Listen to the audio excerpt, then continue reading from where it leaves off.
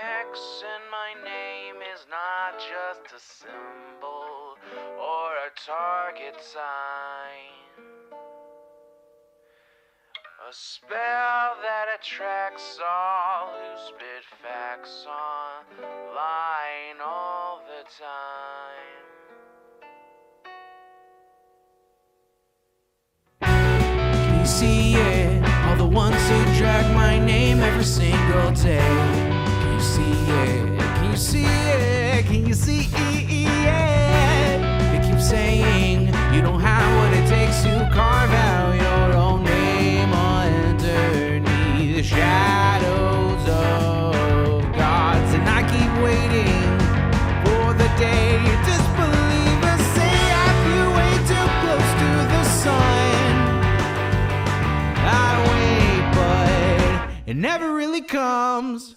The X in my name is not just a symbol or a target sign. A spell that attracts all who speak facts online all the time. The X in my name is not just a symbol or a target sign. A force that compels all to rebel from all right shackled minds. Why do they just stand there against when they fall from the battles I have overcome? You feel it, feel the cope and the seething tone that they make while I stand up, man among gods. And I keep thinking with my MILF, shooting ropes in my cold that faces towards the sun.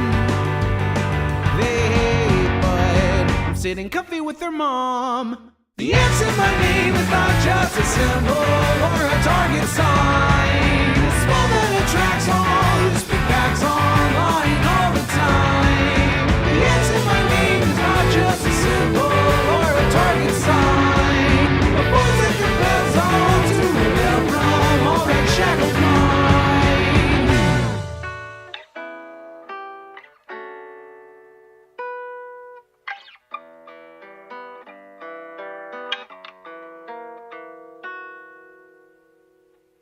The X in my name is not just a symbol or a target sign. A spell that attracts all who speak facts online all the time. The X in my name is not just a symbol or a target sign. A force that compels all to rebel from all right shackled minds. It's you and me, your mom, it's me. I'll take another hit from my name. You'll see now, watch me live now, punch your face now. Show you how.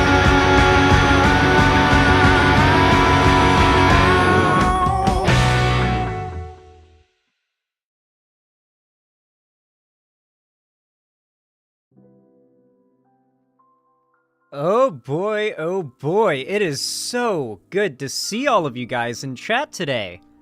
How are you all doing? What's up, Cryptid T? Krisha CZ, Minimum Volts, good to see you in chat. Good eye, Xandahole. That's how I imagine you sound. It's probably M3, what's up? Leyline Lost, good to see you. Shoten LLC, good to see you in chat. Frazier Phillip, hello. Straw Hat Monty 97, good to see you. Wingo, of course you're here. Good to see you, buddy. Lefty Internet doing any better? I started my stream earlier today, so it's actually way better. That, but a bit less gruff. I'm sorry, but when I imagine an Australian accent, I always imagine it, like, gravelly and gruff. I'm sorry, but if Australia could talk, it would sound like this. Vocal fried as fuck. Oi, cunt. I've got vocal fry. I'm Australia. That's just how it would sound, I'm sorry. And every other sentence Australia, if it could speak, would say the word cunt. Fair enough, if I kept smoking, it'd be accurate. I thought to be Australian, you have to smoke. Either weed or cigarettes. Has to be something. I can't imagine an Australian that doesn't smoke. Does that exist?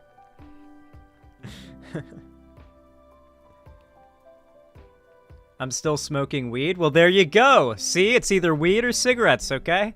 Or both.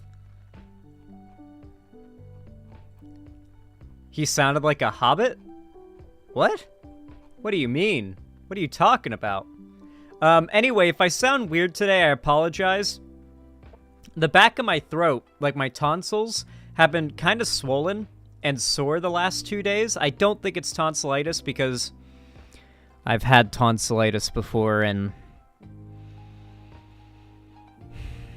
that was some body horror shit, bro. I had tonsillitis once and it was some body horror shit. Okay? That said, I think it was just swollen lymph nodes here, like right here, just a bit swollen, little bit swollen, and then swollen in the back of my throat. Tonsil stones? No, thank God. Tonsillitis and tonsil stones are a different thing, which is also different from a sore throat, which is just when your tonsils and your lymph nodes are a little inflamed. Your Jordans are fake AF. Cherry, shut the fuck up, or I'll crease your J's. I'm sorry, Cherry. I wouldn't crease your J's.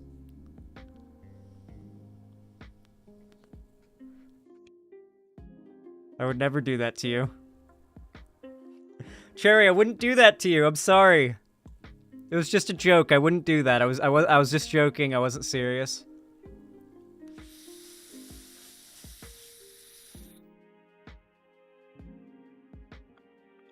I have no idea what that means. Fair. Who else in the chat is taking bong rips for Zandy? I'm definitely taking bong rips for me, but it's not a bong, it's a vape pen. Which, getting a little low. We're getting a little low. It's doing that thing where it makes bubbles that deceptively make you think there's more in there than there really are. And this one's practically... like, it's got some more I could get out of it. But I'm definitely going to have to hit up the dispensary tomorrow for sure.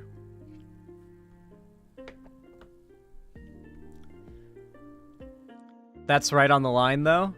Yeah, no, I mean, it's... well, the thing is, there's this bubble here, see? This bubble is deceptive, right? Because you look at it, and it's like, whoa, this is...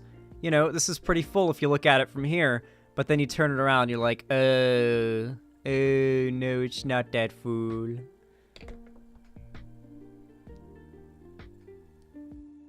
No, there's still plenty in here. This is like, these two combined, this is like half full if you were to put these into one thing. But I usually get pretty on top of getting more before I run out. I don't want to end up like just, it's the middle of the night and I feel like getting nice and stoned. And then I realize, oh no, I'm out. Oh no. The dispensaries are closed. Not fun. What does the pen cook them at? So blue light is 3.1 watts, I believe, and that's what I'm using now. White is 2.7, green is 1.8, and then red is 3.6. So I'm on the second to last strongest wattage.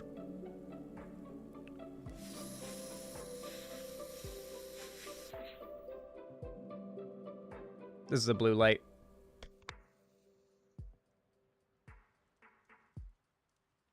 I always go 3.2. Yeah, I'm 3.2ing it right now as well. Well, technically it's 3.1, but it's practically 3.2. They round it up a little bit. Or round it down on this one. Because the voltage is never exactly... or the wattage is never exactly the same. Bro, vapes are illegal here? The crazy thing is, as well... is that if weed was illegal where I was, these vapes would be the best way to get high if it was illegal. Super concealable, no smell, vapor that just dissipates, especially outside in seconds and leaves no odor or like lingering stench. Extremely quiet, no lighter or fire involved. You'd just be able to like, I feel like you could just like,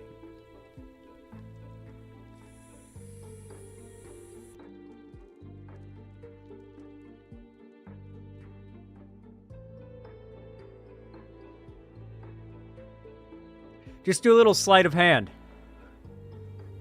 You can do that. I'm gonna be completely honest with you guys. I've done that in movie theaters.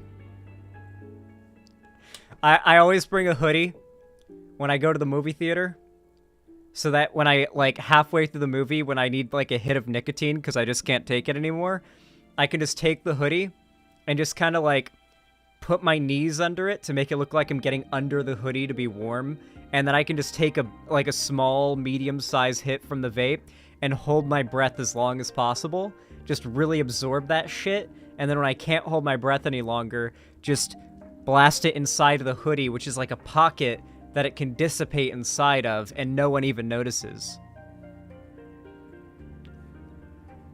Everyone is going, haha, oh my god, but holy shit, this is a statement to how addicted you are. Dog. Yeah, it's nicotine. What are you talking about? Yeah. What? Well, yeah, it's nicotine. Your body enters a state of extreme discomfort the longer you've gone without. It's like breathing. Taking a hit of nicotine is literally like breathing when you're addicted to it. When you're not breathing in nicotine, it's like you're holding your breath. And you've got a belt or a corset or a vest, whatever you want to call it, around your chest that is tightening. It is tightening with every consecutive second that you have not taken a hit of nicotine.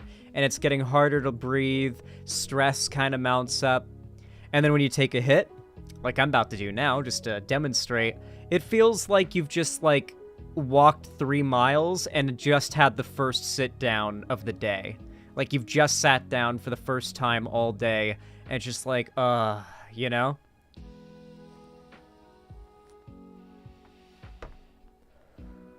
Seriously, watch somebody who's taking their first smoke or vape break in a while take the first hit, and watch how quickly their entire body just goes from, like, tense step to, yeah. When I quit smoking, I couldn't eat for 4 days. My body just wouldn't let me. Yeah, it's part of why I haven't quite quit yet, because I don't want to, like, put myself through the ringer physically when I'm trying to, like, get my channel to 100K by my birthday if I can. But yeah, I would ideally not like to be smoking these by the time I'm 25, and I turn 24 next month, so I'd like to not be smoking, or not smoking, vaping nicotine by the time I'm 25, ideally, but I cannot go through withdrawals at the moment.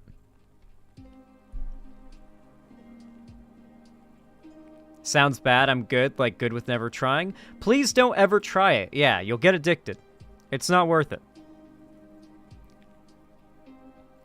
I stopped vaping nicotine, and it was pretty easy for me. Maybe it'll end up being easy for me, but I've gone, like, a day without it, and it's rough. Maybe if I, like, woke up the next day, I'd be fine, but, yeah. I went cold turkey when I quit dipping. Ew, dip. Oh, that's rough. The mood I was shit, and I felt like I was dying, yeah. Quit and use patches. I'll probably use patches and gum to help get off it. When was the first time you vaped? On my way to California with my ex. Well, technically the first time I ever vaped was with an ex that I dated like years before that, and she had a vape and I just hit it once or twice, but I was just like, eh. But my actual addiction started then on the way to California.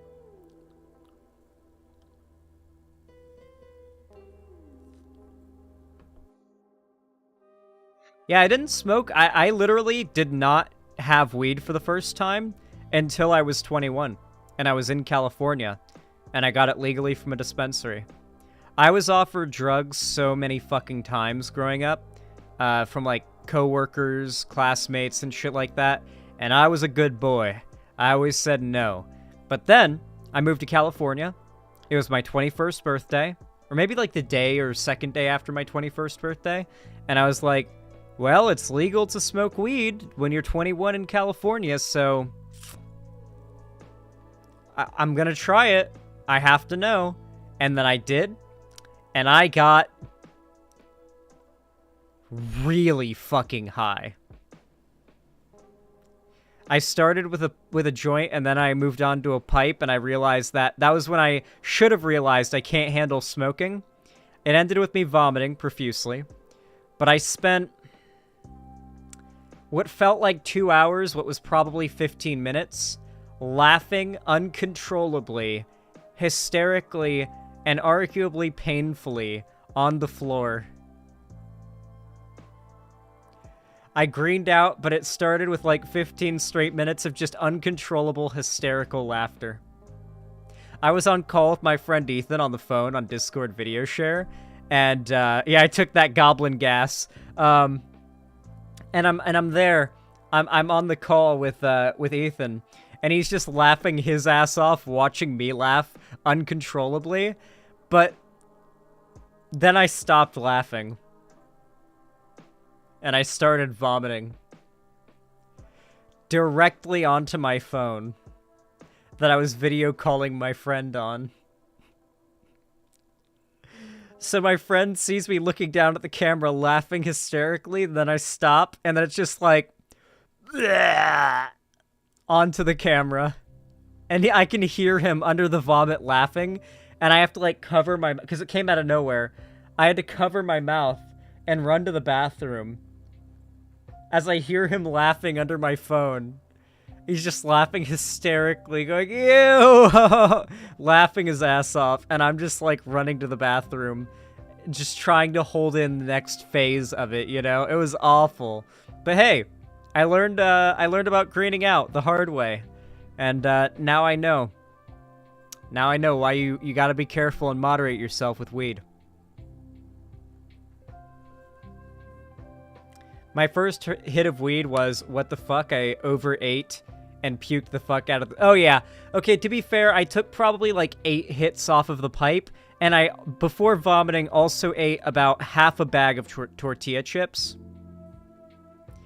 I mean like one of those big family-sized bags. I ate about half a bag of tortilla chips and maybe a gallon of water, because my mouth kept getting dry. So that also probably contributed to it. I'm pretty certain that's what did it, guys. Yeah. Yeah, so don't do that. That's my advice to you guys. Don't do that.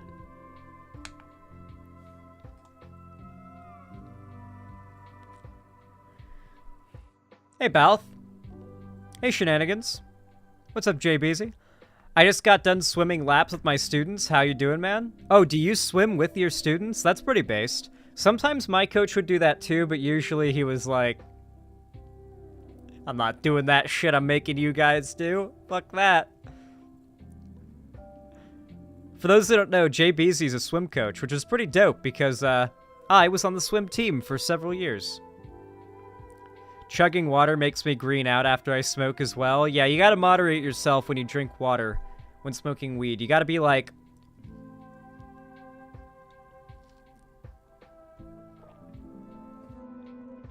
little sippies. Cran grape is the best for cottonmouth. You know what I found is like the best save you from being like too stoned method? Caffeine. Coffee will do it, but Monster will instantly sober you up from weed. If you're like gone, like you're so high that you are fucking gone, you are loopy, a sip of Monster will bring you back to like 95% sober. The whole can will make it hard for you to get high again. You'll have to take several hits of weed just to get high and stoned again. Yeah, it's an instant stoned killer. It'll do it. It'll make you sober immediately. I'm greened out right now. Well, if you have Monster, you can fix that in a sip. It's like Narcan for weed.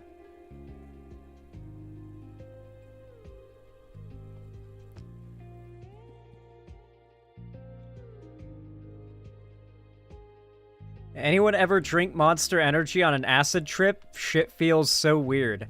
I've never had acid, and I don't honestly know if I want to try it. I'm gonna be real, any hallucinogenic... I don't really want to try any drugs that aren't weed, but particularly like any hallucinogenic drug that lasts more than 5 minutes. That's not okay. Shrooms, no. No, I'm not trying shrooms. No, not trying shrooms. Acid lasts like 12 hours. DMT Xanarc when? I've tried DMT before. I'm never trying it again, though. It was pretty cool, I guess, but the only reason I tried it is because it lasts for 10 minutes. But if it lasts longer than that, then I wasn't, even back when I was willing to experiment with drugs, I wasn't going to be willing to try it. Too scary. And at this point, I've got no interest in trying anything other than weed. You know what I'll try? A new strain of marijuana. I'll try a new strain when I go to the dispensary. That's how adventurous I get now. Hey, a pillow. Yeah, weed 2. If weed is so good, why haven't they made a weed 2? And the truth is, they've actually made a lot of weed 2s. Get some strong Blue Dream? Well, that wouldn't be new. I've had Blue Dream. Are you the Blue Dream guy, VCTV? Thanks for the blue sky code, bro. Yeah, no problem, Pillow. Are you the Blue Dream guy, VCTV? No. So you're not the guy who's just like, nah, I only smoke Blue Dream? That's good. Just making sure.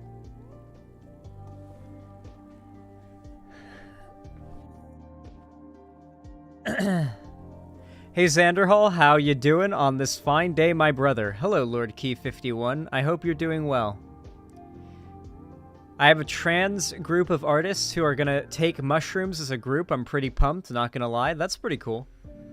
Sounds scary, though. Parched Pigeon, thank you, or sorry, Parched Pigeon 9. Thank you for the $2 donation. Says trans rights are human rights. Wait, trans are human rights. Keep up the good work. Keep up the good fight. Thank you. I'm sorry, I'm a little stoned right now.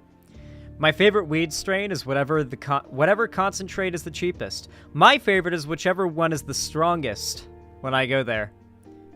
Even though it tends to be more expensive, the stronger shit lasts longer, and I find I end up spending less money in the long run if I buy the more expensive, stronger carts. Because they'll last for like over a week per cart, when a weaker cart I'll go through in like 3 days. But like a weaker cart's only like 2/3 of the price of the expensive cart, right? So it's, you know, you're actually getting more bang for your buck out of the stronger cart. Plus your high is going to be better. You're going to be like more stoned. So yeah, pretty cool.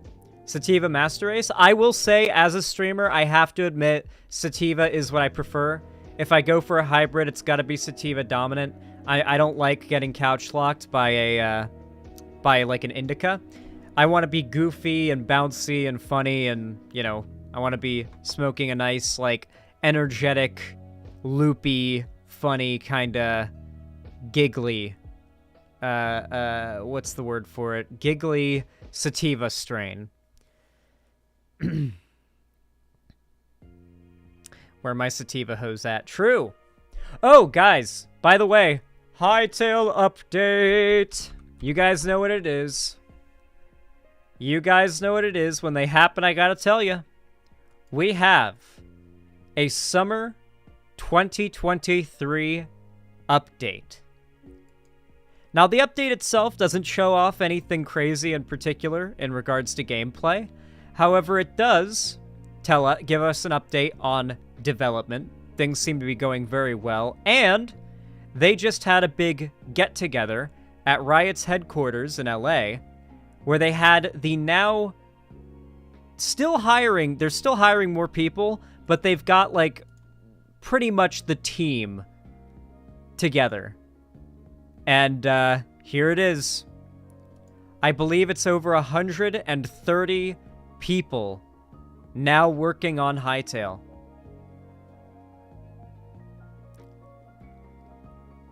Look at that.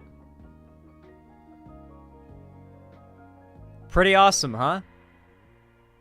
They did a big get-together. Big group photo. And I don't even think this is everyone, by the way. I don't think there's a chance not everybody, there's a good chance not everybody was able to get out there, didn't, want to fly or had stuff going on. So obviously we know there's 130 plus people on the team, but, this is sort of a visualization of how many people are working on the game now and how much the development studio has grown. It really is wild. But on top of that, for those that don't know, cool thing that the Hytale community has organized for the last few years is an event called Hytale Thankmas Charity Stream. You guys, if you've been watching me for a while, might have seen me appear on a couple of these before, as well as, some of you might have even donated to these streams at my behest. We, back in, I think it was it would have been 2020 when the first one happened, I think. Yeah, has it really been that long? Gosh. Yeah, it would have been 2020, I think. We did the first one. And we did it on the anniversary of the Hytale release trailer. And at the time, it was 20 people. And we did that, and it was really fun. We raised a bunch of money for a really good cause.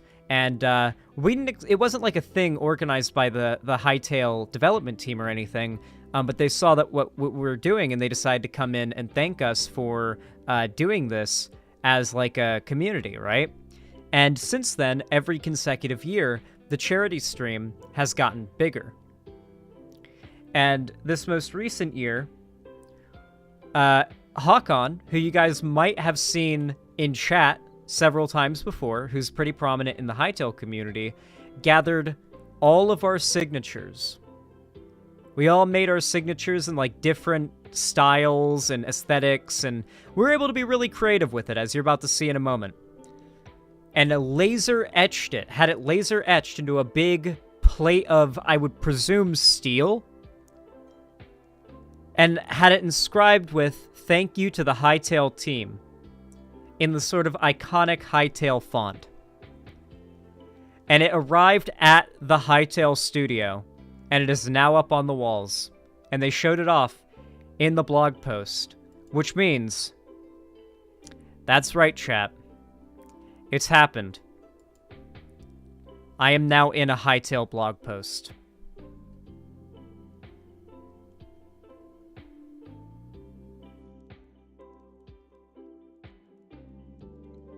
I really love the Hytale team.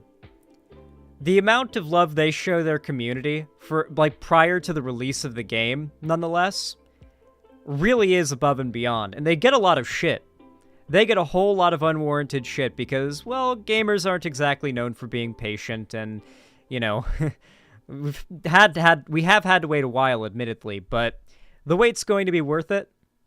And I really do appreciate how much they're willing to do like this to show appreciation to the pre-release community. Like putting this up on the walls of their studio, lining the walls of their studio with fan art from Twitter and whatnot, along with crediting and following the artists. Just a lot of really good stuff. Gamers can be the worst sometimes. They really can be. There was no announcement of a release date in this particular blog post, but I wouldn't worry about that. The way of things developing has not, the rate of things developing and, the timeline has not really changed. I still hold by my estimate that we'll probably see the game come at the soonest late 2024 and at the latest late 2025. Most people in the Hytale community think that my estimate of the release is very conservative in regards to how late out it's going to be, or how close it's going to be. They think that I'm kind of doomering, saying it's going to take a couple years or a year and a half to come out. Many of them think it'll come sooner, but I personally think it'll be a year and a half before we see it. Which is, frustrating, because waiting sucks, but you want it to come out and be as good as it can possibly be. Not to mention, when Hytale comes out, I want to have finished my gaming streaming PC setup, perfectly. I want to have, my lazy boy recliner, my mini fridge, my 4-monitor setup, 2 PCs, HD camera that's an actual proper camera, goddamn disc plates, you know, shelves full of merch and all that good stuff. I want to be like established and you know, really have my gaming streaming setup ready when Hytale drops. I'm not ready for Hytale to come out yet, you know? I'm excited for it, and I would love if it came out today. I would be frothing at the mouth with excitement, believe me. But I'm not ready for it, you know? The world's not ready for it. Anyway, the blog post I'll summarize because I hate reading. Well, I like reading. I hate reading aloud. The blog post basically is a message from Noxie primarily, but also, I believe it was John, right?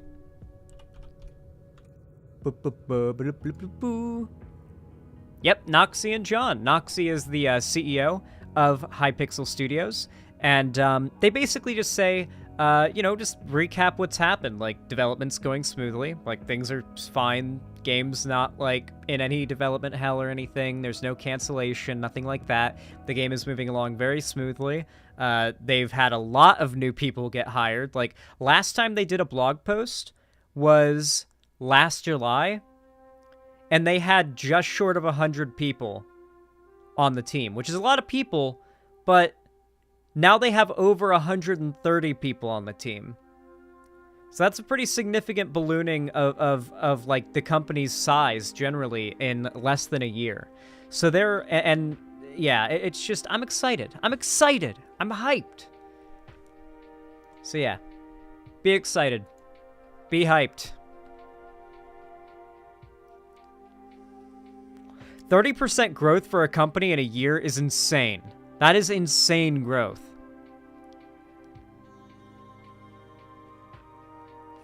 Sorry, less than a year. Hey, Zan, in the Detroit area, we have an AQI of 180-ish right now.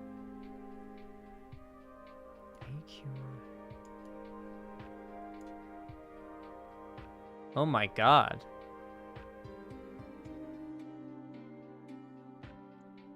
What's going on in Detroit?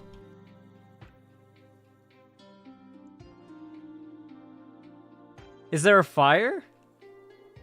Yeah, wildfire smoke. Oh. Ooh, okay. Air quality in the Metro Detroit area was even worse on Wednesday than it was on Tuesday, ranking as second worst in the world as of Wednesday morning. Oh my god. Jesus, should this be a segment? Should we do a Detroit segment? Detroit mentioned? Oh my god. Okay, hold on. We're doing a Detroit segment. Yeah, we're doing a Detroit segment. Impromptu Detroit segment.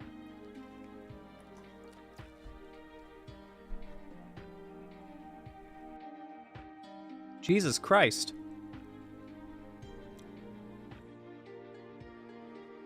Yeah, blame Canada. Always. Always blame Canada. The bane of all of our problems.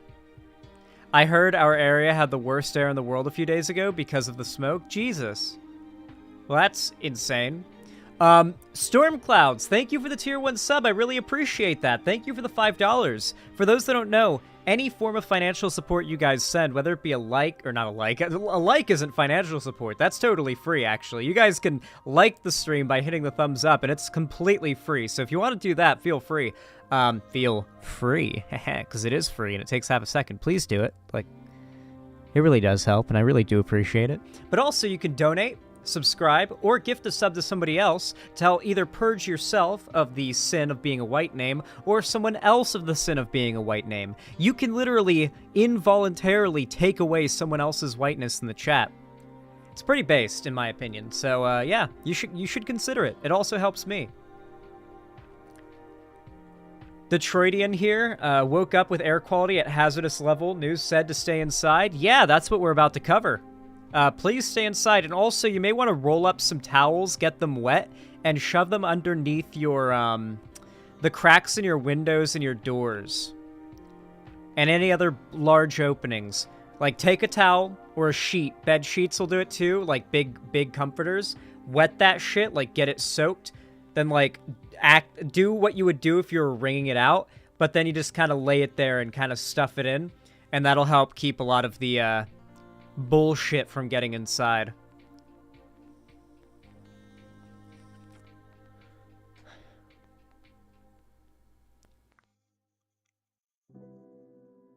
The AQI in my area is 202 and my mom has the windows open. Yeah. Yeah, it could be, there could literally be a zombie apocalypse unfolding outside and my mom would have the windows open too if it was like a degree colder outside than it is in the house. Yeah. I think that's just a mom thing. like it's like they have a sense. The first day of the year when the air gets cooler than it would be inside, like setting the AC to anything that would cost money, it's like, whoop, windows are all open across the entire house. Yeah. Canada fires are destroying everyone's air quality. Canada! What are you doing? Get on top of this. God, we should not have to suffer because of your not being a real country. Jeez. I'm sorry. I've got a lot of Canadians in my community. I should probably stop alienating, like, the second biggest demographic that watches my videos. That should probably not be, like, a thing I do. I should probably not. Hey, Holic Master. Good to see you. Would you react to this? Maybe. Let's see what it is. Oh. It's a mom thing, can confirm. Fuck you kids, these windows are getting opened. Dude, it's always so crazy whenever people are, it's always so, wait, is this like a good video or a bad video?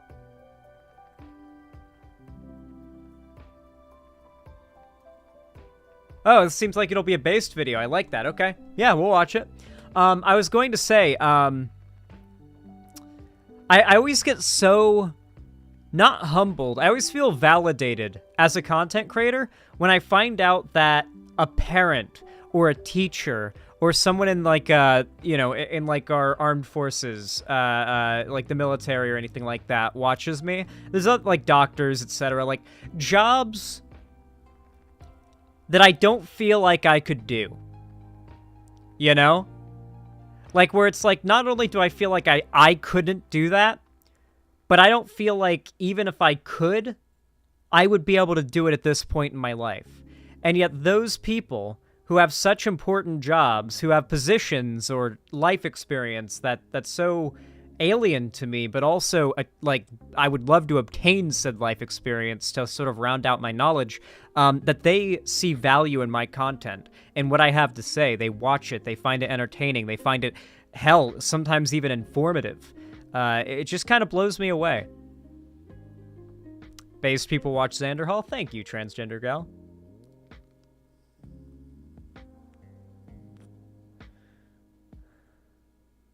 Wow, 481 people here already. Thank you so much for the support, everybody. But yeah, Stormclouds, thank you for the tier 1 sub. Says, what's your opinion on cloning extinct animals to reintroduce them to the environment? Examples include mammoth, thylacine, and dodo. Ooh, okay. Yeah, we are a pillow. So, this one is interesting when it comes to cloning extinct animals. So,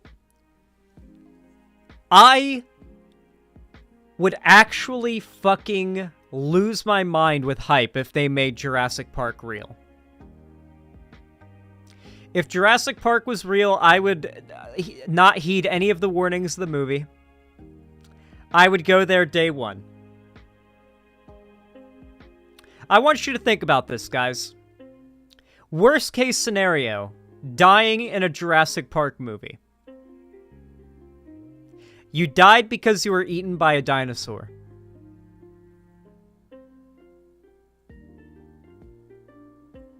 Is that you're gonna die no matter what? That's the reality of life. Is dying by getting eaten by a dinosaur that bad of a way to go?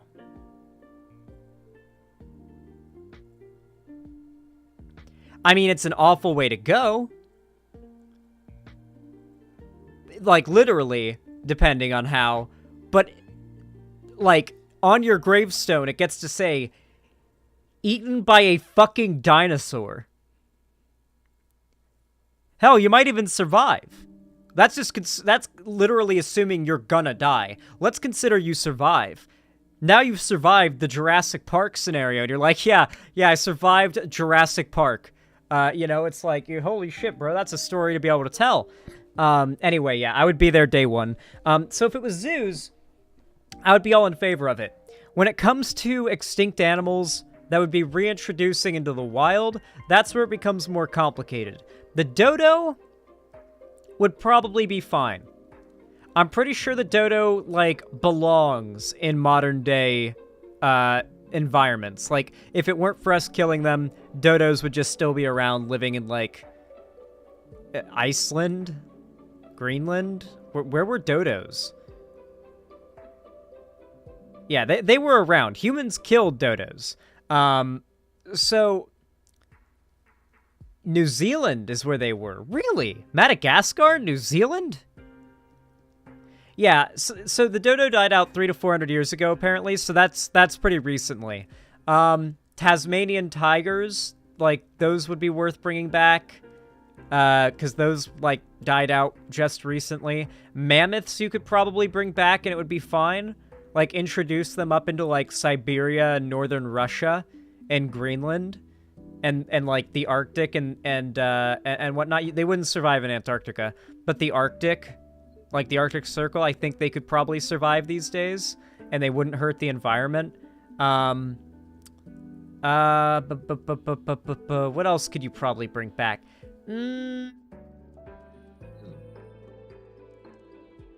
Great auks could be brought back. For those that don't know, the North Pole had something that was kind of like penguins called great auks. I learned about this when I was younger because there was an Assassin's Creed game called Assassin's Creed Rogue that these were in, and I was like, what the fuck? Why are there penguins in the Arctic? That's not a thing. We hunted these to extinction. They're basically penguins, but not penguins. And they lived in the Arctic, but they were basically penguins. And we hunted them to extinction. We hunted the last one to extinction, like, less than 100 years ago.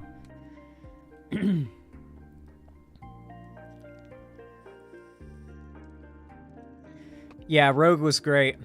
So yeah, those would be nice to bring back. Yeah, someone stomped out the last of their eggs. Like, some explorers found their nest and then stomped the eggs and made them extinct.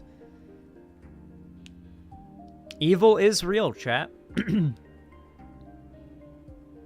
It was probably done to take good sources of food from indigenous people, too. Almost certainly it was to help starve out indigenous peoples to move them out of the area. We need to focus on keeping animals that are alive around. Giraffes aren't going to be here that much longer. Yeah, but you're kind of solving the problem at the root, though, if you can clone... Like, yeah, that goes without saying, and also we can multitask, also, so I don't know what you mean by that. And also, if giraffes do go extinct, then we can bring them back.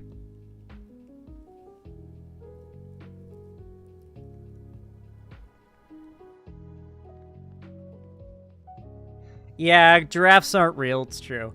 No, I've seen them! I've seen giraffes in real life at Busch Gardens, okay? Wow, 500 people watching me just schizo post about giraffes. Great. Okay, that's my opinion on that, Storm Clouds. I hope you enjoyed that little stun lock about extinct animals. Holic Master, thank you for the $10. Very based and kind of you. Thank you. Said, nothing. But thank you very much. I appreciate it. For those that don't know, Holic Master is the creator of this banger of a theme song I have, The X in My Name. There's the link to it. Go watch it. Go sub. Go like it. Go comment on it and boost it in the algorithm. Sweet Myths is a dope band. Thank you, Holic Master. Aska _ thank you for the tier 1 sub. I really appreciate the $5 as well. Says, just lost my whiteness. You are no longer white. Thank you. I appreciate it. And if you're not subbed, then you're not black. That's how it works. Biden blasted.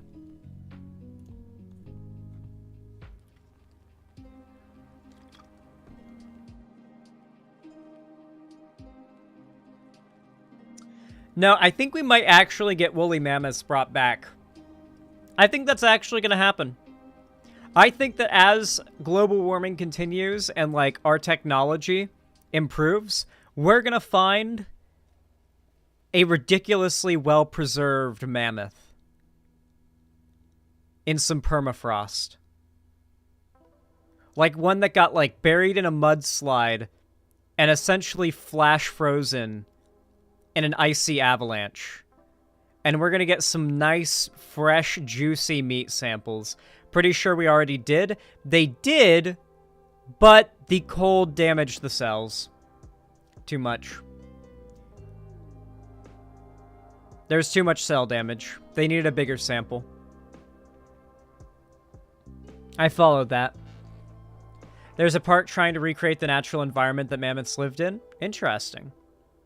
Mammoth burgers? I would love a mammoth burger. That would go so hard. We need a tar pit? Yeah, well, I mean, I feel like there's just gonna be a crazy discovery. It's just gonna happen one day, and the entire internet will be talking about it. Like, really well-preserved frozen mammoth gets found, like, sealed in ice and tar. Yeah, we need, like, a large amount of... And we also need a compatible egg. I think if I remember correctly, what the South Korean scientists were attempting to do was use an Indian elephant egg and find a way to... They were going to try to create an embryonic... They were going to try to create a sperm cell of a mammoth using DNA they got from a mammoth sample they found, like, Siberia. Impregnate an Indian elephant egg, inseminate said Indian elephant to carry the, or an Indian elephant to carry the mammoth to term, and then presumably you would have a mammoth. I believe that is how they're trying to do it. We need one smothered in a landslide and frozen for nearly 200,000 years. Has it... I think mammoths were around more recently than that. I think there were mammoths even more recently than 200,000 years ago, right? Yeah, like tens of thousands of years ago is when mammoths were walking the earth, yeah. Yeah. 200,000 years ago is when modern humans came about.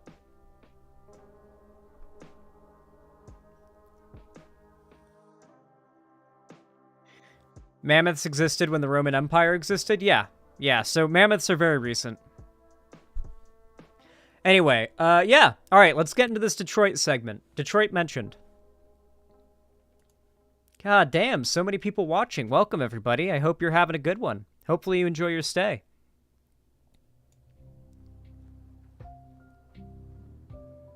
I hit the record button. There we go. It seems like it's doing all right. Okay. Y'all know what to do when I say action, right? 3, 2, 1, action. Right, so I just got sent this in chat earlier by one of my fans.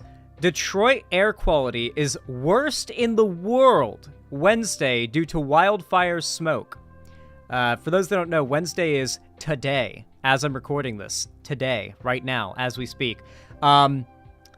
Literally the worst in the world. Right now, in all the world, the air quality of Detroit is currently the worst. And the reason for this, of course, is Canada. Always, every single problem that you can imagine, the source is Canada, of course.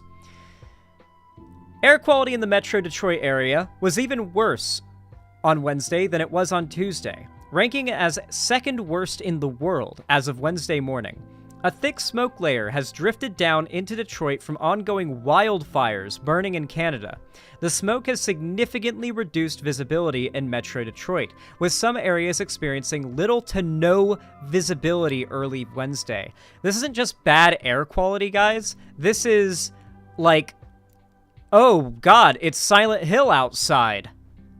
Oh boy, it's a lot like what happened in New York recently, for the same reason, Canada. Wildfire smoke drifted further south into the U.S. on Tuesday and has affected air quality in a few states, including here in Michigan. On Wednesday, June 28th, Detroit's air quality was ranked second worst in the world, behind Dubai. Really, Dubai? I mean, I guess, yeah. By IQ Air's Air Quality Index, that ranking identified Detroit's AQI as 168 on a 500 scale, which would mean the air is in the unhealthy range. But airnow.gov, a website published by U.S. government agencies, reported that Detroit's air quality was in the hazardous range Wednesday morning. As of 6 a.m., AirNow listed Detroit's AQI at 366. AirNow listed Dubai's air quality at 204. Xanderhall, also legit if you think it's bad in America at the moment. It's 10 times worse for the Canadians living near the fires. I know. I'm just being facetious, okay? My heart goes out to everybody who's being affected by this, because air quality is not one of those things you really think about until, you take it for granted until it's something that you really start thinking about. And yeah, I can't imagine feeling as though I'm being smothered by the very air in an entire area. Like, you just can't escape it. It's the entire city. It's the entire state, half the state, an entire section of the country. An air quality alert has been extended into Wednesday and could be extended into Thursday again for southeast Michigan. Small particles in the wildfire smoke can irritate the eyes, nose, and throat, and can affect the heart and lungs, making it harder to breathe, especially for those in sensitive groups. Also, I have no doubt that this can lead to permanent damage. Please, guys, if you can go outside and you think you can handle the smoke, you can handle the bad air because it just makes you cough a little and you're like, yeah, I can tough it out. Don't do that. You are actively permanently damaging your lungs for every breath you take of that rancid, carcinogenic, tainted air, okay? If you have to go outside, do everything that you can to mitigate how much pollutant you breathe in. Try to mitigate how much of this pollutant in the air can get into your house. I've been told that a really good way to do this is to, well, Bouse's wet bandana is a good way to prevent yourself from breathing it in, a good mask. But also, you can take a towel, or you can take a sheet, or a like a big comforter that you don't care about anymore. Maybe it's been like eaten up by moths, and you can wet it in your bathtub, like get it soaking wet in your bathtub, and then you can sort of wring it. Not quite wring it out, but twist it so that it's like a long sort of string, like a thick, long snake of a thing, and it needs to be soaking wet, like nice and damp, and shove that under the cracks of your windows and doors. Yeah, kind of like a rope. Yeah, it's a better way to describe it. Shove that in the cracks of your windows and doors, and that will help to prevent a lot of the smoke and shit from getting underneath those cracks and into your house. And remember, even if your air in your house doesn't look smoggy, it's inside. Your house probably isn't that big, so you can't see how much the pollution that's getting inside is disturbing the visibility in the air inside your house. Look for areas where you might be having a lot of airflow coming in and block those up. Seriously. Protect your lungs. They are not going to be as strong, and this shit will catch up to them when they get older. People are urged to stay indoors as much as possible and keep windows closed. Those who must go outdoors are urged to limit their time outside and to wear a mask if outside for a prolonged period of time. The National Weather Service encourages people to run their central air conditioning with MILF 13 or higher rated filters, if possible. So yeah, if you can, like, buy some new air filters, make sure they're rated high enough for this air quality, and, get some fresh ones. If you can. They're probably sold out in your area, if I was to take a wild guess. IQ Air had Dubai ranked number 1 for the worst air quality in the world on Wednesday. After Detroit, Chicago was ranked number 3. Minneapolis, Minnesota was ranked number 6, and Washington, D.C. was ranked number 14. Wildfires have been burning up stretches of Canada forest for weeks. Wildfire smoke has affected different parts of the USA at different times. Earlier this month, northeastern states were blanketed by the smoke, prompting a number of closure warnings for people to stay inside. I am so sorry if you live in Detroit right now. This sucks.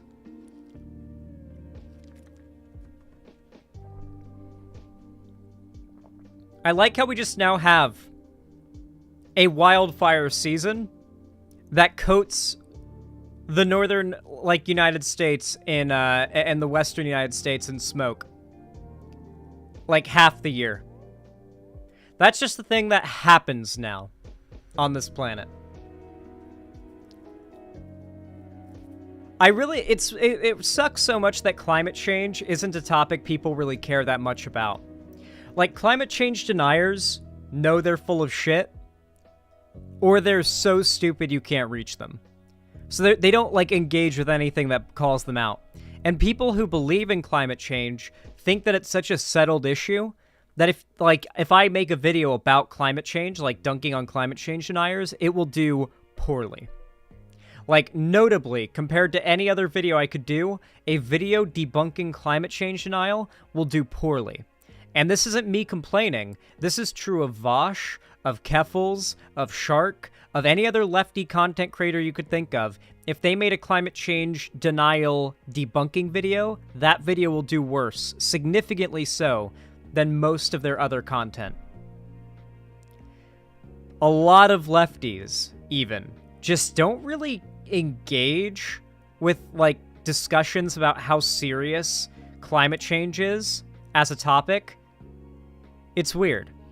It's a death cult, Zan. Evangelicals believe that climate change is just the rapture. That is true. A lot of them do kind of believe that. Well, it's not necessarily that. A lot of them believe that, like, the symptoms of climate change are God acting to punish sinners or whatever. They were doing there was a church that was doing a pride event, and lightning struck it and started a fire, and there was, like, a viral post about it on Twitter, and, like, hundreds of thousands of likes were on the post, and it was saying that this was God punishing them for housing groomers, and all the comments were like, if only it was lethal.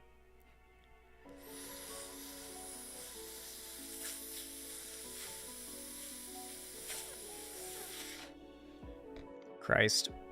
Yeah, climate change is a serious issue. It really frustrates me that it doesn't get as much attention as it deserves because, like, it really is the most important issue I think that humanity is facing right now.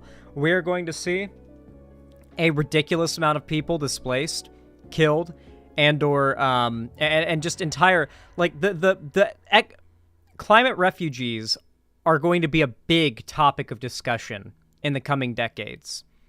Not only that, but the result of that political turmoil could go anywhere. It could radicalize people to socialism, or it could be taken advantage of by far-right people to lead people towards fascism. It's gonna get fucking crazy.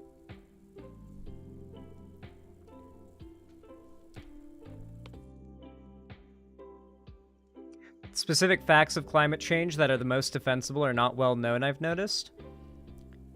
I will say, a lot of chuds have started to get away with claiming, I'm a climate skeptic. I'm not really sure this whole climate change thing is as real as they make it out to be. The story keeps changing. It's like, what? It's like, first it was global cooling, then it was that we're going to be underwater in 5 years or whatever. It's like, no. No, also, our understanding of what's going to happen climate-wise to the world gets clearer the closer we get to that future. So obviously our estimations would change. But basically they try to say, because these estimations have changed before, why should they be believed now? Republicans changed to climate change? Well, no, the proper term is climate change. Global warming is a symptom of climate change.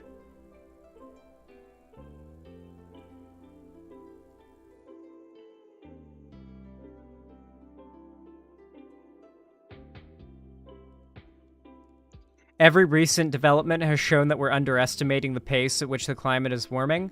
Is that true? Oh, fuck, that is really scary. I feel like where we're going to see it first is Florida. At least as far as America goes, we're going to see it in Florida first. There are some coastal towns and cities and neighborhoods, etc., businesses in Florida that are literally a few inches of storm surge away from being in knee-deep water. And they flood to knee-deep water during some storms. So if, like, the average depth of the water goes up by, like, half a foot, it's over when the first storm surge or, like, super tide comes in. Like, that would be bad. Like, really bad as a Floridian who's seen some high tides and what high tides in Florida do, how much damage they can cause. If that average goes up and you get hit with one of those, I have seen towns flood in Florida, okay? I was a kid when... What was the hurricane that hit when I was a kid? And me and my mom were in that beach town, and like, the ocean came up to our knees, and we had to sit on a bench to get out of the water. Was it Katrina? No, I was too old for it to be Katrina. Let me text my mom. Hey, do you remember that hurricane that hit when I was a little kid and the water came up to our knees at that bench? It had to have been a named hurricane because, it was a crazy storm. That sounds right, Skeptical Squid, but I would have been... There's so many hurricanes that hit Florida, but we're at a beach. I was really young. I was pretty young.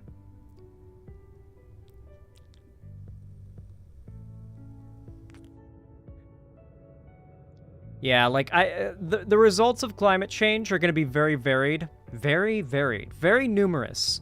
Obviously, you've got the things like burning forests, massive swathing forest fires that result in huge choking clouds of dark smoke wafting over the countryside.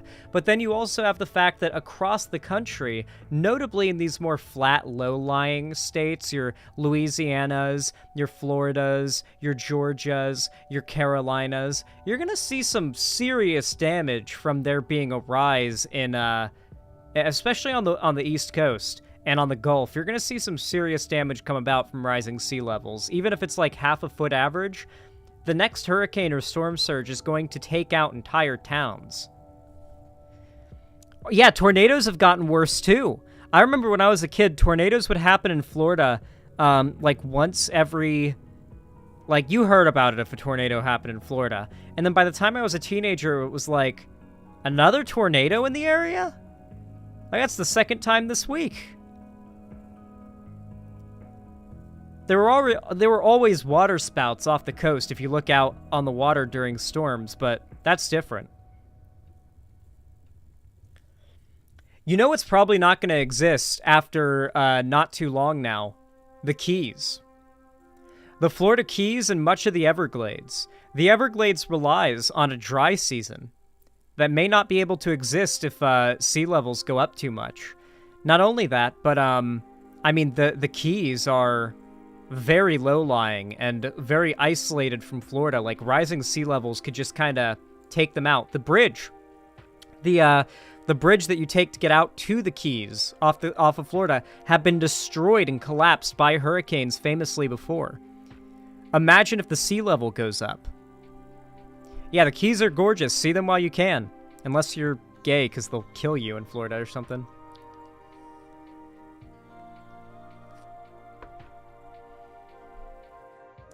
Here in Florida, millions of dollars are paid by hotel owners to maintain beaches. I anticipate an eventual shitstorm once it's no longer possible to refill deteriorating beaches.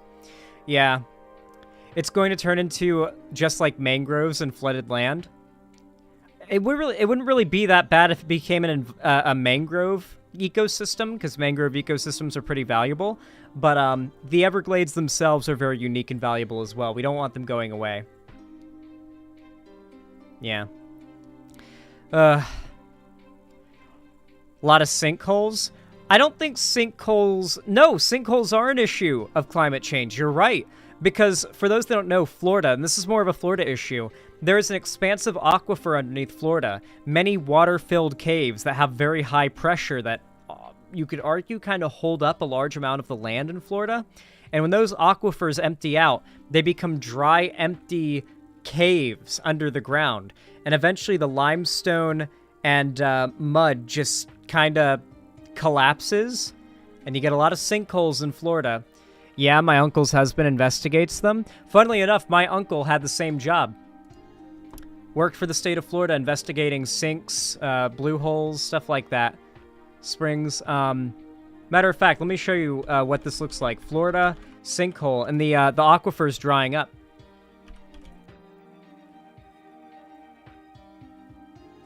That aquifer is freshwater. Sea level rise risks contaminating it with salt water. That's true, but the bigger concern is that it's also drying up right now. Yeah, here's a cool video. I won't pretend that watching videos of sinkholes isn't cool. You know, they are pretty cool. Early this morning, neighbors just outside of Tampa, Florida, startled by a sharp, crackling sound. The earth had opened beneath them, a dangerous sinkhole quickly growing. There's a sinkhole right next to our neighbor's house, and it's literally eating the house, like, completely. Look at that. It's a sinkhole. Jose Rodriguez and his family at first didn't understand what was happening, but then scrambled to safety as the walls in their homes cracked and the floors buckled under their feet. The first time I didn't know what to do, actually. I just saw the house. It was bouncing, cracking, falling apart. The sinkhole is now 225 feet in diameter, approximately 50 feet deep and growing as residents in nearby homes evacuate. Unfortunately, I don't think people in this community are going to sleep peacefully for a couple weeks. This part of Florida is known as Sinkhole Alley. In 2013, just an hour away, another massive sinkhole swallowed a man after it opened beneath his bedroom. His body was never found. Florida's sandy soil sits on top of a layer of clay and a layer of limestone. Circulating water from too much rain or drought can dissolve the underground layers, causing the earth to give way. And when that happens, usually without warning, everything, including homes, go down as the earth collapses. Tonight, with 2 homes already...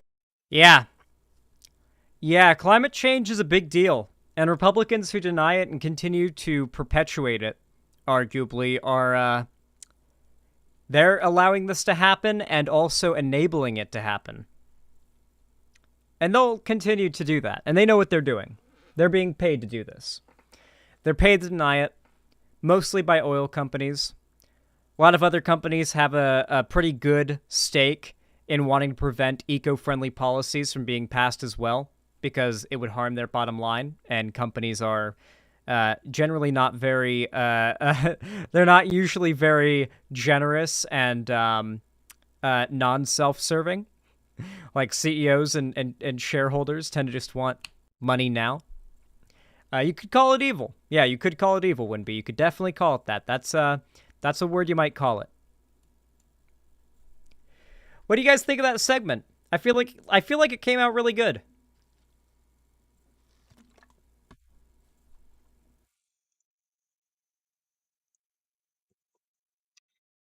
I feel like that was good. Yeah, sell their houses to who, Ben? Fucking Aquaman! Great, I'm horrified. Poggies, that's how you should be when watching a Zan stream. Matter of fact, Rob36, thank you for the 3 tier 1 gifted subs. I really appreciate that. That really helps a lot. Thank you, thank you, thank you. Gifted to Zoomy Dog, Big Octavio Silva, the Minnesotan MiG-29. I hope you all really appreciate those blue names. Said, after seeing how much my sister's chickens destroyed her back garden, I'm starting to consider having quail in the future instead, lol. They're also quieter. I definitely think quail are definitely the best. Like, it's still work. It's still a pain in the ass. I mean, there's no livestock animal you can raise that isn't going to be a bit kind of a pain in the ass and hard work, but quails seem to be like a good, if anything, beginner's livestock animal. Like, if you're not experienced and you're going to start with something, quail seems to be, like, the thing to start with. So, yeah. Zan is a shill for big quail? True. If quail is so good, why haven't they made quail 2 yet? Explain that, Lib. Am I planning on getting a long-term rental in Seattle? Yes. Yeah, I'm looking for places now. I'll be moving in August. I'm currently in Seattle, just in a vacation rental. But as for getting my long-term place, I'm already, like, looking for the place I want to spend it, like, 3 to 5 years in, you know, maybe more, while I save up to actually buy a house. Clappy Blappies are definitely... Hold on, I gotta burp, holy shit. Love this for me. There we go. I definitely want to get some Clappy Blappies, okay? But that has to be well into the future, okay? I'm not getting Clappy Blappies anytime soon. If I do, it's gotta be 3. They have to have a friend. They have to... They're very social animals. Is that blowhigh yours? Yes, that is my blowhigh. Demon Mama made me get it. My second day here in Seattle, Demon Mama took me to an IKEA because I'd literally never been to IKEA before. So she took me to an IKEA, and I had IKEA meatballs for the first time. Like, I had the proper IKEA food, and then we walked through the IKEA, and I didn't even notice it, but Demon Mama, like, her trans eyes were able to spot the blowhigh, like, through the walls and from a mile away inside this IKEA. And she picks it up, and she's like, here you go, Zan.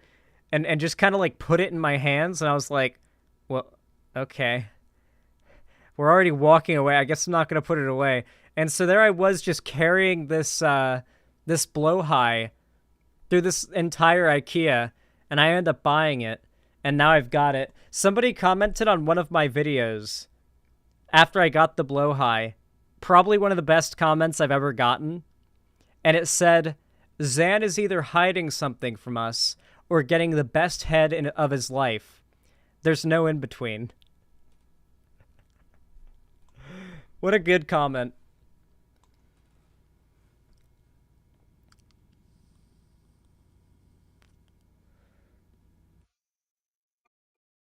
Egg, egg, egg, egg. You guys want me to be an egg so bad, but you're not going to get what you want. I'm sorry.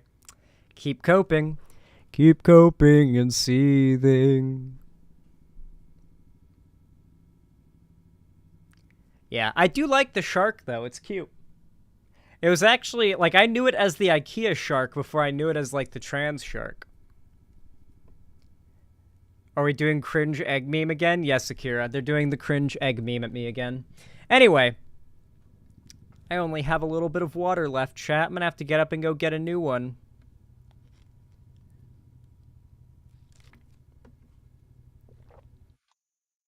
Alright, chat. I'll be right back. I'm gonna go get a water. Be patient, Howard. I will return shortly. Sorry, I'm, like, stumbling over my words today for some reason.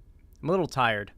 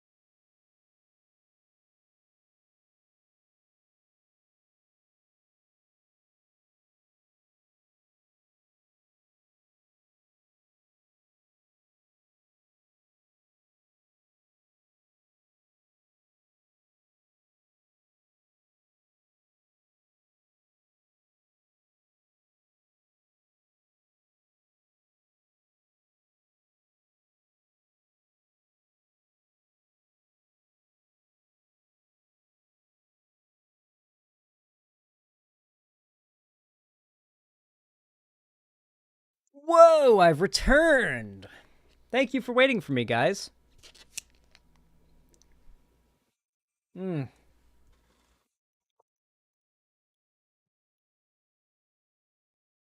Oh, my tonsils are swollen, guys. Drinking water even kind of hurts a little bit, but not as bad as it did yesterday. That's why I didn't stream yesterday, is because my tonsils were in so much pain it hurt to talk. It was not fun. It was not a good time. Look, it's Zan. Yeah, no more Hassan stream. Hassan chair stream. Okay.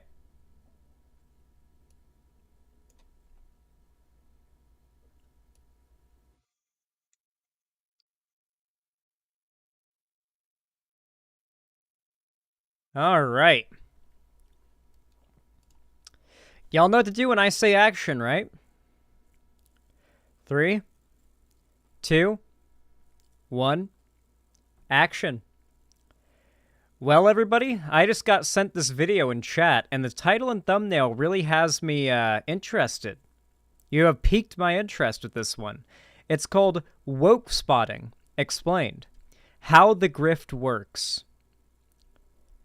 And the title is an image that just says, everything is woke. Now, at first glance, I was like, oh, is this going to be like how to spot wokeness in media? Is this like chud content? It's by a channel called Pillar of Garbage. I was like, oh boy, okay, what is this?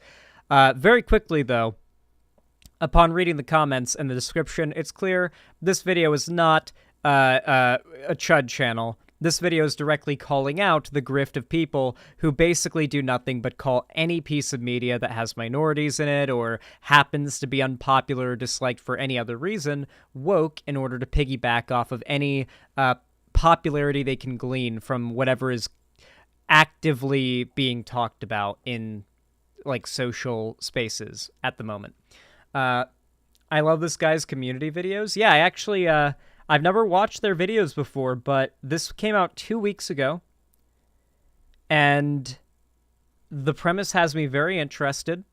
This is a type of content that really just grinds my gears, and I feel like it's going to be a little bit cathartic for me to watch this, because I do a lot of content debunking this sort of thing, and watching someone else do it on stream sounds like it'd be a lot more pleasant than doing it myself once again.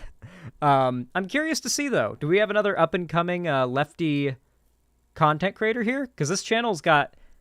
I'm not saying 75,000 subs isn't a lot, but I feel like, based off what I've already seen, the production quality is going to be high enough that this channel probably deserves more subs than that. So we shall see. Let's check this out. I will, of course, be dropping a link to this video in the chat for you guys to... What did I just click? Okay. I will be dropping a link to the video in chat right now so you guys can check it out. And there will also be a pinned comment in the description or in the comment section where you can click on it to get to the original video. We obviously want to give credit. Please go send some support their way. And let's check out this video. I'm really curious to see what they have to say. Maybe we can adapt some new arguments to use against these people's garbage content.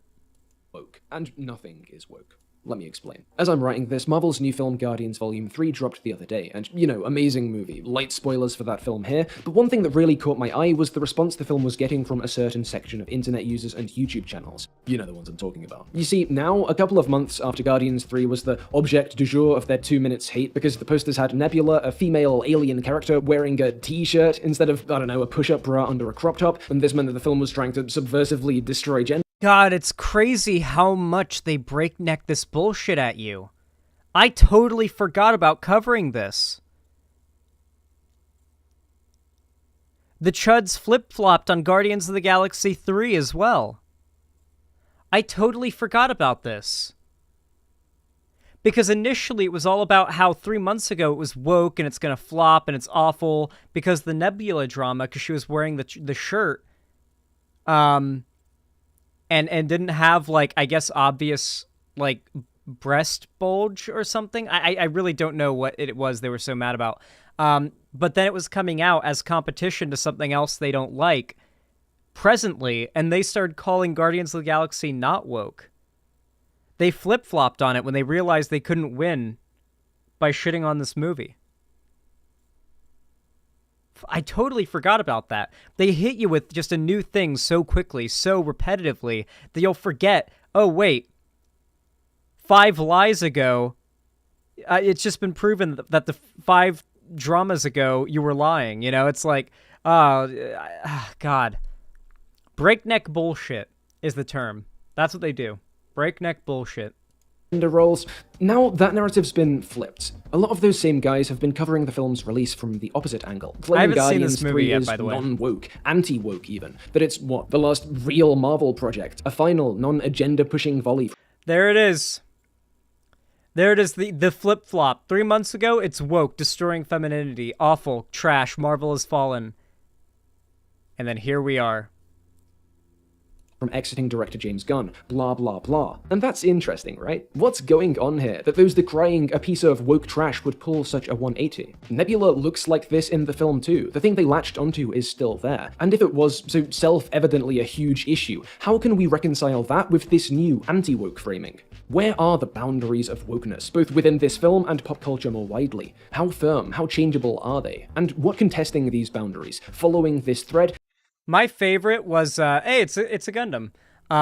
My favorite was, it had to have been the critical drinker and that circle of grifters reaction to House of the Dragon. House of the Dragon got announced, and the right immediately tried to say it was going to be woke garbage.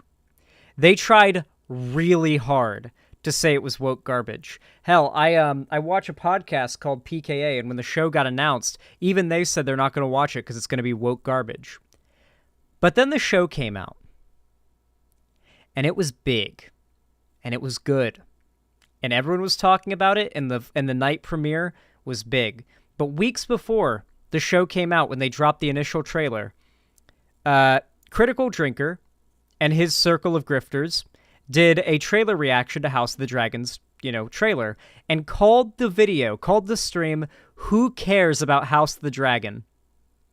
And go on about how this show's gonna fail, it's gonna flop, no one cares, everyone's checked out, it's gone woke, the woke nonsense is it's just an agenda, it's gonna be, it's only exists to push an agenda, that kind of thing, your basic, grifter talk.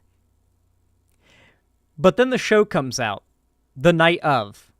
They react to the show as, they do their stream where they're reacting to it as it comes out because they want to shit on it. And they start out and they're talking about how, oh, this is bad, oh, this is cringe. But they're also looking at Twitter and they're seeing Twitter's reaction being positive, and they start changing their tune in real time.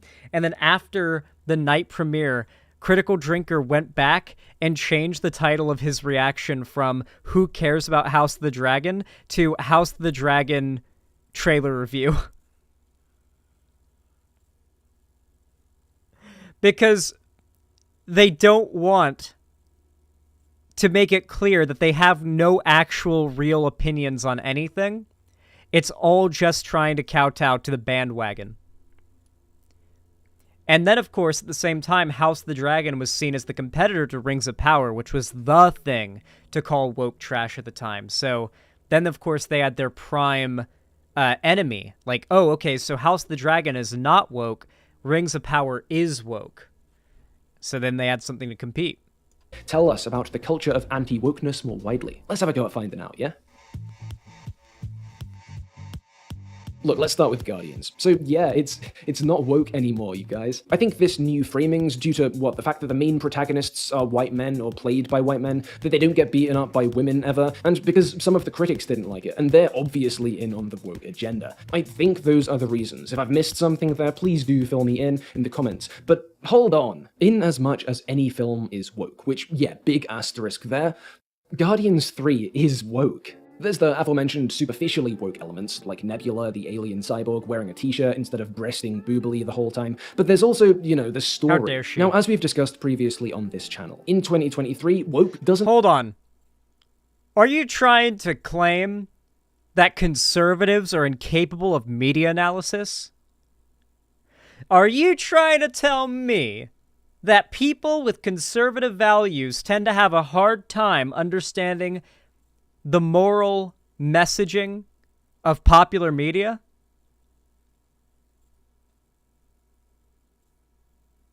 I can't believe it.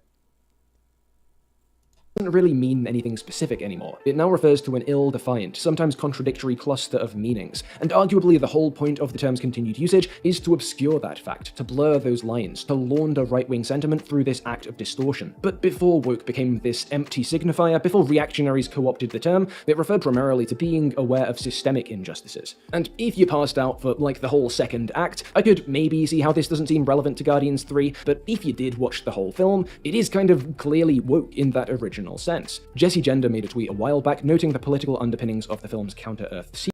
Well, the crazy thing as well is that woke isn't a new phrase. Woke as we know it now is just another, like, progressive word that the right has co-opted to mean a bad thing that means the same thing. Social justice warrior, SJW, and woke mean the exact same thing. The word SJW is just now cringe to say unironically, because the people who fell for that have now grown up and grown out of that shit, and seeing someone unironically call someone else an SJW is just, you don't really see that anymore, do you?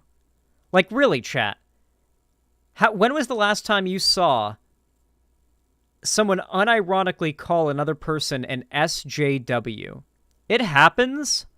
But when it happens, the person doing it is not winning the argument. Like, they're making a real fool of themselves, usually alongside that. And they've just resorted to insults like, oh, you're an SJW. Like, it's been a while since that was an insult that one would use, like, unironically online. Woke, on the other hand, is used just as sincerely and unironically as SJW was back in the day. It means the same thing. Woke is becoming cringe to say too. There are a lot more people I've noticed that are waking up to the fact that woke literally means nothing and is usually it just means whenever either something is bad or has minorities in it, depending on who you talk to. And I think a large part, I think we're seeing the same effect happen over again, but they'll just find another word. Before SJW was PC, politically correct. That was the term they demonized and turned into a boogeyman first. South Park played a big part in that.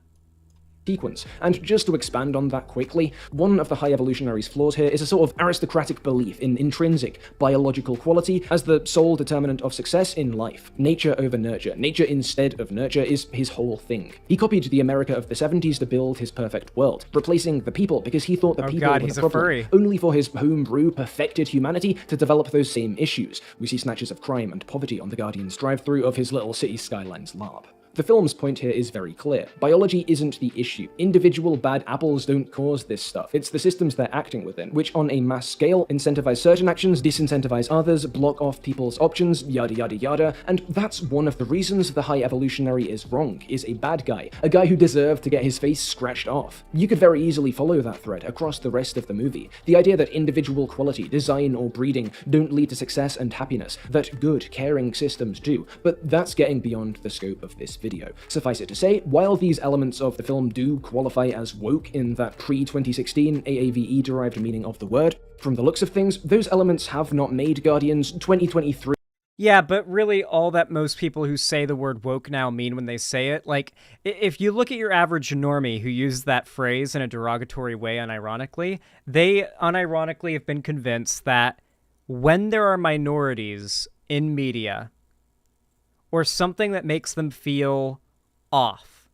Like a character that feels like they look too much like a stereotype of an SJW.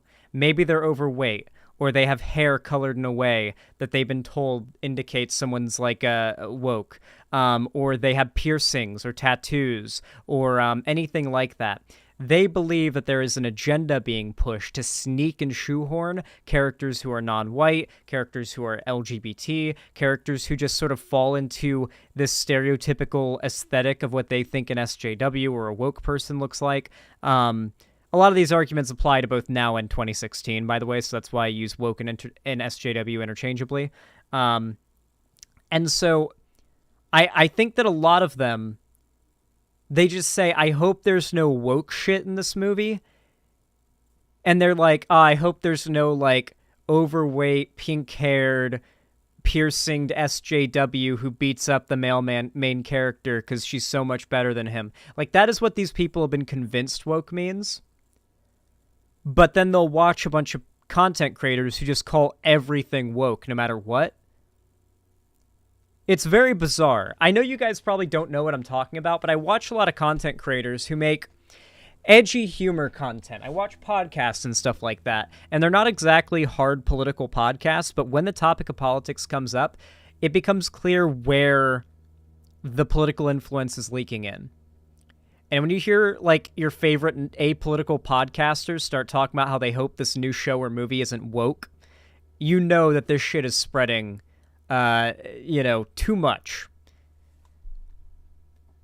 3. Online reactionary woke. Finally! A great Marvel movie without a bunch of woke bullshit politics in it! Finally, a happy fan!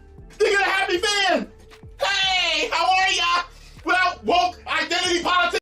This guy has been the most annoying person making reaction content on YouTube for, like, since I was in middle school.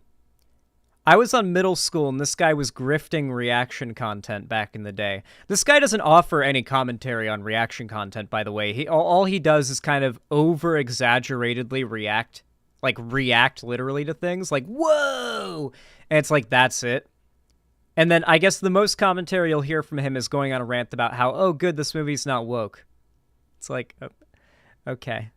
All right. He hates trans people too. Oh, I know. I'm well aware. I'm well aware that he's like a full-on reactionary. Listen, appealing to conservatives will get you money, and that's what he does. Shit staring you in the face. Hi, I'm woke politics. Hi, I'm woke politics. Hi. Nebula's t-shirt did, mind you, but now it isn't anymore, because, well, why exactly? Interestingly, the Mario movies' disputed wokeness followed a similar pattern. The fact that Peach was wearing trousers at one point in the promotional materials, that is her well-known karting.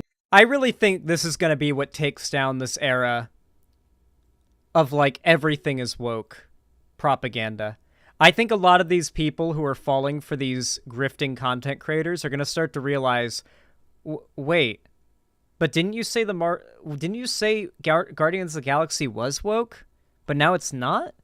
Wait, but wait, didn't you say that the Mario movie was woke, but now it's not? I think you're going to start to see more and more and more of that as time goes by, and you're going to see sort of a repeat of the awakening that we saw in sort of a, not all at once, but in a sort of large block of time. Like, it was like within a year, there were tons of people online very publicly talking about how they just recently gotten out of, like, the right-wing, alt-right rabbit hole, right? Like, it felt like a lot of people in that age demographic hit around 18 years old, 19 years old, and kind of snapped out of it.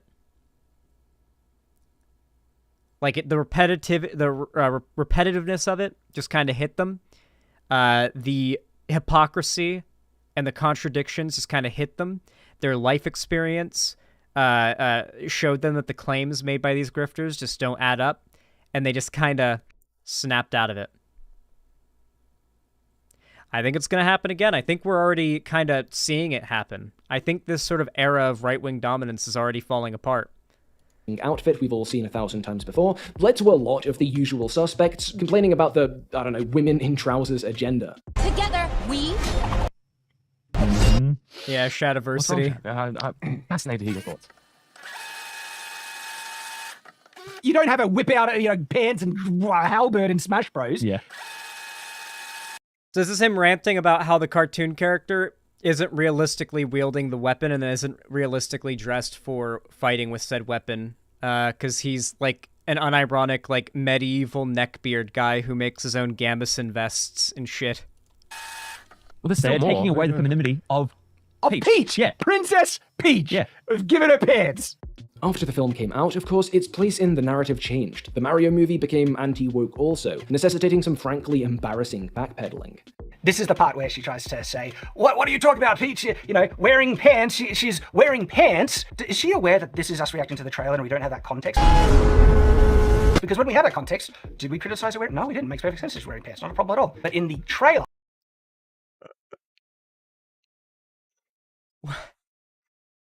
What? So it's not woke? Why would your first thought be that it's what? What? How? What kind of slippery, slimy backpedaling is this? Well, actually, you see, we didn't have the context for why the woman was wearing pants. She is actually wearing the pants because those were practical for her to be wearing at the time. So then it's not woke. So I guess in this case, woke is when woman wears pants for no reason. So that's what woke is this time. Okay, we've got it. We got it, chat. I think we know. We know what woke is now. We didn't know that. It actually looked like they might have been removing the dress entirely, or at least most often. So Okay. Bowser is coming. Yeah, the dress is in the trailer. I haven't seen this movie, by the way. There's a huge universe out there. No pressure. In this case, in the case of Guardians, wokeness is at once self-evident, so self-evident that you'll never get a straightforward definition. Woke politics. We all know what they are, and they don't include eugenics or animal cruelty from what I've understood. I could be wrong. But also collapsible at a moment's notice. Why? How? Well, sadly, there is no canonical answer, no explanation for those flip-flops which would satisfy the wokeness conspiracy's crusty basement-dwelling believers. But it does tell us something. Isn't it insane how many of these people are, like, unironically the stereotypical neckbeard loser? Like, they're literally in rooms. They have neckbeards, for starters. Like, they unironically have neckbeards. They're in rooms that look like... I'm pretty sure this guy has stuck all of his action figures... Actually, I'm going to call him dolls to piss him off. This guy looks like he's just, like, stuck all these dolls to the wall using cum. Like, there's so many years worth of his, like, nut on the wall that he's been able to just kind of, like, stick them to the wall like a Minecraft torch. Basement-dwelling believers, but it does tell us something. Wokeness is a malleable thing. If Guardians 3 can be woke one month and anti-woke the next, then wokeness can't be located within the work. It has to come from outside of it. It has to be projected onto its surface. So let's talk about that process of projection. Sometimes it's straightforward. Sometimes, yes, a character might make wry reference to contemporary politics or discourse. I think I'm a fan of the 21st century. Yeah, don't get your hopes up. We make a mean prosthetic, but fascism is back. I mean, I know socialism is a charged word, but we could learn a lot from these... Sometimes a film will include queer affection, and it won't matter that more often than not that queer affection is peripheral. Wild to have that line in a Disney movie, though. It won't even matter that most of these films treat queer relationships exactly the same as hetero ones. That you could reshoot those home scenes in Eternals, replace Fastos' husband with a woman. Yeah, like they don't really do, like, most of the time, from my understanding, I don't really know how much different, like, gay relationships tend to be from straight relationships for reasons you can probably imagine, but, like, apparently media is notoriously bad at demonstrating or representing gay relationships. Like, a lot of the time they'll just write a straight relationship and then make it gay. I don't know, like, what you would do differently exactly, but apparently there are things you should do differently. I've been made aware of that. And they'd play out more or less identically. Because the reactionary audience is by now convinced probably that more queer money. Existence isn't equal or comparable to straight existence, is less. For the grifter, this is easy mode, but not every suspected woke project will feature a light-year kiss, so when they don't, when there is no straightforward woke spotlighting, another tactic is needed. Luckily, such a tactic exists. It's easy, it's flexible, and it gets results. I've made oblique reference to it in the past. I think I called it brain-dead symbology in one video or another. But here, now that we're looking directly at it, I'd like to coin a snappier term. Woke spotting. Woke spotting is laser-focused, bad-faith interpretation. It's the art of combing through a work to find individual details which can be contorted into support for your own foregone conclusion. At its most basic, it's really just a game of recognizing objects, man, woman, family, government, dress, gun, and the positioning of those objects. Woman defeats man, family dominates man, woman rejects dress, government dominates man, in a way that can be read, however flimsily, as pushing the nebulous woke agenda. They can frame it however they want, but it's better if it's just aesthetics. That's literally all it takes, is the aesthetics. Let's see what happens if I Google SJW. let's say you have a trailer for The Boys, okay? The next season of The Boys gets announced, okay? And you have a character that they're going to introduce who's going to be like a very prominent, important character in the story of the new season of The Boys. They're going to be a protagonist. I'm surprised the fact that nothing is coming up here. We'll just bring up this image of Big Red. All of the images that come up are like the big four. As it turns out, there are not that many images of SJWs online. They've really just been using the same four images for years. They announced the new character is going to be this lady. All it would take, even if Big Red was not like a notorious like SJW figure, they just had someone who looks like this play a character, it would be over. The chuds would actually lose their fucking mind. They would just say, this person looks woke, and claim the inclusion of this character would be like a woke agenda. No matter how much it makes sense in the story or anything, if they just have a character introduced that looks like this, they will lose their mind.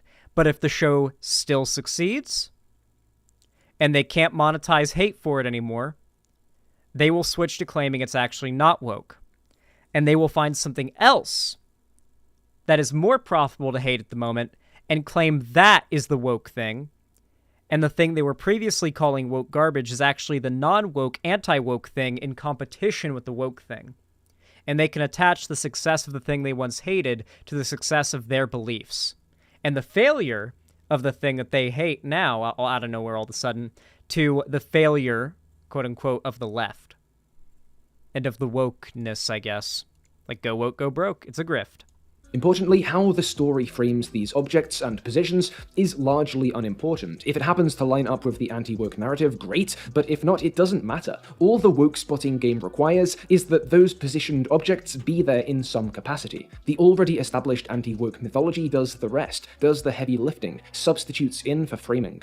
For instance, when the Mario trailers were woke spotted, it was observed that, again in Peach's wardrobe, trousers replaced dress. It didn't matter that Peach was, of course, wearing trousers because she was karting, or that this costuming is included in the film as yet another game reference in a film literally built from them. That context didn't matter. This detail got decontextualized, dragged kicking and screaming into some abstract culture war space, frothing at the mouth about the destruction of traditional gender roles and all that. With real Back in 2016, it was the fall of Western values. context swapped out for anti-woke mythology, the film's straightforward, sensible decision to put Peach in trousers becomes craven, woke gesturing, at once obvious and subliminal, both a loud performative gesture and insidious corruptive messaging. The Captain Marvel film might see our titular heroine talking down to men, and it doesn't matter that from her perspective she's talking to the equivalent of 13th century country bumpkins, it doesn't matter that she's no more cocky than insert list of beloved male protagonists here. No, this becomes read as simply film thinks woman better than man. Similarly, the fact that the crazy thing as well is how much conservatives lost their mind over the Terminator reference in Captain Marvel. In Captain Marvel, there's a scene that is a blatant reference to Terminator 2 because, you know, it takes place in the 90s. Terminator 2, like literally I think the biggest blockbuster or one of the biggest blockbusters in all the 90s. She comes out of like a store. Oh my god, my nose won't stop itching. I love the streamer nose itch. She comes out of like a store. She's just landed on Earth. At this point in the movie, she is a bad guy. Like, explicitly. At the start of Captain Marvel, and this is the thing a lot of like the Chud channels don't really, they kind of gloss over this. For the first half, if not 2/3 of Captain Marvel's a villain. She's working for space fascists. It's not till like the 2/3 point of the movie she realizes, oh, I'm actually not fighting with the good guys. I'm the bad guy right now. And while she is in that first 2/3 of the movie, she is a massive bitch. She's a massive bitch in those scenes a lot of the time in the first 2/3 of the movie, which is intentional. Because she's literally working for the villains and thinks she's justified in doing so. And she has an "are we the baddies" moment, and it results in a fair decent change in her personality. There are some parts of that movie that I have pretty, like, I even cringe at, like the fight scene on the ship where it's like, I'm just a girl. Like, that shit was pretty cringe. But the idea that scene where she comes out of the store in the beginning and the guy, like, does the most stereotypical sexual harassing thing you can imagine. He's like, hey, lady. He's, like, on a motorcycle. He's just, like, stereotypical motorcycle bro. He's like, hey, lady, you should smile more. You'd look a lot prettier if you smiled. And so she looks at him, and she's just like, okay. And she, like, breaks his hand or something, and then, like, steals his motorcycle jacket. Like, give me your clothes, your boots, and your motorcycle, I think she even says, or something. But it was, like, a very, very blatant reference to Terminator 2, because it's literally the 90s, reminder. And Chuds were so mad about this because their interpretation of that was that she harmed this man and assaulted him for no reason. And then they turned this guy into, like, for a brief time, into, like, a mascot of their community. I don't know if you guys remember this, but back when I did my debate with Rags, I did a research stream. We were watching some of Rags' recent streams with other, like, grift, like, anti-woke YouTubers. And they were doing a video where they were just randomly bringing up this guy and calling him by a name, like just a random dude name, like as if he was like this legendary, well-known figure. And it took me like 20 minutes of watching to realize that's the canonical name of the motorcycle guy that sexually harasses Captain Marvel. So they were like, I think his name was like Chet. So they're like, oh yeah, that was he was full on Chet there. Yeah. Like, it's just like, is this how massive of losers you are that you like found out the name that is of the character that's like, you have to look in the credits to find the name of that character, by the way, so that you can like celebrate him because he's the guy who sexually harasses Captain Marvel in the movie, and you see him as like a martyr who got beat up for no reason. And then they made hundreds of videos on the actress who plays Captain Marvel. These people are psychotic. They really, really are. Some bad or dumb men exist in She-Hulk, the fact that at some points female characters are indignant towards male ones meant obviously that the show was widely taken as woke, agenda-driven misandry. As we've discussed before in a whole video, it doesn't matter that our protagonist's flawed outlook at the show's beginning is explicitly spelled out later on in the show, or that we see plenty of positive male characters, yada yada yada, watch the video linked on screen now for more. No, all that matters is that in this scene, men creep on women, and in this scene, woman disagrees with man, and that's enough to start the outrage farming. That's enough to conjure up the honest-to-God typhoon of She-Hulk hates men. She-Hulk shows the MCU hates you, the viewer. Left-wing values are corrupting and then all they have to do as well is show like a random after-credits scene that's literally like a like fourth wall breaking joke where it's She-Hulk twerking, and they can use that in their thumbnails and be like, this show's insane. It's like, that was literally like a non-canon like meme after credits scene. It's just they'll just lie. They know their audiences aren't actually watching these shows. Destroying culture sentiment that followed. It doesn't matter that the narratives which tie this outrage to the text don't hold up under any amount of scrutiny, because they don't need to hold up. They just need to have enough points of contact with the work to support a flimsily built narrative for the length of a YouTube video or so, no matter how much of a stretch it is. And woke spotting doesn't always have to be done explicitly. Indeed, if the creator's interested in plausible deniability, sometimes it's better to do this euphemistically, to simply cherry-pick. Oh yeah, the less you marry yourself to the idea that a piece of media is going to fail because it's woke, the more foolproof your rhetoric is. The easier you make it to backpedal and claim, actually, I didn't mean that, the better the better off you're gonna be, because it's easier to just go back and say, oh, actually, no, I never meant that it was gonna fail and it's gonna go woke, go broke when it, does succeed. Exactly. If people watch what these people complain about, they know it's bullshit. Yeah, it's a big part of like what I noticed with Rings of Power. Usually I don't pay attention to like the freakouts over this kind of stuff, but Lord of the Rings is like my favorite thing ever. So, I was going to give Rings of Power a try because I wanted to like it. And I found myself liking it a lot more than I expected.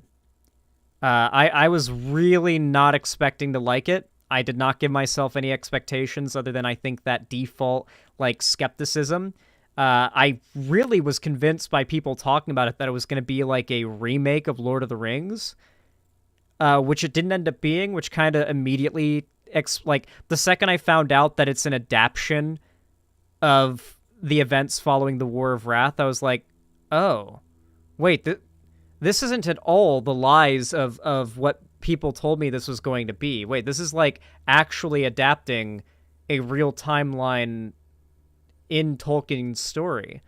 And you know, I very quickly grew to like the show and realized very fast that the people who are making content and comments shitting on it are probably not watching it. It was a pretty interesting realization that there's sort of this entire demographic of people online that don't watch any of these shows or movies or anything. They just listen to YouTubers rant about how it's woke, take their word for it, and never give it a try. And then they spread that opinion elsewhere and encourage other people to do the same thing.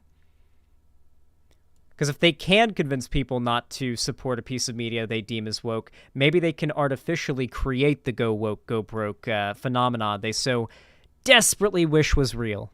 A few details, misrepresent them a little, and suggest a problematic positioning. That way, technically, you're not making any allegations, you're just asking very leading questions. Here's a recent example of just this.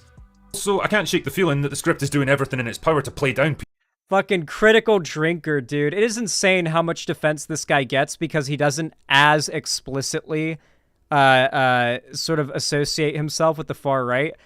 And yet he's no different than the quartering geeks and gamers, no bullshit. Oh, all these people get so mad when you compare them to No Bullshit.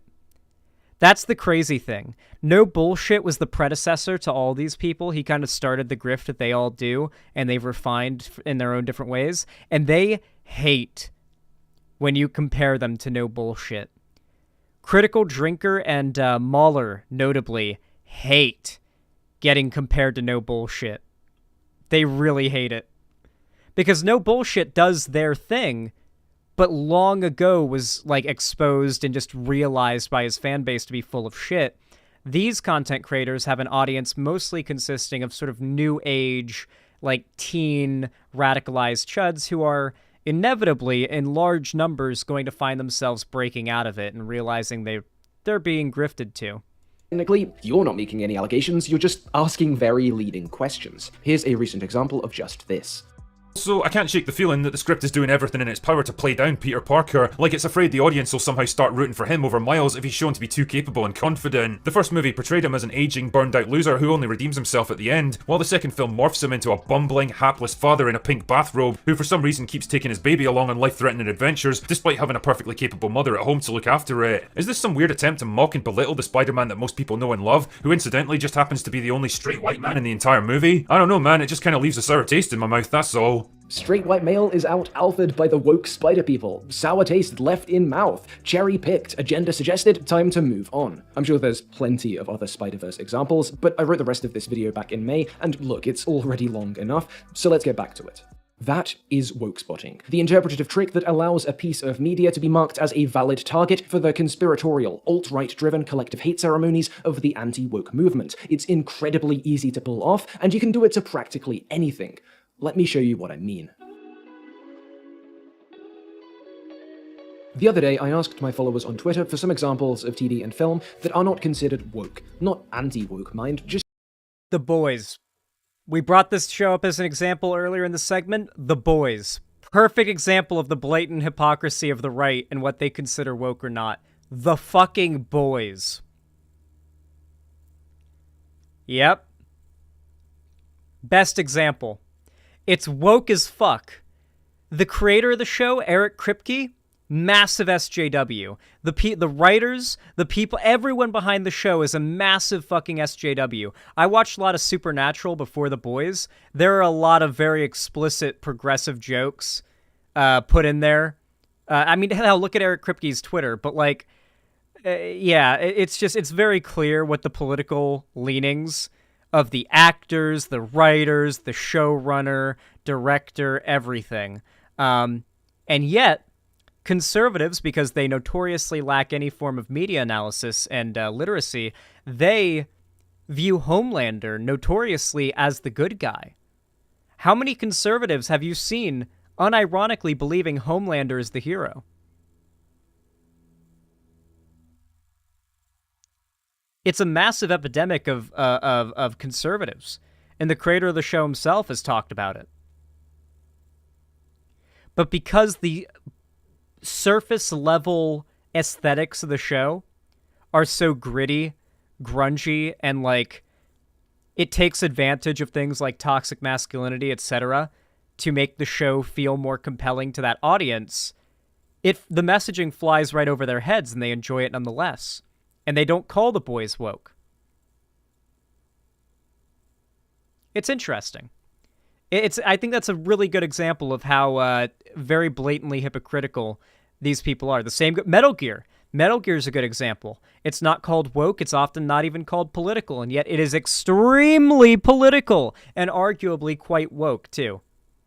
Things which aren't typically considered to be within the purview of this little culture war. We're going to look at a few of these suggestions and show how easy it is to project wokeness upon them. One suggestion was Friends, which I think is a pretty solid starting point, being essentially the cultural background noise for vast swathes of the Western world around the time of the new millennium. But here's the thing, it's woke. Sometimes men love women, sometimes men love men. Woke. One of the main ongoing storylines in the early seasons results from the fact that Ross's marriage broke down when his wife realized she was political. Sorry, I misspoke. When she realized she was a lesbian. This is something we're introduced to in the very first episode. And you never knew she was a lesbian? No, okay? Why does everyone keep fixating on that? And which we go on to follow closely. The ex-wife Carol finds a new partner and marries her. An episode is dedicated to this, and Ross, the poor beta male cuck, even gives his ex-wife away to her new bride. Look, I'm sure you don't need me to break down how this had God, you could not have made that Walsh's and episode such like if today. it came out today, but just to make it explicit, You could not using make that model today. of woke spotting Fuck. outlined above, the objects here are woman, lesbian, and submissive man. The positioning would be woman leaves submissive man for lesbian, and the existing anti-woke mythology of Hollywood and TV studios trying to... You could not get away with that today. You could not get away with that today. Dude, you know what I love about that quote, though? My favorite are, like, the chuds who say, you couldn't make insert thing today. Recently, not recently, but somewhat recently, Joe Rogan had Robert Downey Jr. on his show, and he tried to pull that shit on Robert Downey Jr., and Robert Downey Jr.'s response was based as fuck. Joe Rogan's like, what do you think? I don't feel like you could make Tropic Thunder today. Do you think you could make Tropic Thunder today? And Robert Downey Jr. replies, no, you could definitely make it today, but should you make it today is a completely different question. I mean, I debated whether or not it should have been made even back then. And then he goes on to describe what his mom said to him when he said he was taking that role and what he'd be doing. And and he does an impression of his mom, and his mom was like, no, you shouldn't do this. No, you should not do this. It was a funny clip. But yeah, like, people try to pull that shit, but unironically, the you couldn't make this today thing applies better to the right getting triggered about stuff that was fine back in the day now. Like, the right are the most triggerable people out there. They're the ones who are, like, looking over every bit of a piece of media to find anything they can call woke and then denounce it and try to, like, they'll review bomb it. They'll try to manufacture a failure of the piece of media they don't like so that they can say the thing they don't like is unpopular. Beam radically subversive ideas about gender and sexuality into the idle minds of watchers would do the rest. Friends, then, is just as woke in the co-opted sense as the Mario movie ever was, as Guardians was, as She-Hulk was. But it's not just Friends. You could also look to Seinfeld here, in many ways the yin to Friends yang, which had a whole episode dedicated to telling the audience there's nothing wrong with being gay. Not that there's anything wrong with that. Not at all. But shoving it down our throats a little hard there, don't you think, NBC? And which featured in Elaine a somewhat groundbreaking depiction of a female lead whose story wasn't oriented around finding the one, settling down, and instead constituted a frank, non-judgmental look at modern single life. Well, I'll take 3. 3. Yeah, well, make it 10. 10. 20 sponges should be plenty. Through our woke-spotting telescope, though, in Elaine, we see woman reject family, add in her vocal pro-abortion position some spiel about loose sexual morals, and hey presto, you've got the basis for a woke Seinfeld takedown screed. Let's not forget Frasier here. You know what's really interesting about this? I watched a video from somebody that I can't even remember the name of. I don't remember what their name was. They were some chud YouTuber trying to explain why Ripley, an alien, isn't woke? Why are Sarah Connor and Ripley not woke? Why is it that 100% if you made those movies today, the right would lose their shit and call it woke garbage? But back then, and hell, these are movies you literally, like, laud as, like, examples of good movies that have female protagonists, for example. Why are they okay, but whatever new thing you're complaining about isn't? And this guy's explanation was very interesting. He basically went full mask off about it. Back when they were kids, and they were watching these movies, there was no woke agenda. The woke agenda is a newer thing. It came about with the invention of the internet, and Tumblr, and Twitter. So it's nowadays is when you have to look for it. And it made me realize, wow, a lot of these people feel like modern history started when they became adults. Like, their perspective changed when they became adults, and they thought the whole world changed. They didn't realize they changed. And I think that was a pretty interesting realization. And this person was like a much smaller content creator, not one of those big, like, shield paid off people, like somebody who's genuinely been fooled into believing this garbage and was making content pushing it to a very small audience. And it became clear, back when they were kids, they just weren't looking for it. They weren't looking for anything that has a woman being strong or a gay character being seen as woke, because there was no propaganda or culture war around it. The culture war itself creates the problem that they are complaining about. It makes them look for these things, and then they see evidence where it doesn't exist. Oh, this character in this video game is black? Must be the woke, like, shoehorning of non-white characters. And they'll just see it because they want to see it at that point. Also among those Twitter suggestions, a show focusing on a rich coastal elite embracing a new, decidedly non-nuclear household structure, for which you could make a similar abandonment of traditional values case. But let's leave the 90s sitcoms behind, go wider with this. What other pop cultural touchstones are secretly woke? One reply points out that Juds would hate Alien and Aliens if they came out today. Yep. That is obviously bang Yep. on. We'll Damn shortly right. return to the fact that these films do get a pass these days, but woke spotting is piss easy here. Solo woman defeats immensely homicidal alien that had torn through the rest of the crew, and in the sequel, not only does woman defeat aliens, men, highly trained, outfitted men, fail to. Avatar's woke too. Natives good, white men bad. Christ, even Shrek is woke. Shrek is the story of some Antifa hermit successfully dismantling. Okay, but Shrek and Avatar have some level of ambiguity to their woke messaging.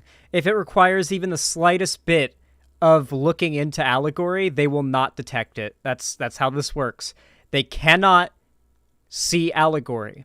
It's why Chuds love Tolkien and Lord of the Rings so much, because of that one extremely out of context quote about how Tolkien, quote-unquote, famously hated allegory.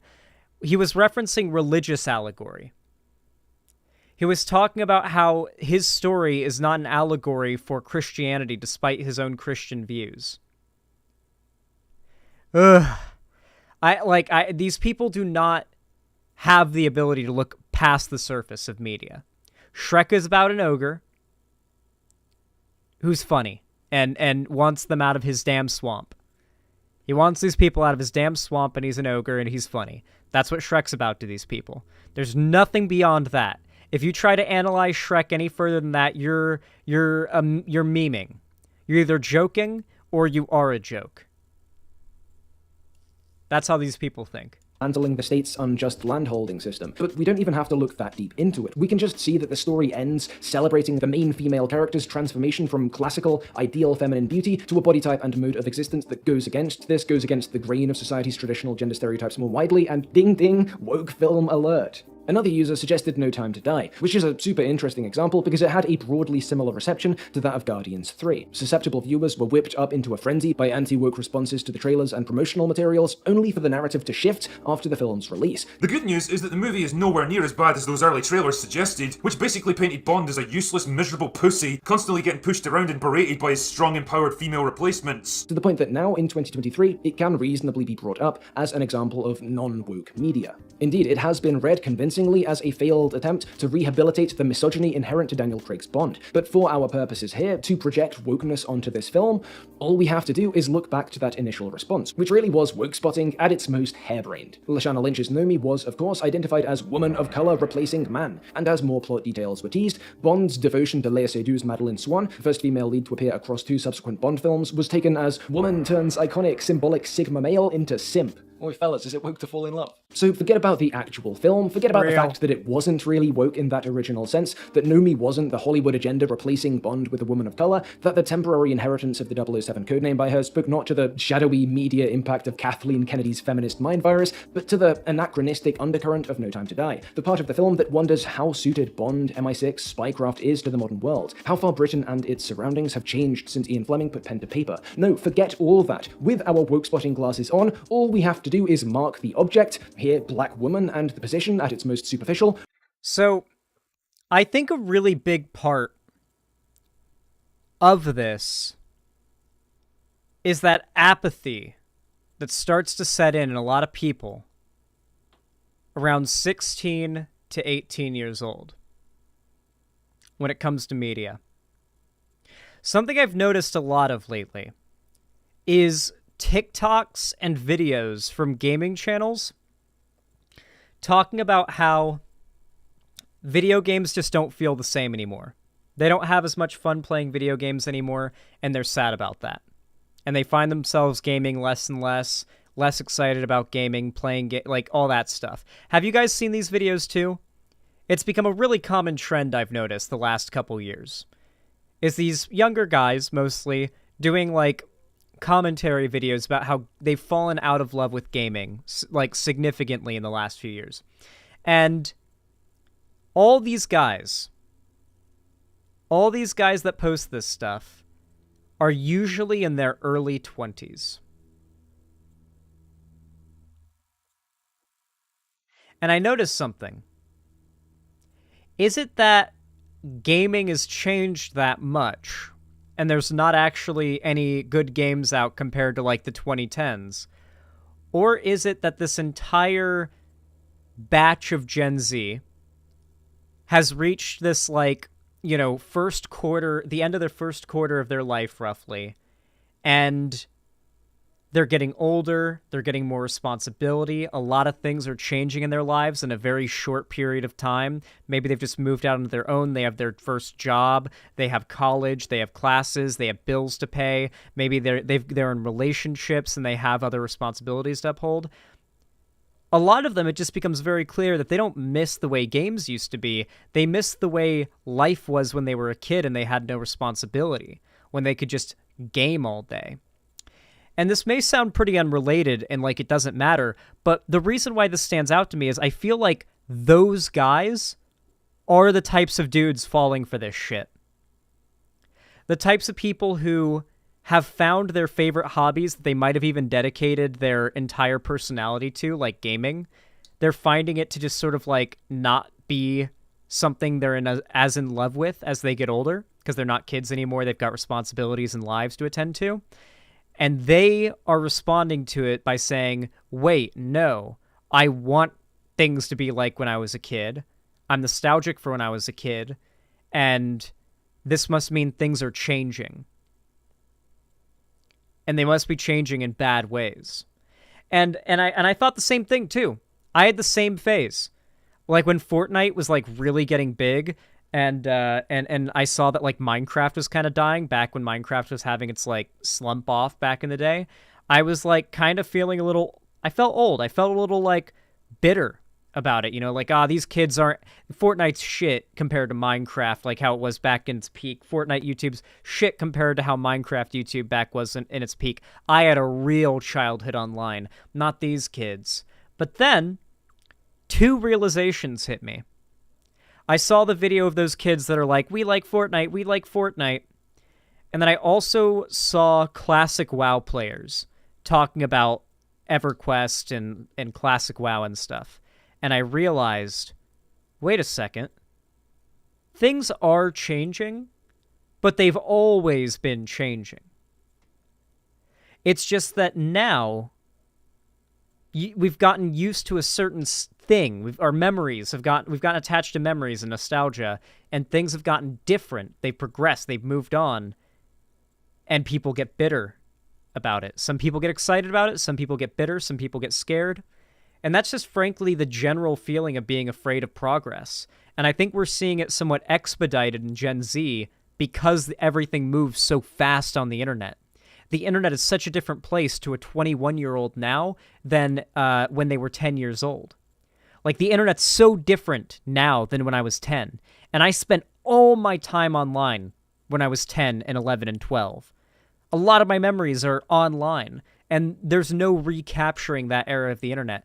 And so because things change so quickly online, you've got Gen Z feeling like boomer nostalgia at a very young age, and that's leading to this sort of like mindset that makes them way more open to the idea that things have been changed because of the wokeness. The wokeness has come about, and it's ruined your favorite things like gaming and movies and TV shows and comics, whatever it might be. Replacing white man, and hey presto, we arrive, as so many did, at the conclusion that the film is woke. That's it. That's the trick. That's the bad faith hermeneutic multi-tool that facilitates the lion's share of this online, laughably transparent culture war bollocks. So what can this methodology tell us about this present wave of online alt-right inspired reactionary creators? Well, let's recap. As we've established, wokeness is malleable. It's projected onto the text. It isn't within it, and especially since no real definition of wokeness is ever given, that act of projection has an almost unlimited flexibility. So Marvel is woke, and Friends is woke too. Seinfeld, Frasier, Alien, Shrek, James Bond, everything is woke. Even the things that really aren't too progressive under the surface, they're woke. There is no real connection between the ethos of a film and its wokeness. But that ungroundedness, that flexibility, goes both ways. The limits of wokeness. Also like Guardians, though admittedly to a lesser degree, after No Time to Die came out and people actually got to see that these claims of replacement and filmmaking by quota were overblown and unhinged, the viewership gradually abandoned these convictions of wokeness, stopped clutching their pearls. The amount of post-release videos on No Time to Die's wokeness and failure pales in comparison to more recent targets. The narrative started to become untenable, and those pushing it realized. Sound familiar? You know, wearing pants, she's wearing pants in the film because she was on the... They don't believe anything. They believe nothing. They're all loser, grifter pieces of shit. And the craziest thing, hey Soak Done Left, the craziest thing as well, is that these people are the most stereotypical neckbeard losers ever. But because they have a big YouTube channel and money, that makes them not a loser? I guess? Is that how that works? This guy who would, like, if this guy was doing what he does for a living but wasn't a YouTuber, he would be a massive loser. The butt of, like, a lot of people's jokes, right? The stereotypical, like, neckbeard basement dweller. But he does this for YouTube, so he's not that, I guess? It's, like, nobody really gives him shit. It's really strange. Liked and chatted to boost the algorithm. Thanks, Soak Done Left. I appreciate that, homie. The motorbike. Is she aware that this is us reacting to the trailer and we don't have that context? There are a few reasons why this can happen, why these narratives can fall apart. Individually, these reasons are manageable, but multiple... TBH, this is like 1/20th of Shad's content. That's the problem, though. I was really into his content when it was just about medieval, like, history and, like, life in a medieval... Like, it would be like, here's what it's like in the life of a man living in medieval Europe. So let's say you're somewhere in what would be modern-day France, and you're walking down the street, and you approach a gatehouse, and there is a guard up on top of the gatehouse. They would say, "Oh, stop there," and you would stop, and you would lift your hands in the air, and you would keep your hands away from your blade. Like, he would talk about, like, what life would be like it's a story if you were a person living that. And those are good videos. They're good videos. And he even has some pretty cool demonstration stuff. But then he also does these podcasts and extra videos about how insert this is woke and or insert that is woke. And it's like, I think it's because he recognizes that his content already has a pretty large demographic pool with chuds who are into, like, medieval knight Europe shit. And then you've got the, you know, you can sort of double down on that without overtly outing yourself as a conservative by jumping on the bandwagon of calling things woke. He talks to Sargon too, yeah. at once will overwhelm any would-be woke spotter. For one, a pre-release woke spotted Have you ever project being considered loved voice by acting? general audiences, but Who the fuck would hire me to voice act? Like, dog, I do not have a very pleasant to listen to voice, you know? I don't feel like I'd be a good voice actor at all. not by critics, puts the reactionary in a tricky position. The critics, after all, are held to be agents of the agenda, and the audience reaction is the only thing you can really trust. They're not being Venmoed to like or dislike things by Brie Larson and Kathleen Kennedy like all those woke critics. No, they're real, honest fans. If they like something and the Hollywood elites over on Rotten Tomatoes don't, persisting with that woke labeling requires a good amount of cognitive dissonance, both on the part of the creator and their audience. Sometimes interviews begin to pose problems, especially if the people behind a given project decide to extend an olive branch or two to the fans. Clarify, they're not trying to be woke honest. The biggest fly in the ointment, though, is just success. One of the key tenets of the anti-woke mythology is get woke, go broke. And the centrality of this idea is obvious from the amount of box office tracking videos these chuds pump out. So if a film or a show they've woke spotted is an obvious success, financially or statistically, things get difficult. And the easy way out is to recant on that woke spotting, to claim you'd got it wrong, that this one isn't woke actually. This way, the blessed mantra of get woke, go broke is preserved. Pulling off that U-turn might make you look a bit silly, but it is the only real choice you have. We talked above about better to take a small, I made a mistake, actually it wasn't woke, than to basically allow the admission of, okay, well this thing is woke, but it succeeded. Because the narrative can't fail. You can make a mistake, and it can be alright. Your audience will just say, oh, it's all good. But if the narrative, if the worldview fails, then people are going to be like, wait, what? What do you, wait, go woke, go, but it didn't, you don't go broke, though. The way that the anti-woke mythology does the heavy lifting here, how it's the accelerant. Because remember, the important core of their argument, you have to remember, is that people don't want this. That this does not sell. That wokeness, as they call it, makes media fail. People don't want it, and it makes media fail. That is the point that they are making. That wokeness makes media bad, and thus it makes it fail. And if that is not true, if a movie that they call woke garbage ends up being so popular that everyone ends up watching it, and it ends up succeeding objectively in the box office, audience and reviewer scores are both positive, they have to turn the narrative around. They make the full U-turn, as he said. It transforms banal observations about women doing things in media into telltale signs of sinister leftist propaganda, but that power does have a drawback, because as a result, no one chud is bigger than the collective mythology. If any of these reactionary creators were to try and question or modify the mythology, the sacred doctrines of anti-fandom, most of their viewers would just tune out. There are always plenty of other non-heretical chud channels to choose from, after all. They'd start catching flack on Twitter, they'd stop getting invites to Friday Night Tights, the grift would dry up. The reactionaries know this, know that God. Friday Night Tights. So this is one of those chud, like, get-together podcasts where they call everything woke. You got Geeks and Gamers, the chud guy with all the dolls nutted on the wall, this guy I don't recognize, this guy I don't recognize. I think that's Critical Drinker. I don't know who this is supposed to be. Nerdrotic. Oh, yeah, this is Nerdrotic. You're right, yeah. Looks like Chud Logic. True. Night Tights, the grift would dry up. The reactionaries know this, know that sticking to the script together benefits everyone. They all look the same. Every now and then, one of them has to babble out an embarrassing mea culpa, then so be it. That's how powerful, they're all how beneficial neckbeards. This mythology is, but it does have its limits.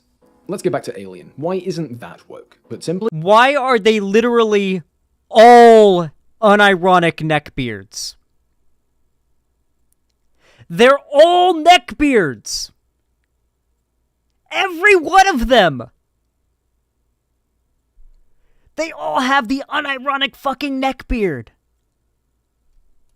Anti-wokeness didn't start soon enough. The consensus that, Alien equals good is too entrenched. Any reactionary who tried to claim otherwise would look like a fool, and the Emperor's new clothes would be seen by all. Put less simply, like so many of the right-wing narratives unkempt. which inspired anti-wokeness, the mythology relies heavily on the good old days, the idea that today's culture is fallen, that things used to be better before those new, progressive values came about. The date of this fall into wokeness is flexible. Often it's supposed to have occurred around the release of the Ghostbusters reboot, or The Last Jedi, maybe Avengers Endgame, in order to piggyback on existing fan negativity. Sometimes the critical period is Gamergate, but it's always recent, always in the last 20 or so years. Popular cinema in the 20th century is always the good, representing the non-woke gold standard we're supposed to yearn for a revival of. Why is that the case? Part of it's nostalgia. For marks of a certain age, those 80s or 90s classics were childhood viewing, and thus acquire a rose-tinted aura in retrospect. In addition, time has a sieve-like effect on culture. The best bits are remembered, the worst are not. In 30 years, we'll remember the Avengers.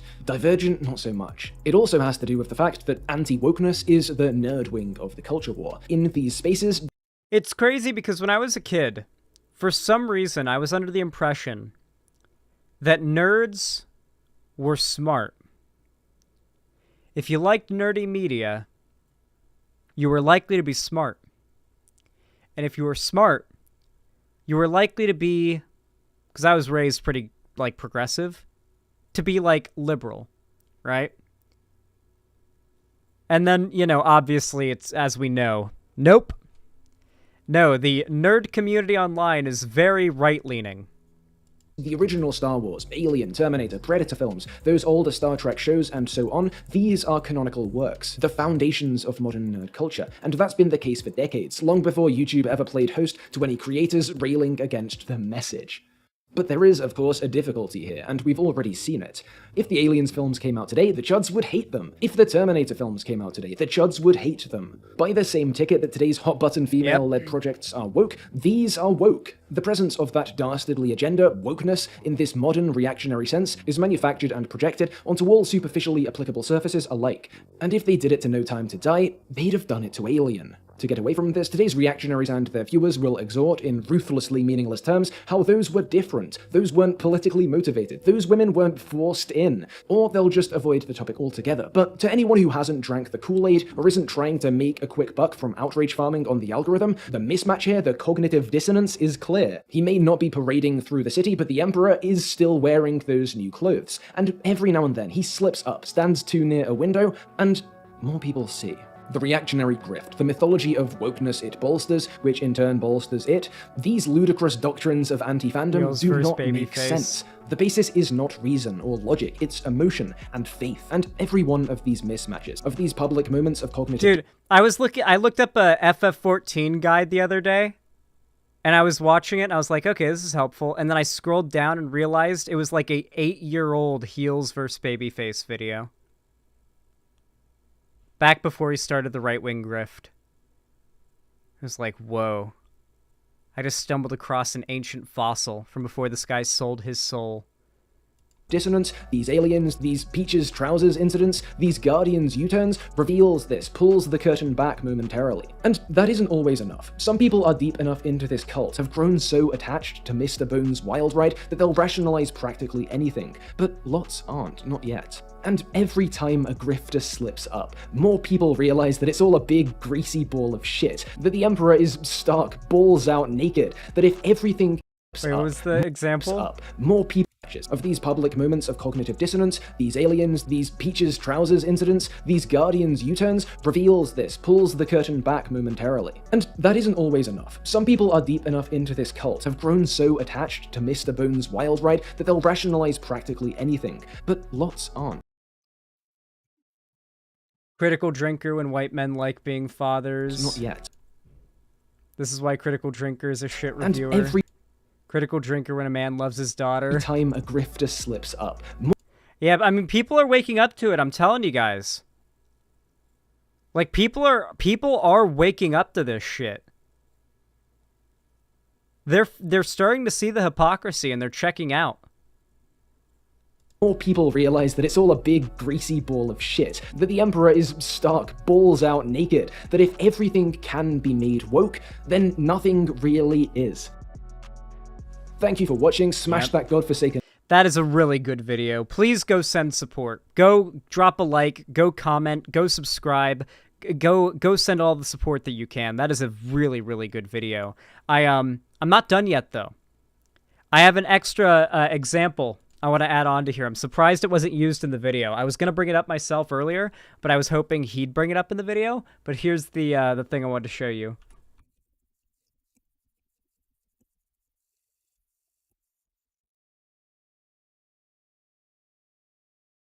The fucking critical drinker House of the Dragon heel turn.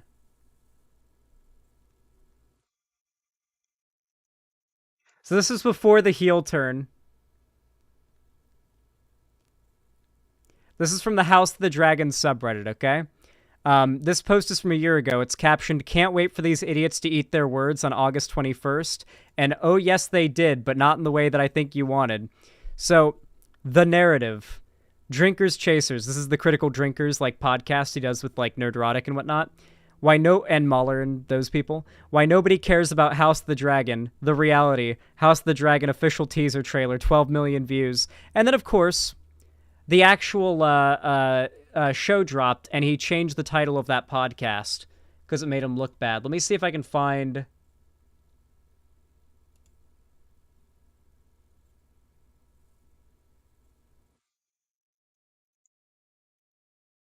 Yep, here it is. Yep, found it.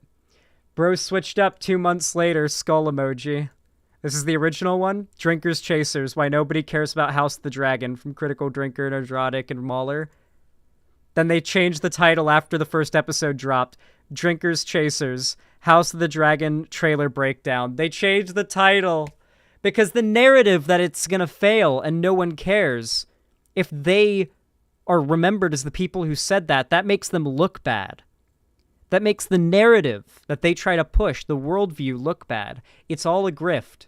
They have to maintain this air of, I was always right about what was going to succeed and what isn't, because I'm this omniscient, media reviewing god, I guess. I don't even know what they're trying to pull, but I guess it's the idea that they were right all along is what they're trying to make people believe, but whatever it may be.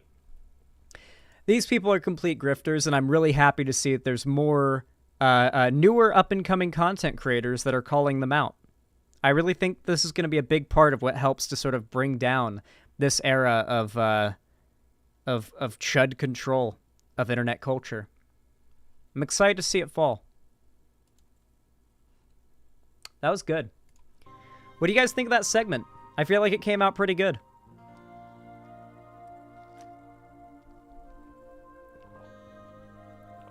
Good segment. I hope you guys enjoyed. Heavy Gretel, thank you for the tier 1 gift sub to It's Probably M3. I really appreciate that. I hope they enjoy their tier 1 sub. Said, just popping in to contribute to the White Name Genocide. Have a great stream, Zan. Thank you, Heavy Gretel. I appreciate it. Hopefully you have a good one. Sergeant Flux, thank you for the tier 1 sub. Very kind of you. Thank you for the $5. Base-based. Said, more Zan validation from a dad and Marine Corps veteran. But dodos are just too maladaptive to survive now. Source. Oh, really? Have we fucked up the environment too much for them to exist? Also, this is a dodo. Most. Are we going to learn about... looks like we're learning about dodos. Listen. Guys. A Marine Corps veteran has sent me a video. I'm not going to not react to it, okay? Listen. Listen, alright? If somebody who I know is more capable of killing than me demands that I play a video on stream, I'm gonna do it. People were taught that these birds disappeared because they were physically and mentally quite slow. And if you believe this, you have been lied to. The real reason they went extinct has a lot to do with evolution. If we go back 140 million years ago, this part of land broke away from Africa and soon split up into Madagascar and India. India decided they didn't want to be anywhere near Madagascar anymore and shot up into Asia at the ultra-fast speeds of 16 centimeters per year. According to my calculations, that's about 2.5 million times slower than this garden snail. This was so fast that it formed an underwater mountain range called the Mascarene Plateau. A couple mountaintops peaked above the sea, creating some islands, including this, and this. The entire dodo population lived exclusively on the island of Mauritius. but they aren't there yet. Honestly, nothing is, it's just a rock at the moment, but not for long. Transported by the strong ocean currents, some gusts of winds, and a couple Ubers, many plants made their way to the island, and it didn't take much time before the island was covered in greenery. Unfortunately though, there were no animals yet. You see, animals have a much harder time travelling 1,000 kilometers over open ocean. I mean, unless you're this guy, it's kinda hard. But there are some animals that can manage it. Birds. Due to the overpowered ability of flight, there is no corner of Earth that is... How much do you want to bet? A lot of islands got their first ever rodent population from birds dropping their catch onto the island. Like a bird on the mainland catches a mouse and flies out over the water and then drops it on accident. Like it squeezes out and falls into a branch. I feel like that would have a pretty significant, good way to kind of seed an island for some mammalian life. Yeah, it's gotta happen. Is safe from these flying fiends. Even the tiny island of Mauritius was occupied by an ancient relative of the pigeon around 4 million years ago. What these birds discovered was... Wait, is that what they look like? Is that a type of pigeon? They look awesome. Is that like color? Was that like photoshopped, or is there a type of pigeon that looks like that? A fruit dove? Hold on.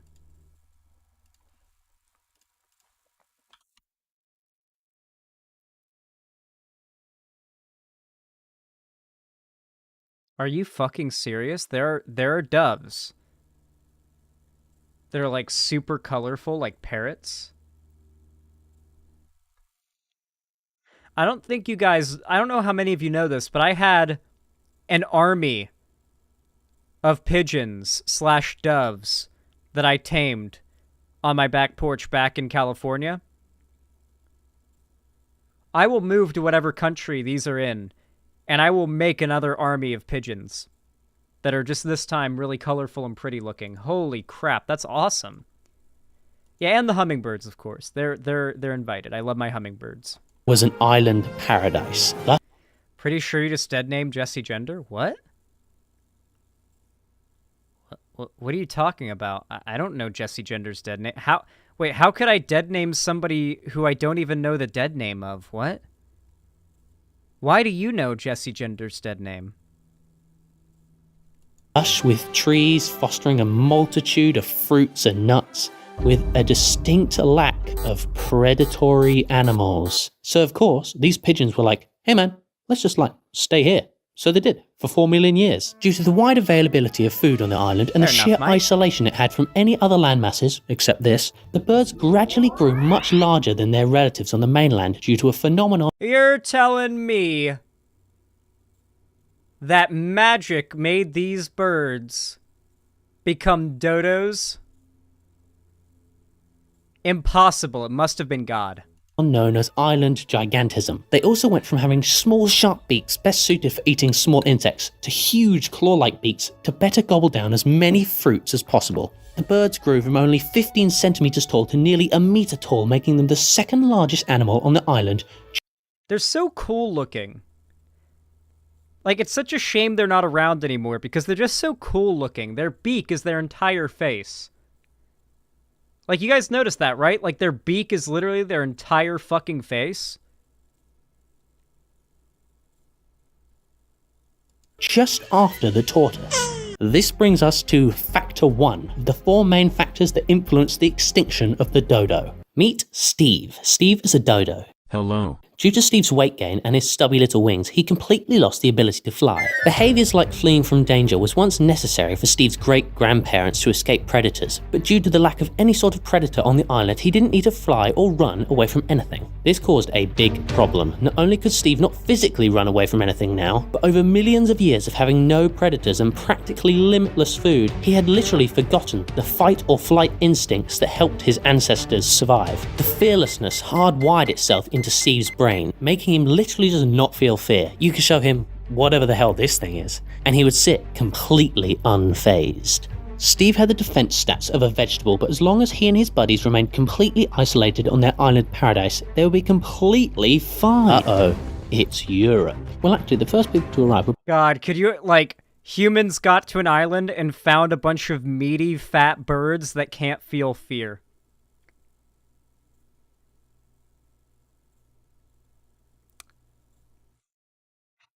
Yeah. Yeah, you know how that goes. Time to extinct some birds. Europe's coming to an uninhabited island. Were probably the Arabians, then the Portuguese, but the Dutch were the first to actually settle on the island. And although the Dutch were known for walking up to the dodos and beating the crap out of them, they weren't the real problem. It was what they brought with them. Cheese. No, the Dutch brought men. Rats. They brought rats. Guarantee you they brought rats. I bet it's because they brought rats. Or would it be the dogs, maybe? I bet it's because they brought rats, though. Cats? Maybe. Many animals, including dogs, cats, rats, and even... All three. Okay, well, literally all three. And monkey. Yeah, monkey's a big problem, too. Monkeys. These animals had found a predator's... No one accounted for monkey. Paradise. There were literally giant walking meatbags that just roamed the island, didn't run away from you, and they would leave giant yummy eggs just laying around. Imagine you're a dodo, just, you know, munching some Sidoxylon grandiflorum. You turn around, and there's a monstrous-looking creature sat right behind you. Oh, hi. Steve was pretty screwed. Not only were there savage dogs ripping them to shreds every chance they got, but rats were literally spawn-killing the dodo eggs that were littered across the island, meaning there was no way they could repopulate. The situation was getting really bad for the dodo. The Dutch initially didn't consider Mauritius to be very valuable until they realised it was littered with millions of hardwood trees, and wood costs They deforested money. it. Not long after, the island was stripped bare and the forests that acted as the only source of protection for the dodo were destroyed, meaning Steve was stuck out in the open, more vulnerable than ever. The Dutch settled the island in 1638, and the last sighting of the dodo was only 24 years later, but it's thought they managed to last maybe only 100 years until they went completely extinct. Steve and his friends had all died. Whether this was as a result of the animals that competed with them and hunted them and their eggs, or if it was the destruction of their natural habitat that inevitably ended them, it shows that much like how us humans have become soft, needing our daily vitamin gummies just to stay alive, the dodo became accustomed to the easy life, devoid of predators, and access to as much food as they could ever want. So it was inevitable that when predators finally made it to the island, they stood absolutely no chance. I wonder what would happen if we hadn't interfered with the island. Perhaps we would have dodo livestock, maybe even Kentucky Fried Dodo. Who knows? Oh, fuck, dude. What do you think dodo tasted like? Probably like chicken, right? What if it was like way better than chicken? What if dodo tasted like chicken, but it was like way more flavorful? Like, what if all of dodo meat was like dark meat turkey, but 10 times better? Quail? You're probably not wrong. It probably did taste a lot like quail. It was probably a very gamey bird. Yeah. They had a lot of fat and very little meat. Yeah, but back then, I mean, you would eat fat. We're talking about greasy sailors, okay? They needed all the meat and all the calories they could get. What else are they going to eat? Wood splinters? You don't eat fat now? I usually cut away the fat, but sometimes if it's like a thin layer of fat around the edge of the steak, I'll just like eat that with my bite of meat. And it'll be a little chewy, but not too bad.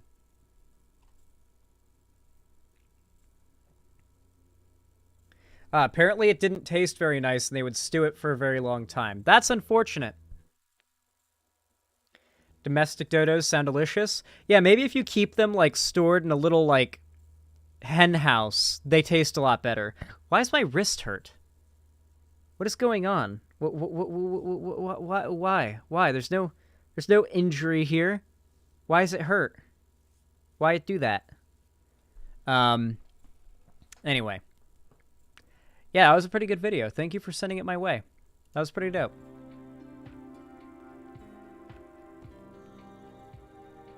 Probably just strained. Yeah, probably. It's like the underside of my wrist right here. It just kind of hurts around here. It's weird. Kind of an aching pain. Hands on the desk. I mean, my hands are on the desk. I think that's the I think that's where the pain is coming from, is that they're, like, laying on the desk too much. Be careful not to use your hand too much. Yeah, I mean, I just want to, like, make that not ache anymore. I don't know why it hurts. Could develop carpal tunnel? I don't think so, because I felt what that feels like, and, doesn't really feel like that. I'm excited for the MILF segment. Alright, do we do the Twomad segment or the MILF segment first? Which do you guys want most? Twomad? Okay. I use my other hand for manipulating the mouse because I don't want to fuck with my right wrist because it's kind of hurting. Okay.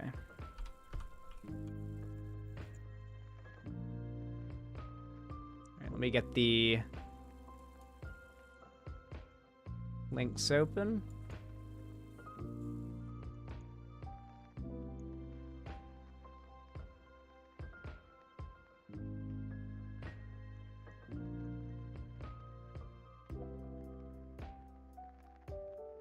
Alright, this is taking too long. I'm just gonna use my right hand. Why is it such a pain in the ass to use this UI?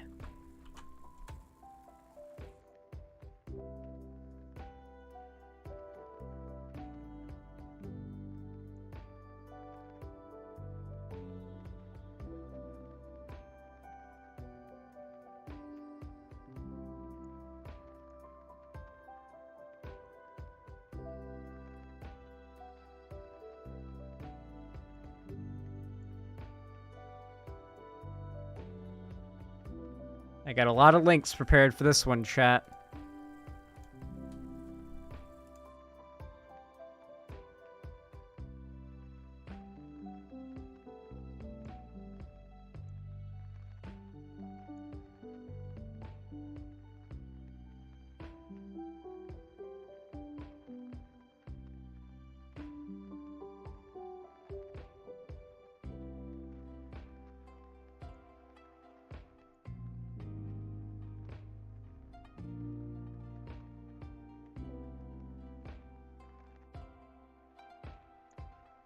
All right. So that's all the links open. We're good and good. All right. So if you're watching right now and you're enjoying the stream, please consider dropping a like over on YouTube. That thumbs up button really does go a long way. It means a lot to me. It helps the channel out a lot. It really, really does. And it's totally free. So I just want to extend a thank you to everybody who goes out of their way to hit that button. And of course, you can also support me a little more substantially, a little more directly, by donating, subscribing, or gifting a sub on my website. Every single bit of support, no matter what form it takes, is of course very much appreciated. But really quickly, before we do the next segment on the Twomad thing, I'm going to go use the bathroom, and then we'll get right, come back and we'll get right into it, alright? I'll only be gone a second.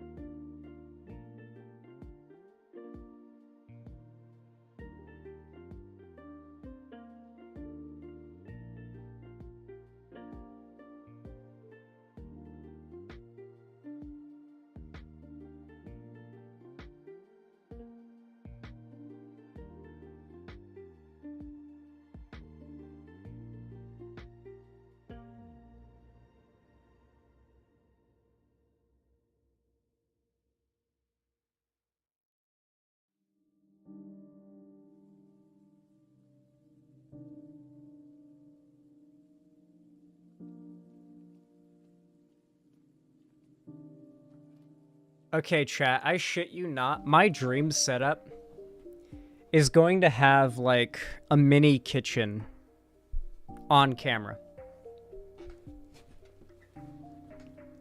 Like, in my dream setup, I can literally, like, turn around and roll out a hibachi grill and access a fridge where I have ingredients in it and make myself, like, hibachi steak and rice. Some, like teriyaki steak and rice in a hibachi grill on stream, eat it, and then get back to whatever politics I was doing.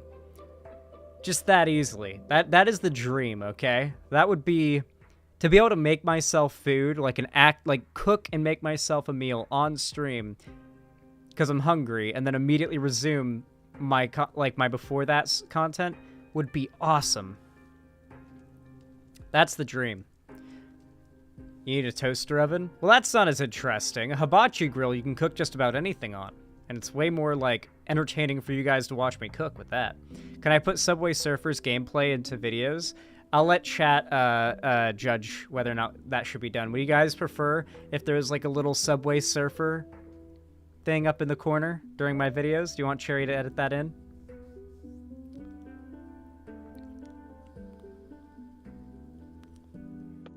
Please don't. Either Subway Surfers or Geometry Dash or something, Lamau. Even Minecraft gameplay, possibly. Damn, Cherry, you're trying to raise that view retention.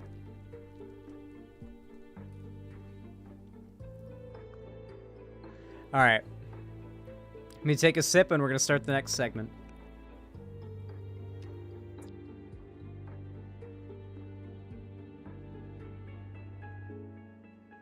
Alright. Y'all know what to do when I say action, right? 3, 2, 1, action. So, I imagine many of you who are watching me are familiar with a content creator by the name of Twomad, but for those of you who somehow aren't, I guess I'll show you guys his channel. So Twomad is a big YouTuber. I have a feeling he will not be for much longer. He's like one of those big clouded up YouTubers who's got millions of subs and is friends with everybody, super connected, very viral videos. You know, here's his channel. At some point you have probably watched his videos before. He has a huge channel, and he's really big on YouTube. He was in some drama a while ago because he did a photo shoot with Belle Delphine, though he is in some quite different drama now, and that is what I'm going to be getting into now.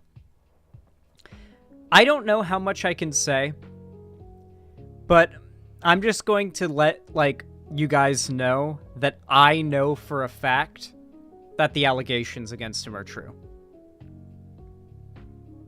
Like, I know for a fact they're true. We're going to be going over, like, all the evidence and everything, but for reasons, I know for a fact that they're true. Kind of a similar thing with Andrew Callahan, where I knew for a fact that they were true for reasons that can't talk about. But yeah, we're going to go over the evidence that's come out, the allegations and all of that stuff, but I'm just going to let you guys know that there's no ambiguity in my mind whatsoever that these allegations are 100% true. Simple as that. So, this basically all started with, well, we're going to start with this tweet, which kind of compiled a few different Twomad tweets. So the first tweet that started this all off was Twomad tweeting from, like, basically he's turned his Twitter into, like, a meme account. Like, he changes the profile picture and name all the time. You have to look at the @ to know it's him. But he quote tweeted somebody who said, "You post like a million times on Twitter. Bruh, please log off and take some sort of break. You look like a no-life right now." And Twomad quote tweeted it saying, "I have girlfriend, bro, look," with a picture of Brianna J., who, for those of you guys that don't know, was a 16-year-old British trans girl who was murdered by 2 other teenagers. 15, sorry, younger. A 15-year-old British trans girl who was murdered by 2 teenagers for being trans. and this was a very big story. We covered it. It was very prominent discussion, like all across Twitter and the left and everything. So this is both a child and also like a dead person that we're talking about here. So pretty gross, pretty weird, pretty pedophilic, pretty insensitive.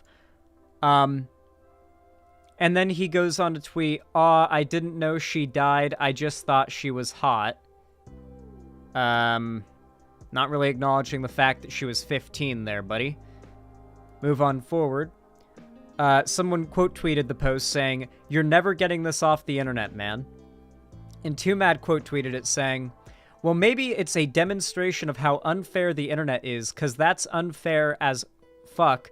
So how about this? I didn't know, and you'll never get me below 700k followers on Twitter." Very clear all he cares about here is whether or not this actually hurts his reputation and his bottom line. If I donate 20k to protect trans kids, is it fixed? Okay, it feels like he's either just not taking it seriously or he's mentally spiraling. Very bizarre. Ghetto Smosh joins in, one of the best channels in all of YouTube. Ghetto Smosh, I love weed. Society, okay. The video Twomad sent to the girl he sexually assaulted. Whoa, okay. Alright, apparently this is Twomad on video. Apparently he sent this to the girl who he's been accused of sexually assaulting. I am literally driving, but I'm literally in Oregon, fucking Washington, Oregon. Dab, okay. So, apology. Alright. So, I can't take the damage away that I've done, but I'll try my best, okay? Okay, I at least want to take responsibility for what the fuck I did, you know? You know, like the way I treated you and like viewed you. I am. Okay, I at least want to take responsibility for what the fuck I did, you know? You know, like the way I treated you and like viewed you. This is so weird. This is not like okay. Like I pushed past your fucking boundaries just for like my own fucking self-serving reasons. I made like sexual advances you weren't comfortable with, you know what I mean? And I truly do like regret all of that like so much. Unfortunate that this video exists. Unfortunate for him that this video exists because he outright claimed that these allegations are false and like fully denies them. Oof.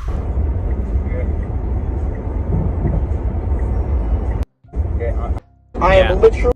Okay, looks like I don't need forbidden knowledge to know for a fact that he fucking did it. Christ, the evidence is pretty much there. Then you've got a drama alert tweet here that says, a victim of Twomad's has come forward revealing that he trapped and sexually assaulted her.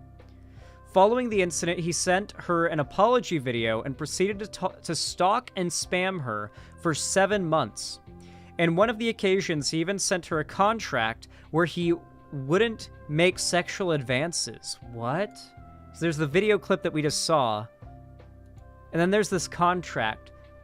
For the next 60 days, under all facets of interaction with Bella online or in person, Mudia? I don't know how you pronounce that name. Agrees to, Twomad will not demand entertain sexual activity with Bella. Twomad will be required, due to his history demonstrating wild, uncontrollable psychological problems in disregard to other people around him, to be hyper aware that he is prone to easily scaring, emotionally damaging Bella. Bella may use the word facade. When this word is used, Twomad will be required to slowly, gently, earnestly process as to how he's wronging, scaring, hurting Bella with his behavior. Refuses to process. If he cannot understand, deflects, lies, to not understand and change to Bella's satisfaction. Twomad must concede peacefully, and the exit clause is executed. Twomad cannot lapse on any part of this agreement. Any exception at all will execute the exit clause. Exit clause. Bella can exit this agreement at any time. Bella agrees she will not exit this agreement unless she has made a full analysis of our relationship and is completely sure that her well-being is contingent on me not interacting with her at all, that she does not want any more time spent hearing from me. Twomad agrees to move on with his life. So he wrote this and had her... He sent her this contract and asked her to sign it. Referring to himself as Twomad? No, I'm calling him Twomad because I can't pronounce his name. Oh my god, that's a lot, bro. What am I supposed to do here? Okay. Alright, so here's the DMs. Okay, this is Twomad spamming DMs. Be patient. I will lock in help. Then you'll see some effort. Just not nuclear bomb just yet. Give me a week. It's weekend right now, so I can't prove anything.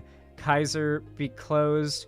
Oh my god, Lamau, I be on my self-destruct shit, but you know the vibes. Tell you what, if I really can't control you like I think I can, yeah, just give me a week and I'll get all that intake stuff done and shit, and I'll send you a photo of me in the appointment. The objective is to be nice to you. Oh my god, it goes so fast. Jesus. I had a fucking epic night. I'm gonna go again today, but it'd really help if you unblocked me. Or you can just ignore me and wait a week. That works too. I'd just prefer if I could still send you little giblets and shit on the phone. No pressure. If I don't hear from you, I'll assume you're just waiting, and I'll go get help and send you verification. I feel like a shame for the fuss I made, all because I was afraid. Patience from you. And you'll get kindness from me. God damn it, he's so cringe. Yes, I am doing it for you. Oh, win the woman back, oddly enough. I'm like, fuck, I've already reversible fucked it. This one, let's go. Hello, can you unepic my Instagram and Discord, please? Please, I have a cancer boss. Boss, I have a retard boss. I have a brain worm. Ayo, brr. Bruh, cancer worm cell Euclid 973 has entered brain facility. Can I have an unblock, please? I will be nice. I had time to thonk. I have an idea, thought, okay, take me highway racing with the Tesla performance. I cared about you more than anyone on Earth. It just ain't much, even when it's my max. We go racing, please. Car meets, let's go. Filthy Frank memes. How about you give me a sign that I actually do therapy? Bro, oh my god. Oh, we got a response. Hold on, we got a response. Oh, no response. This is all no response. Oh my fucking god. Oh my god, dude. I'm not reading all this. Oh my god.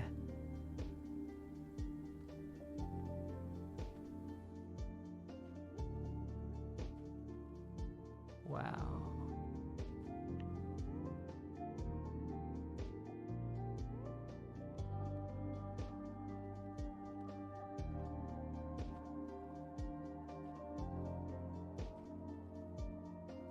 Oh my god.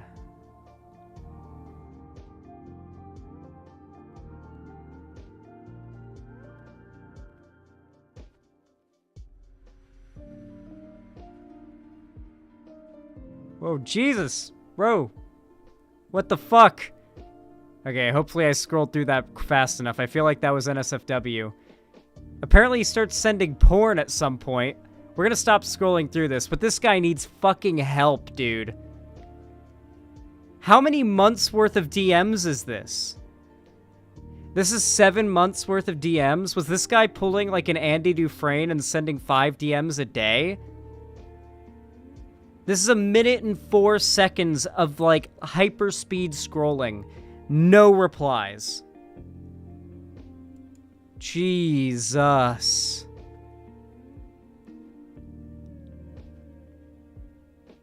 It said about 10% of it was just yesterday, though? Oh. Yeah. So that most of those were from, like, that day. God. Wow, okay. Just saying, but Twomad will never change. This was talking about Bianca Devins. What? My neighbor was stabbed like that, not gonna lie. Yeah, dumb fuck could do it because he had a knife, couldn't. I want to change topics, okay?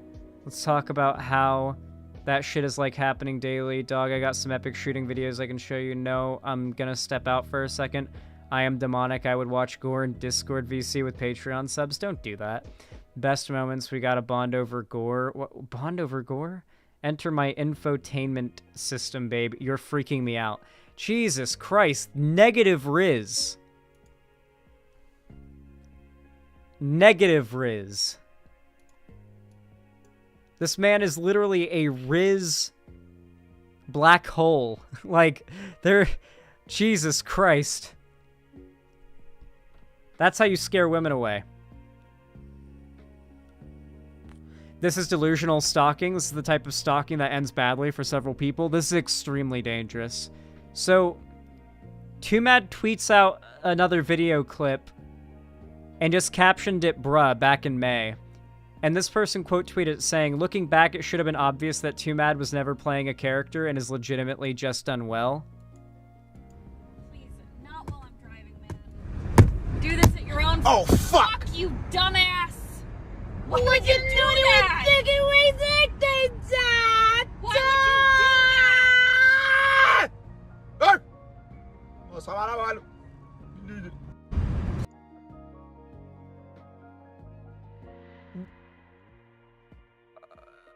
Okay, yeah, I'm sorry. He's not mentally well. He's not playing a character. Yeah. He's not playing a character. That's just mental unwellness. Like, it's just... It's like, yeah. He thought it was jokes. I don't think so. Like, shattering someone's windshield for a fucking Twitter video?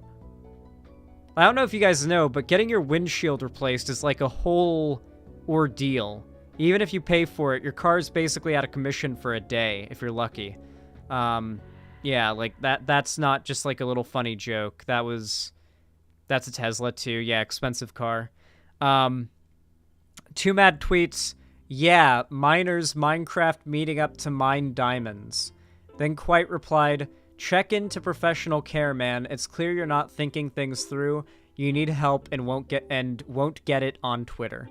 For those that don't know, Quite is pretty based, very progressive, and also went through...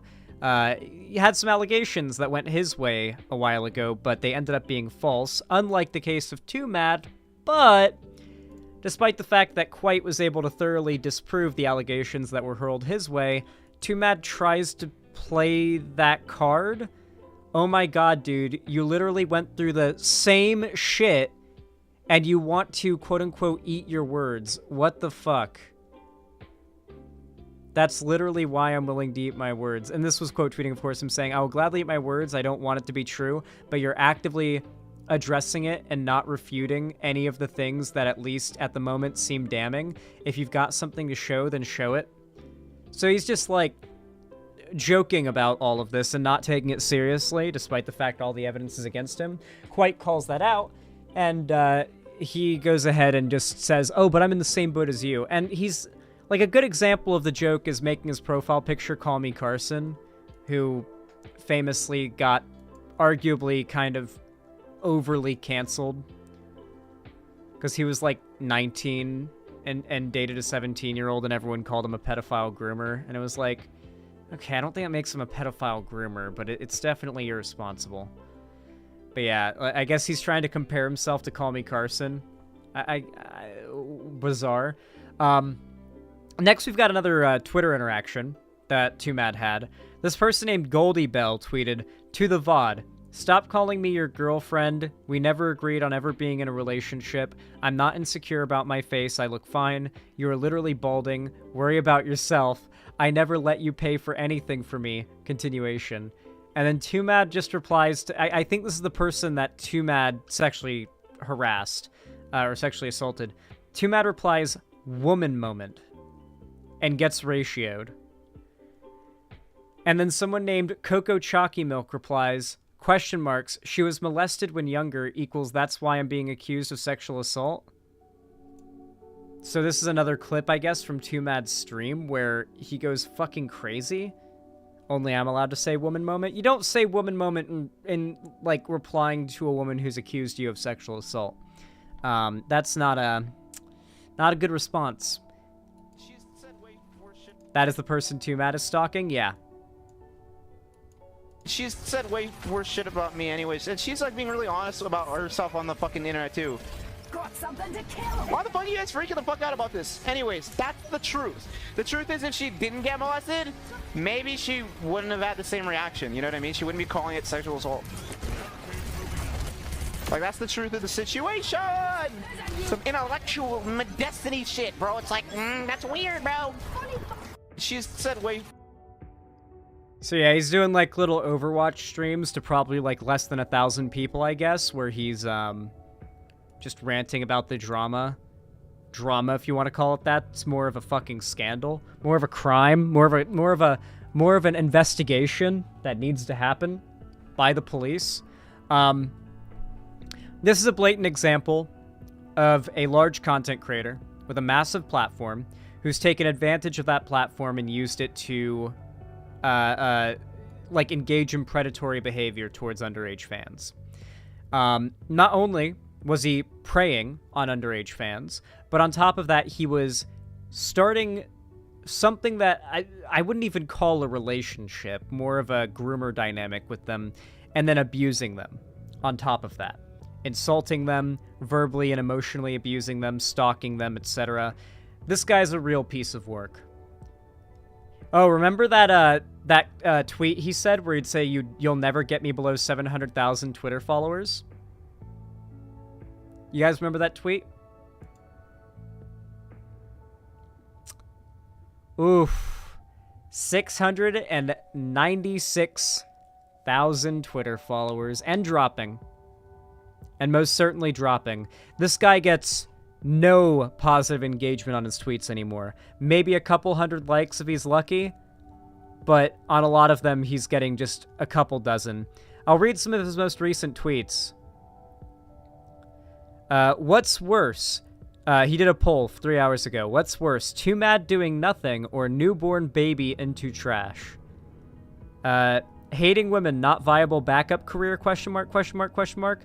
Does woman have critical thinky skills to realize I can think of the multiple possibilities, motivations behind posting and make it easily digestible for YouTube? I love women, the kind that look at Twomad trending and go, I don't care, and exit and get coffee instead of cringy open and closing their OnlyFans cake buying clones, who reply on my shit trying to get subscriptions because they're not hot enough or good enough at makeup, etc. I don't know what he's trying to say there. I'm literally driving, but I'm in Oregon. I'm literally driving, but okay, so then he starts quoting the video where he admits to sexually assaulting that girl in his tweet. Gets 400 likes, by the way. Old Twomad be like, yes, this is my granddaughter, grandson, this fucking... What? He's literally just schizo posting. Oppenheimer be like, yes, Mr. President, we'll be testing End the World Jover device on anime, and we shall call it Fat Retard. Very good. So I guess he's just trying to, like, he hopes if he memes hard enough, everyone will forget about it, I guess? Bro, this cancel shit is cancer, what the fuck, Ukraine flag. Gas station sex, pound. King Thanos. 1.5 years from now, I'ma be with the hot bitches in Busan, unironically driving bitch. I will burn their highways to the ground. Wait, I mean to the sky. I don't know, man, how you'd burn concrete, whatever. I don't know what you're into. Stop trying to burn shit, just have fun. This response is what true road warriors fight for. Thoughts? No. Driving? Literally. Then he starts quoting the video some more, saying, I'm literally driving, I'm in Oregon. So he's like, he's trying so hard to, like, ultra irony his way out of it. It's bizarre as fuck. Like, bro, you've been exposed for rape. You can't do the, it was just a prank, bro. I was just joking. It was a joke rape, bro. It was just a joke. Twomad got big over breaking into Zoom classes and doing racist Chinese stereotypes and impressions. Guy has always been an issue, TBH, yeah. Yeah, those videos were, like, very loud as funny, and I feel like I would have literally died laughing at them back in the day, but... Like, back when I was 17, 16 years old, but, yeah, he definitely had some problematic aspects. When I saw him doing videos with J-Reg, I thought he might be based. Because J-Reg's pretty, I think, obviously progressive. But, clearly not. Clearly he's, like, kind of an incel, schizo-rapist, pedophile.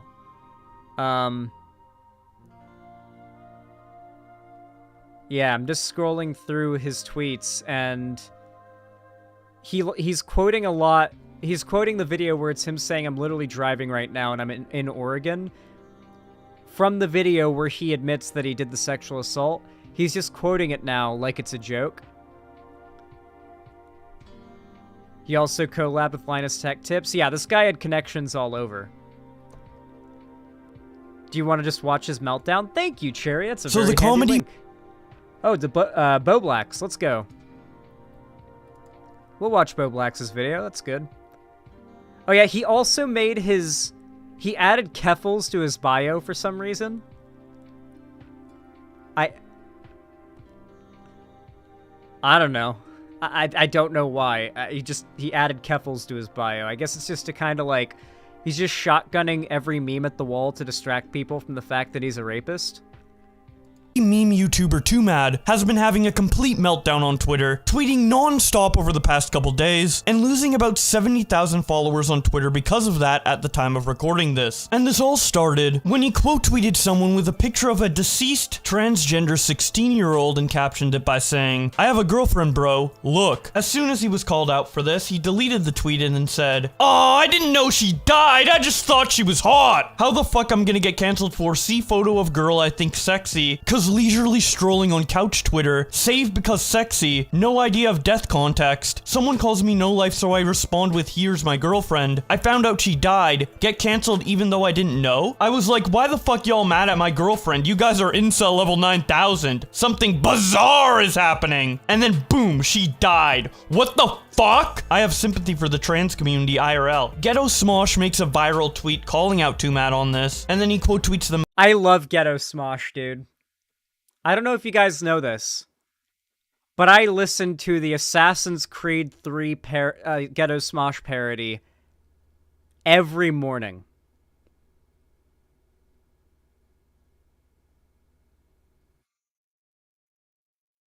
I'm not kidding. I wake up, I sit at my computer after taking my morning piss, and I turn on the Ghetto Smosh Assassin's Creed song parody. And that it's like a little bit of a ritual I do, and it preps me for a day of smoking weed.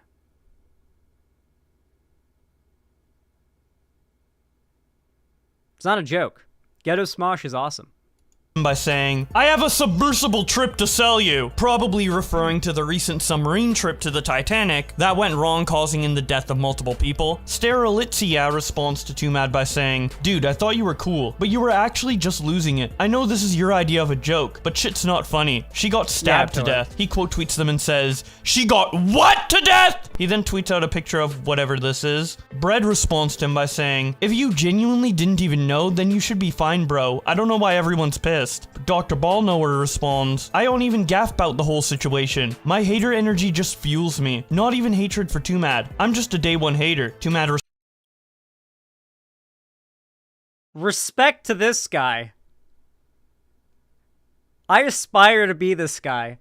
I don't even give a fuck about the whole situation. My hater energy just fuels me. Not even hatred for Twomad. I'm just a day one hater. This guy's my fucking spirit animal.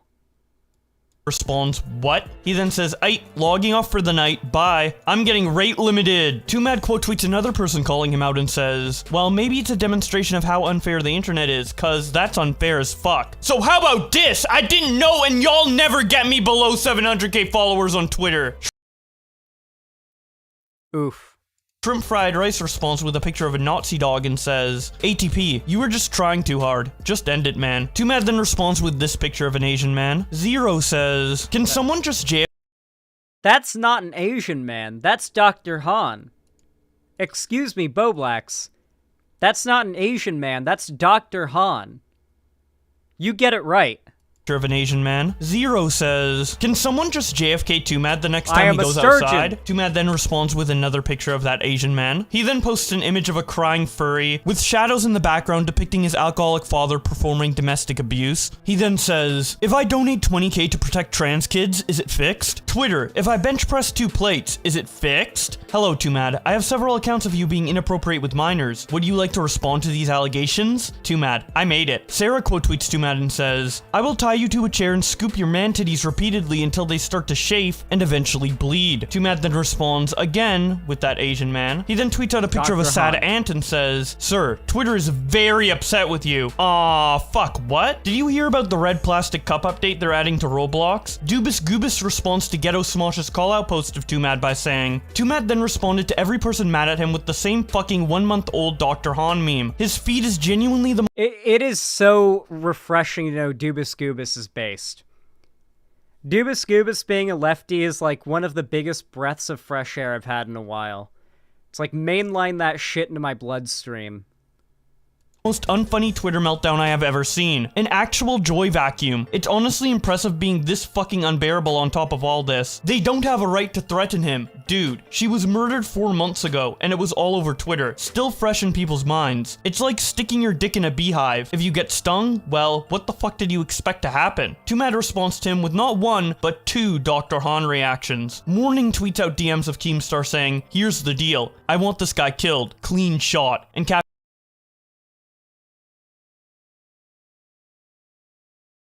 I love that fucking screenshot. Cherry sends me that without any context regularly. Like, if I get 3 consecutive DM notifications from Cherry, I know for a fact it's... one line is, here's the deal. The second line is, I want this guy killed. And the third line is, clean shot. It's true, I deal him out. Cherry quotes it constantly.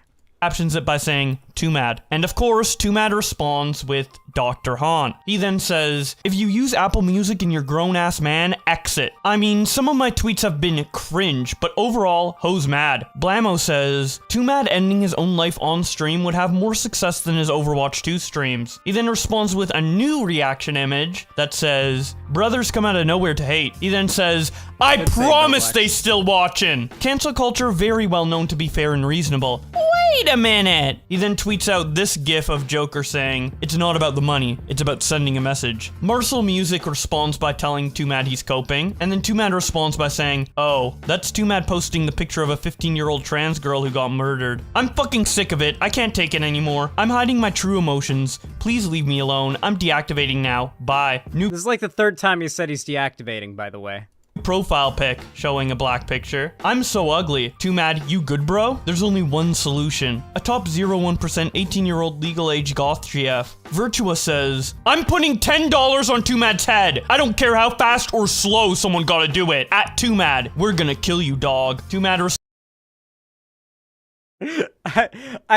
wait, what? How did I get banned from Twitter for telling a transphobic pedophile to kill themselves? But all these people are just straight up saying, we are going to kill you. And it's allowed on Twitter. I mean, I'm fine with it. I think it's funny. But, like, because you're a leftist? Yeah. Yeah.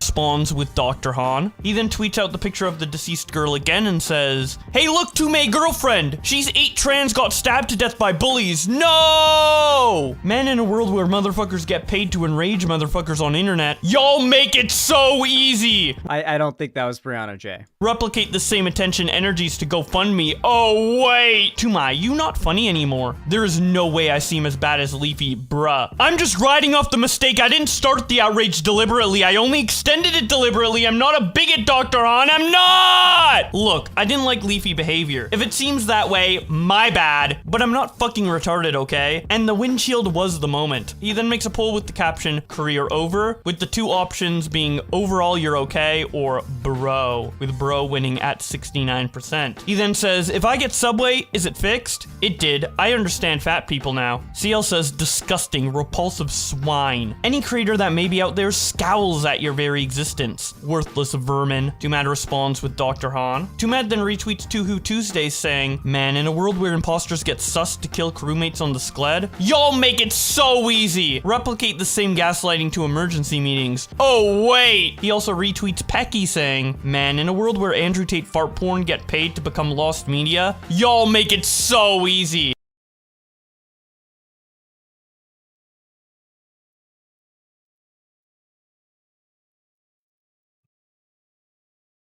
Excuse me? So I know about Andrew Tate paying to suppress stuff that makes him look bad online. It's why it's so hard to find the clips of him admitting to doing the Loverboy method now. Andrew Tate fart porn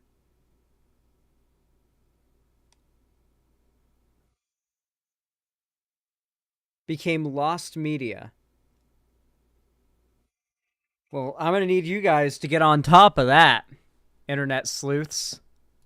Replicate the same attention to found media. Oh, wait! Twomad then says, it's Jover. No, really this time, for real. Clapper responds, bruh, how hard is it? Oh, he might be referring to the Aiden Ross clip. Maybe. Yeah, that would make sense. That would make sense if that's what he's referring to, but you guys gotta find out what he's...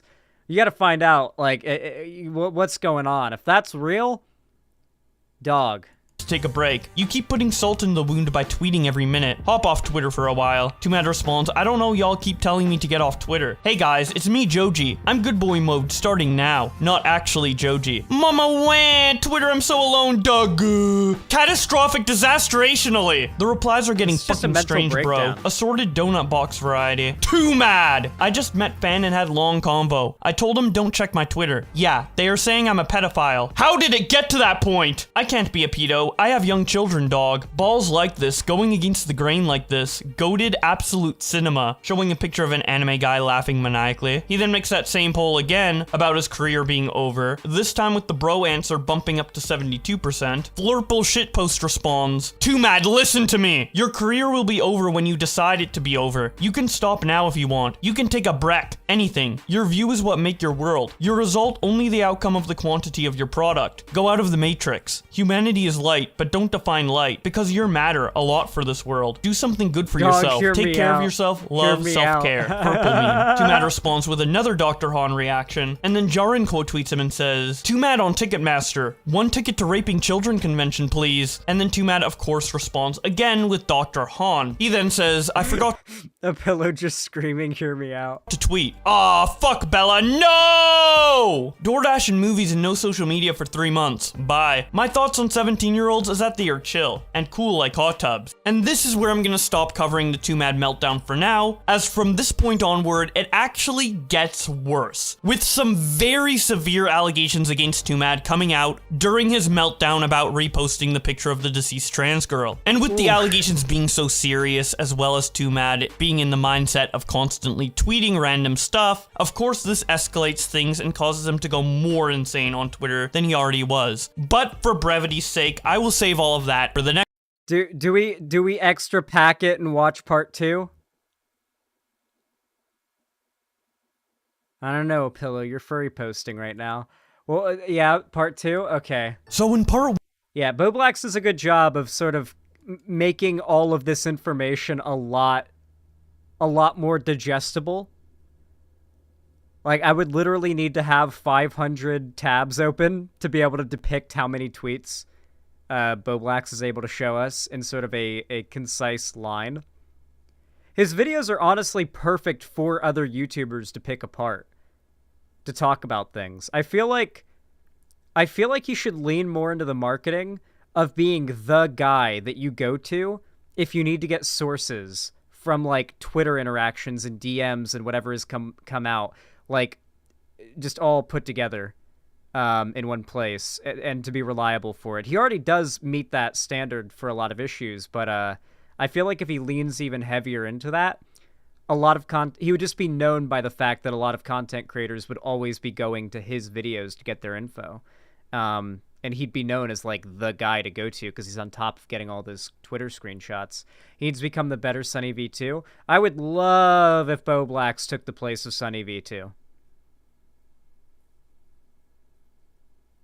Yeah, absolutely. When I talked about how the YouTuber Twomad got in trouble on Twitter after posting a picture of a murdered teenager and pretending she was his girlfriend. Now that was pretty bad and got Twomad in a lot of trouble, but things got a lot more serious when Goldie Bell on Twitter tweeted out, "Twomad is psychotic. What he said about the trans girl is genuinely how he is IRL. He's way worse IRL. Most sociopathic person I've ever fucking known. If you were reading this, Mude, this isn't an excuse to try talking to me again. I'm completely serious about involving the police. Just saying, but Twomad will never change." This was talking about Bianca Devins. She then shows some Discord DMs between her and him, where he talks about another teenage girl murder victim, Bianca Devins, by saying, "My neighbor was stabbed like that, not gonna lie. Yeah, dumb fuck couldn't do it cause he had a knife." Goldie Bell responds, "I wanna change topics." Twomad responds, "Okay, let's talk about that shit is like happening daily. Dog, I got some epic shooting videos I can show you." Goldie Bell responds, "No, I'm gonna step out for a sec." Twomad responds, "I am demonic. I would watch gore in Discord VC with Patreon subs. Best moments. We got a bond over gore. Enter my infotainment system, babe." Goldie responds, "You were freaking me out." She continues tweeting when she says, "At this point, I don't care about censoring his name or hiding what he did. He stalked me for 11 months after I blocked him for his shitty behavior." Twomad responds,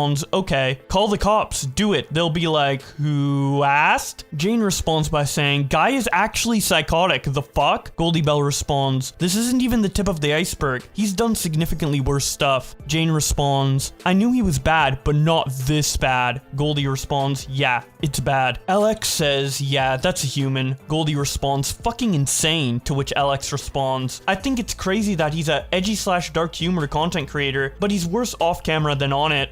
I think he thinks that if he, like, over-exaggerates the craziness in his videos, then people will assume he must be, like, an extra normal guy. Maybe. It's just him trying to distract from his actual issues. Like, using this character that he plays to deflect from any criticism that could apply to who he actually is as a person. Goldie responds, "That's the thing. It's not a bit. He's not playing a persona. He is seriously like that, and has terrorized all of his friends. The people he was closest to dropped him after hearing what he did to me, and they explained how fucking crazy he was to them too." Primperoni responds by saying, "Holy shit, I hope you were okay, dude." Goldie responds, "Not at all," to which Primperoni responds, "I hope you were at least with people you can trust. Getting stalked by someone as prominent as Twomad is genuinely horrifying. Nobody deserves to ever go through that, and it's incredibly brave to speak up about it." Goldie responds, "It's been about a year since it happened, and it was single-handedly the most traumatic experience of my life, not helped by his popularity. I have good friends that have helped me through the recovery process, but yeah, still keeps me up a lot." The Epic Gamer says, "Gotta be bait," to which Goldie responds with a bunch of censored screenshots and says, "I wish. I'm not posting the whole thing. He's terrifying. That screenshot is as far as I'm going." Epic Gamer responds, "I wanna believe you, but unfortunately after Quite situation and how Discord screenshots and text Dude. You know what's so upsetting about every time one of these false allegations things happen? Is it ends up being used as an example of why you shouldn't believe victims. In perpetuity. All it takes is one or two examples that are prominent, and they'll point to it as an example of Me Too going too far for a decade. For those that don't know, obviously Quite later on ended up, like, outright calling out Twomad. This is just some person saying, oh, well, after the Quite thing, I don't take any victims' allegations seriously anymore. Ugh. can be easily faked? I just don't. Sorry, man. Goldie responds, that's fine. I don't have a reason to lie about this. I have a lot more than screenshots. Gamer responds, honestly, I'll wait till I see more. Or if this gains traction, cause like, it's a huge accusation. That could send Twomad to jail. Anyways, it's dark out. I'm tired as fuck. And my brain is running off of a Jacksepticeye video in a dream. So I'ma hop off. You take care though. Best of luck. Goldie then responds with this video in the caption. Twitter won't let me post the whole thing. This is the main part. Okay, I at least want to take responsibility for what the fuck I did, you know? So this is the video Twomad's been quoting on his Twitter. Like the way I treated you and like viewed you, this is not like okay. Like I pushed past your fucking boundaries just for like my own fucking self-serving reasons. I made like sexual advances you weren't comfortable with, you know what I mean?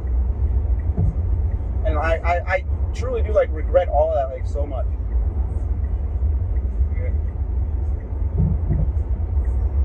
She follows this up by saying, going to add this to that video, but he did not stop trying to talk to me after this. It took another 5 months till he fully stopped. Peter responds, a few questions. How did you get the footage of all that? What was the convo that started it? Was he fully aware of you recording him saying something that could at any time be used against him? Goldie responds, he recorded it himself, alone in his car driving to Oregon or something, and texted it to me after I blocked him. I am literally driving, but I'm literally in Oregon, fucking Washington, Oregon. Dab. Okay. So apology. All right. So I can't take the damage away that I've done, but I'll try my best. Okay. Okay. I at least want to take responsibility for what the fuck I did. You know. You know, like the way I treated you and like viewed you. Peter responds, I thought this was like a public setting, where he just apologized to you face to face. Now I know it wasn't. Goldie responds, no. He had been blocked I think for a while already at this point. His in-person apologies consisted of him joking about what he did, and proceeding to continue to do what I told him not to, or just lying saying he would apologize to get me to go see him. Stemic says, how did you two get in contact? And more importantly, was he always that weird? Goldie responds, he lived nearby to my old apartment. And yes and no. He was weird and creepy, but then chilled out, then got bad again. That's when I blocked him and the stalking began. Dumbsville says, I'm so sorry this happened to you. Dude, this guy is straight up dangerous. To himself or others. There's no way this ends, like, if he doesn't get serious help. There's no way this ends happily. Like, he is seriously going through a very bad mental break. My friend met him and had the same thing happen to her. This is a repeated behavior from him. The guy does not deserve a platform. Goldie Bell responds, would you be able to get me in contact with this person? Dumbsville responds, I could see if she would be open, but she still doesn't know if she wants to come out with anything or not. Probably best if we DM'd about this too, lol. Weed Money says, Twomad being Twomad. He has been doing this for how many years? Has to be bait. No way people losing their shit over this. Goldie Bell responds, I guess for more context, I should add I was explaining to him how terrifying Bianca Devon's case was for me as a woman, and that's how he replied. He said this. She then shows some more Discord DMs that starts out with Twomad saying, nah. Goldie responds, death threats just for living. Twomad responds, same to be honest. Goldie says, then you should get it. Twomad responds, it comes from people who look like you. Yeah, I get it. I'm not likely to Bianca you to be honest. Goldie responds, not likely, so there's a chance? What the fuck? Twomad responds, school shooters and that are like tortured souls that fester in dark rooms with their misery type bait. I have like a life worth living sort of deal. Are you okay? Goldie continues on Twitter by saying, oh sorry, that's after he deleted his messages. This was the full thing before he went to delete. She then shows Twomad saying, is there a chance? Yeah, low key. I can lie and say no though. Like I might get a phone call from Jesus Christ to exhume your soul for the sacrifice. And unfortunately in that situation, I must do. RC tweets out, what did Twomad do? To which Chris P. Bacon responds, he also sexually assaulted Goldie Bell, but no one is really talking about that. Goldie Bell then responds, he told XQC and XQC's girlfriend about about it the day it happened too. So there's that for added proof if it's needed. Chris responds, and XQC hasn't said anything about it? Goldie responds, nah. It was while they were at a restaurant. He ran into them and told them about it. So I doubt in XQC's position, he would come out about anything regarding it. For all he knew, he could have just been schizo rambling. L says, Jesus, the fuck is up with this dude? Goldie Bell says, he does a lot of drugs. To which James responds, does he actually? Goldie responds, yes. And then James says, that would probably explain why he's acting like this. But what kind of shit must he be taking to act like this? Goldie Bell responds, ketamine. To which James replies, I can't tell if this is a joke or if it's actually what he takes. How would you even know what he takes anyways? Goldie responds, because he was taking a lot of ketamine when I knew him. Then I got him to sober up for a bit. He was normal, then got back onto it and turned fully mental. If you scroll back far enough on his Twitter, he used to post about ketamine stuff, but it read to most as a joke. It wasn't. James responds, ah, I see. I wonder if he's still taking it to this day. Goldie responds, seems like it. To which James replies, yeah, I think that may have affected his head a bit. Also, you said in one of your replies that he's done far worse than he did too. I hope that— God, I fucking hate the Mr. Krabs, like, ketamine memes. Like,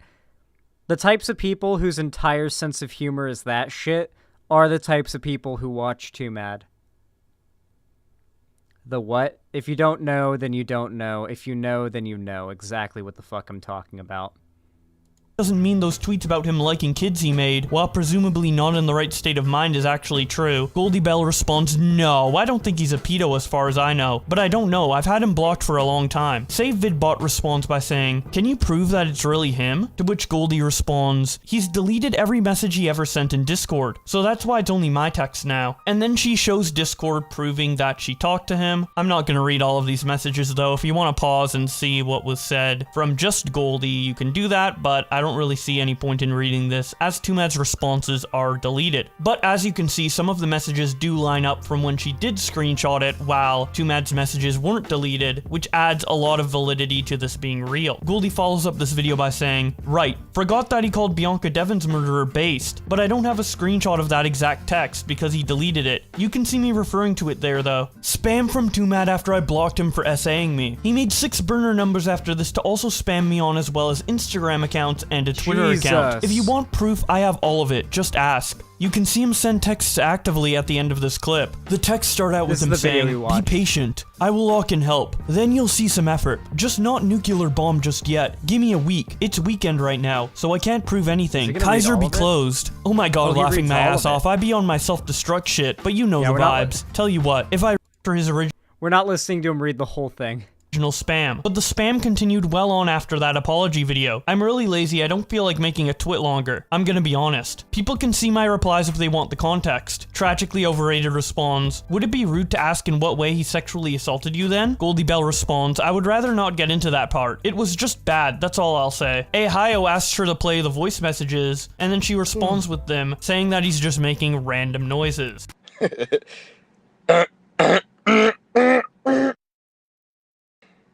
Here we go. Putangina my abdomen brain. It's a rage. I'm Mr. Ray.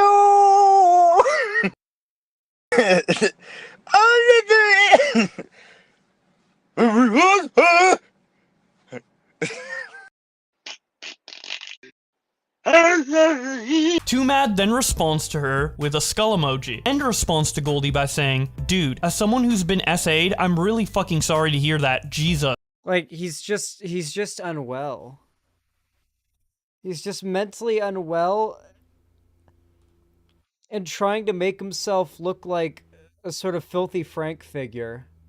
And he thinks if he's steeped in enough irony, then no one can criticize him because he's just everything he just is irony. I guess that's his thought process. I hope you've recovered and that you'll be able to get him in jail. Goldie responds, he's not going to go to jail, but he shouldn't be allowed near women. And responds, have you also gotten therapy and whatnot? This is not easy to take in. And of course, that in my opinion should come first. Goldie responds, yeah, I did go for a while, but I have a healthy life now, and I've been good in terms of my surroundings, and I have an amazing support system, so I'm lucky for that. RCL responds to Goldie by saying, what did you do to make him spam you so many times? Like, I've seen your other tweets, but I'm a little lost on how you and him were in contact in the first place. Goldie responds, I met him in October 2022. He lived nearby, so I saw him a few times. He liked me and was delusional. Lori responds by saying, he keeps calling you his ex. Were you actually together? Or is this just more of his schizo delusions? Goldie Bell responds, schizo delusion. Not once did we agree on entering a relationship. Going back to the previous tweet from Goldie Bell, RCL responds to her by saying, and then he just started chatting to you on Discord and messages? Goldie responds, Instagram first, then to Discord. Those texts were the first ones he ever sent to my phone number. RCL responds, did you straight up ignore/block him right away, or did you talk to him? The second part I'm asking about is because of the Discord messages in your post, seems to be when you interact to him, and I'm wondering if that was the first time you did so. Goldie responds, no, he was so on and off with if he was insane, and I was a dumb newly 18-year-old at the time. So I would fall for whatever apologies and unblock him, just to then block him again, so that part is on me, lol. But regardless, I don't think it matters. Also at the end, I was literally just compiling evidence for a police report. RCL responds, ah, I see. Okay, I understand the full story now. Sorry if it felt like I was interrogating you. I was just really curious about what was done to make this happen. I 100% believe you, especially because of the non-stop tweets he's been making. Hope you were doing better. Goldie responds, all good. I want to make the story of this as clear as possible for people who are seeing it. Tragically Overrated responds, does he still live near you though? I'm pretty sure your dad would have tried to beat his ass, no? Goldie responds, I don't live with my parents, and I did end up moving regardless. He's still somewhat nearby though. Unfortunately, I get paranoid thinking I see him around. Soul Search says, could you let the video play out and maybe let us see what you said afterwards? She then shows the video and says, I hope this uploads correctly, lol. I am literally driving, but I'm literally in Oregon, fucking Washington, Oregon. Dab. Okay. So apology. All right. So I can't take the damage away that I've done, but I'll try my best. Okay. Okay. I at least want to take responsibility for what the fuck I did. You know. I still can't get over the fact that he's now like just posting a copy pasta of him of like his quote in this video where he's admitting to the crime that he's denying. You know, because it's just a big meme, guys. And, like, viewed you. My connection's fucking up. Like I pushed past your fucking boundaries just for like my own fucking self-serving reasons. I made like sexual advances you weren't comfortable with. You know what I mean? This is the video he's quoting in that copy pasta he's posting over and over again he's made. And I truly do like... He just thinks if he doesn't take it seriously, then no one else will. Read all of that like so much. Yeah.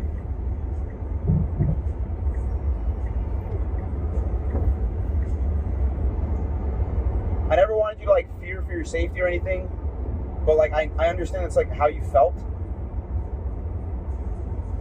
And I'm like, you know, so I'm like sorry, as best I can say it, you know. You know, as if that wasn't enough, you know. I acted like super obsessive after you know. A good start would be to stop spamming the DMs at her after she's blocked you. That would be a good start to show that you actually are sorry. Tough, but I'm going to it, you know.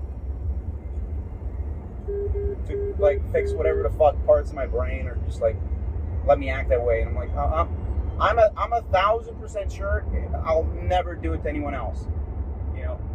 But fucking sorry for making you wait for this, you know.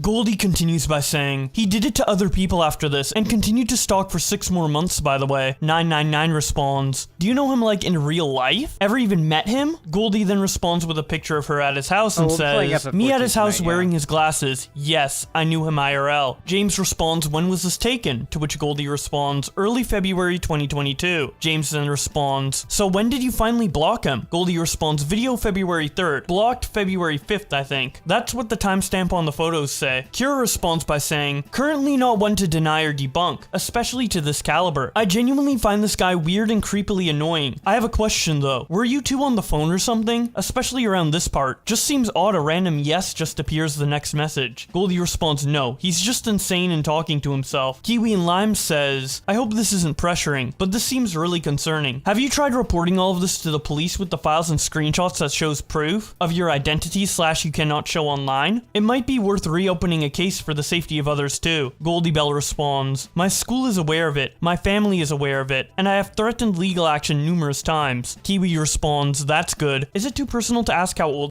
It is really hard to have legal action taken when you're being stalked.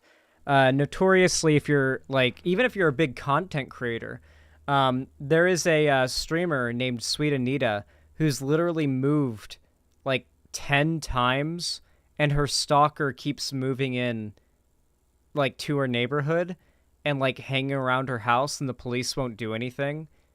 And he's, like, violently confronted her before and shit, and the police just won't do anything. It's, like, really hard to get someone dealt with if they're a stalker.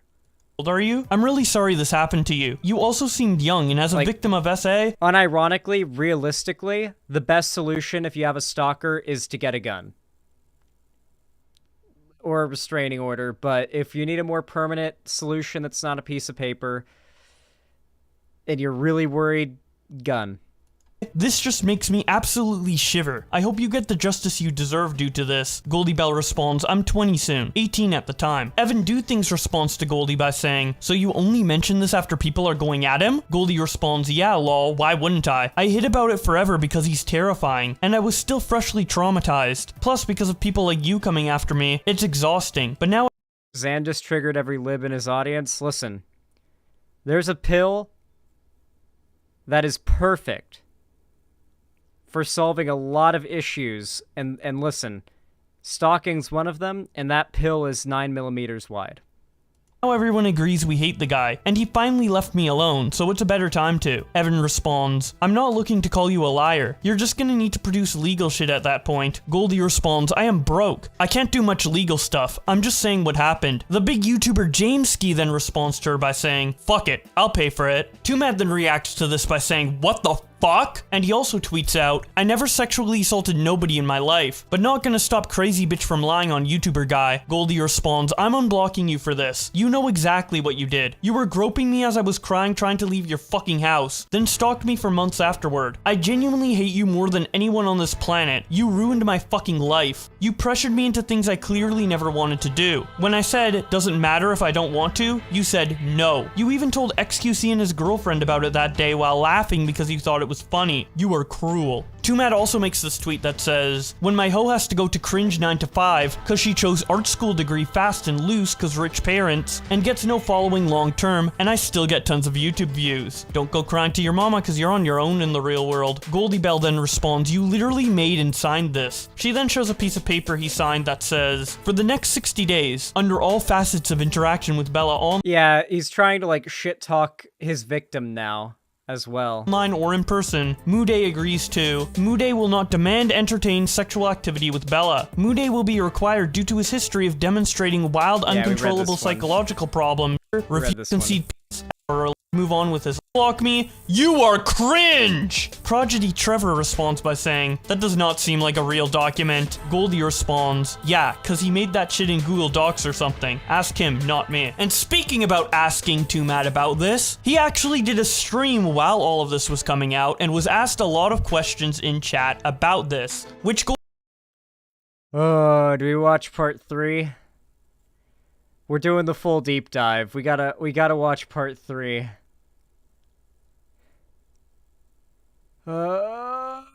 So the YouTuber Twomad recently got in trouble for pretending that a murdered teenager was his girlfriend, allegedly groping a girl. If you guys are enjoying this content, please consider dropping a like, donating, subscribing, or gifting a sub, because this is, we are literally delving into the insane scrawlings of someone who's having a mental breakdown over the consequences of their actions catching up with them.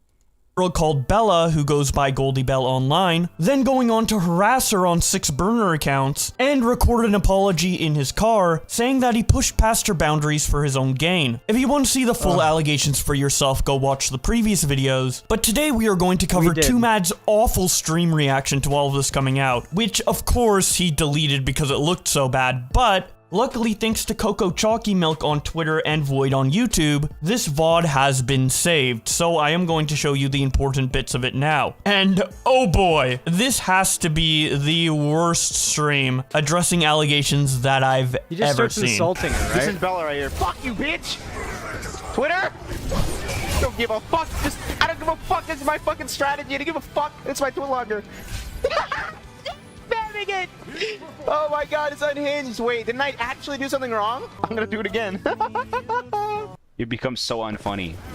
Why do people keep saying that? It's always the same fucking thing. They're not like creative about it. Like that's how you know it's like you haven't actually fucked up is when everybody's saying popular opinion. People. Like if you actually do something wrong, that's when critical. And then the Sunny V2 fucking, that's when the people who are over the age of 25 start quote tweeting and they're like, they start saying all the shit that's like actually fucking real as fuck. And then you're like, goddamn. Nobody says anything. Oof. That aged poorly. Ghetto Smosh smoked all your weed. Ghetto Smosh smoked all your weed. I love Ghetto Smosh. I love their community. Like, the existence of Ghetto Smosh, in my opinion, is beautiful. It's a couple of guys who were big Smosh fans, and we're like, we're gonna take at the time, we're gonna take a channel that was completely dead, essentially an archive of an era of YouTube content, and like YouTube poop it, memeify it for like modern reconsumption, right? And hell, lots of people probably discovered Smosh because of Ghetto Smosh. And I just really loved that as a concept. Taking old YouTube videos from channels that aren't active anymore, don't make the same content anymore, and like meme editing it to make it relevant again because there's just such a lasting fan base for it. I really like that. Obviously, Smosh has come back, but prior to that, I feel like Ghetto Smosh is like a really good example of a hopefully new trend of reviving old, long, like abandoned, archived YouTube channels that still have sort of a fan base waiting around, kind of, you know, to make something from that, right? I like Ghetto Smosh. That's what I'm saying. Anything real as fuck about what I did because it's not that bad. No, fuck them. The fucking masses. The internet, fuck them. I think you fuck. Why don't you apologize instead of pointing and laughing? I'm so happy the Ghetto Smosh community went after Twomad with I never did that. How many teenagers? A lot. You need to get not the heroes we deserve, but you take it seriously. the heroes we need. Man, you just call me goofball. I didn't do anything wrong, okay? To be fair, I didn't fucking do it on purpose. It's an accident. It's like actual genuine accident. I know I'm dragging it on, but it's my right to drag it on. How about that, bitch? It's my right to drag it on. You're such a sad human. Man, what the fuck? Holy shit. This chat's Nobody getting fucking raided. You. Okay, actually, the first thing that I did was, I'm not that bad.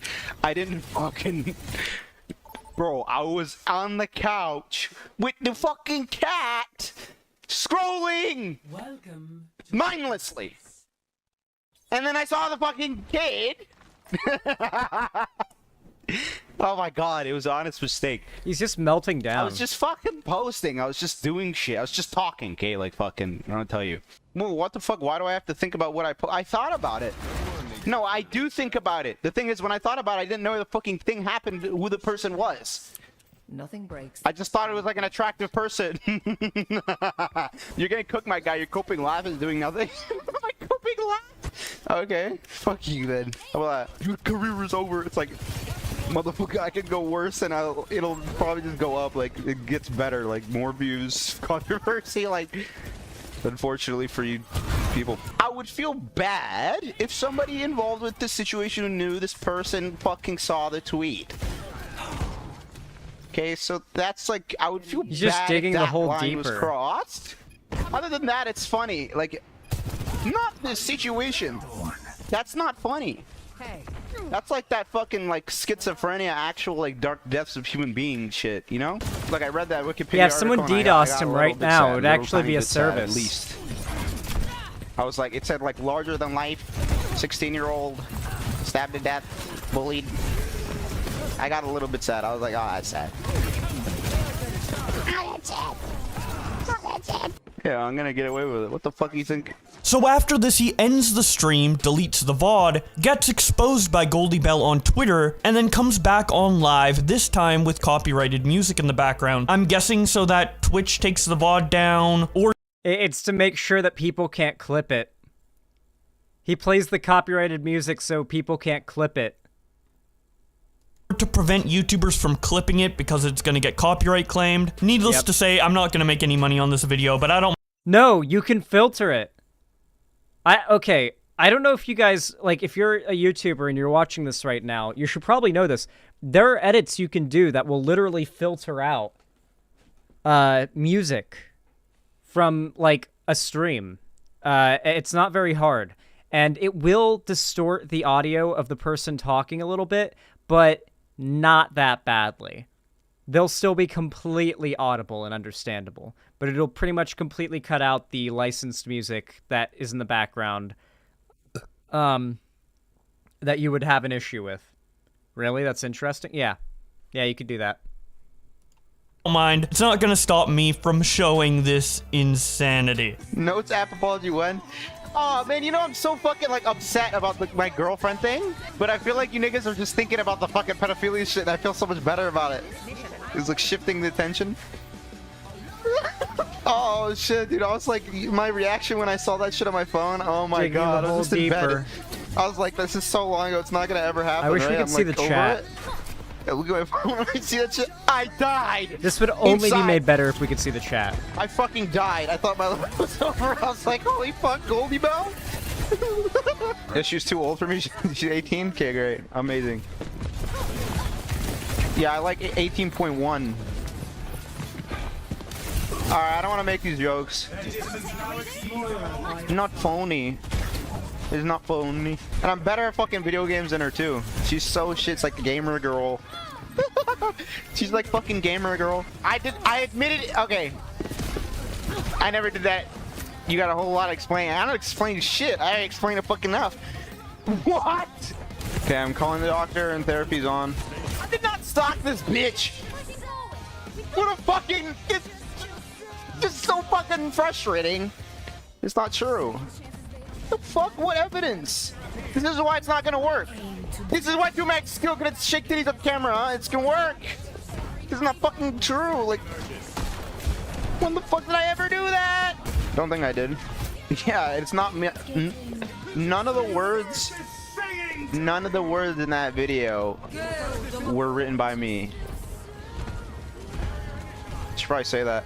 He's not a single it. word in that apology. I didn't do that. Oh, holy shit. This is that cancellation aim.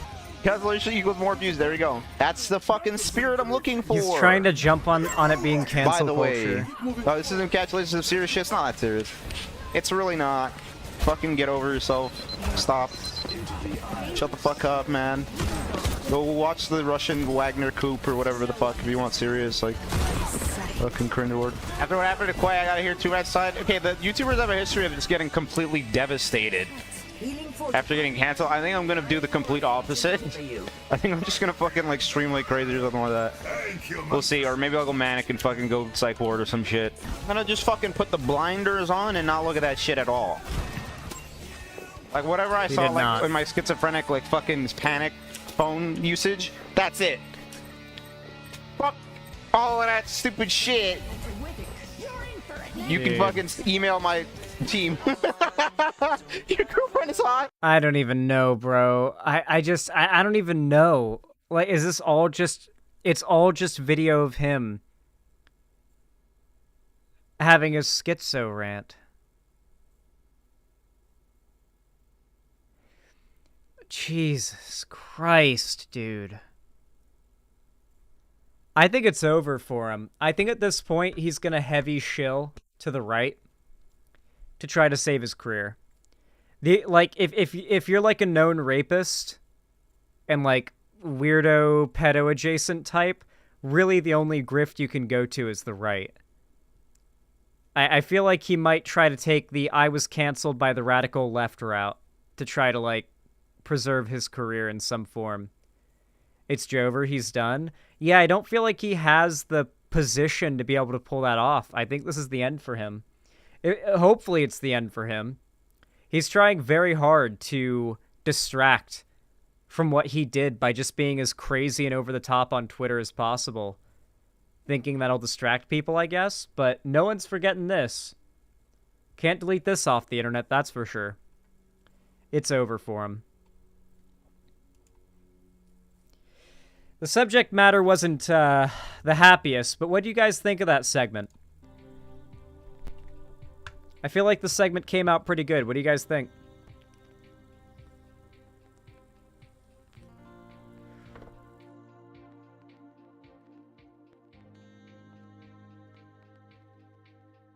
Good Segi. Yeah. Xanderhall TRT arc inbound. I'm gonna be honest, with how quickly I grow very fucking thick body hair, I don't think I have a shortage of testosterone. The body hair, the having to shave like twice a day, is a little frustrating. It's either that or I'm Italian. I think I might just be Italian. But no, like I'll legit shave my chest, and it'll be stubble by like halfway through the day, and then I'll go to bed, and it'll be hair again by the next morning, and it's like, yeah, that's the Italian. That's the Italian in me. I got that Italian in me.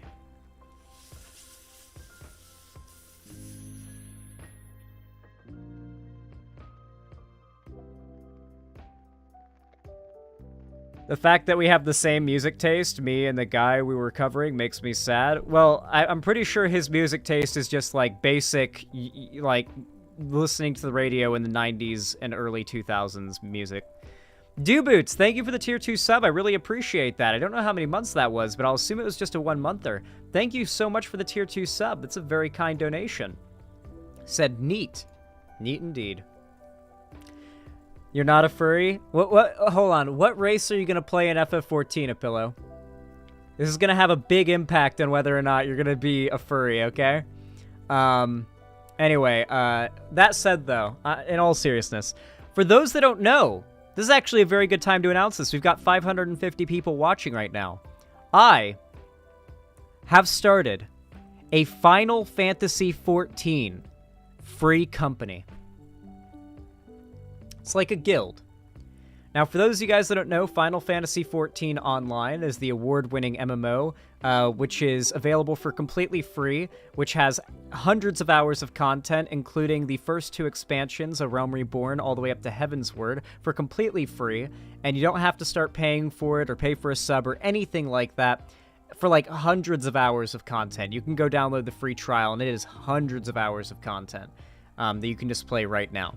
We've started a free company and a link shell to get everybody together. We're playing on the server Marlborough on the Crystal Data Center. We have been having an insanely good time. Me and my friend Ethan run this free company. We have got over 100 people now, I think, and we just want more. The only rule is if you make your character's last name has to be Striker. S-T-R-I-K-E-R, spelled like that. It can be any first name, Striker. Because our guild is called the Soul Strikers. And because all of our last names are Striker, we've become known for that. We've become known on the server as being the people who are called Striker. And we want to continue to perpetuate that. I want to be like, you go into a city anywhere in the game and you see a Striker. So that is the goal. We're the Soul Strikers.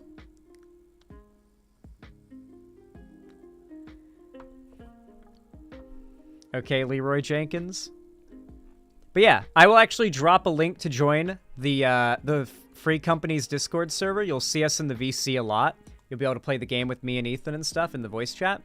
I'll drop a link to the free company Discord server to join it in chat right now. So get on that shit if you want to join. Remember, the game is totally free. It is completely free to join us for literally hundreds of hours of content. It's actually insane. So yeah, like legitimately, I'm not kidding. Like, it is free, and it runs very well even on crappier PCs. And on top of that, you can play it on PlayStation. You can play it on PlayStation 4 and 5, I believe. So very accessible, free. Get on this shit, guys. I want to see a lot of people join the free company. I want to see a lot of people join. So yeah, hopefully I see a lot of you join.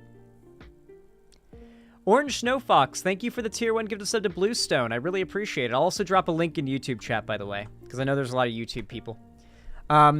Orange Snow Fox, thank you for the tier 1 gift of sub to Bluestone. I really appreciate that. Thank you for the $5. Said, have a blue name to go with the blue pronouns in the Bluestone name.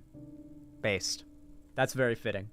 By the way, if you're watching right now and you want to support the stream, you can always do so by donating, subscribing, gifting a sub on my website to somebody else, or just hitting the like button. Likes go a long way, and I really do appreciate them. All right. A Pillow sent me a video today that we're going to be reacting to as our final segment of the day. Or actually, the second to last segment of the day. I'm not a mom. My apologies.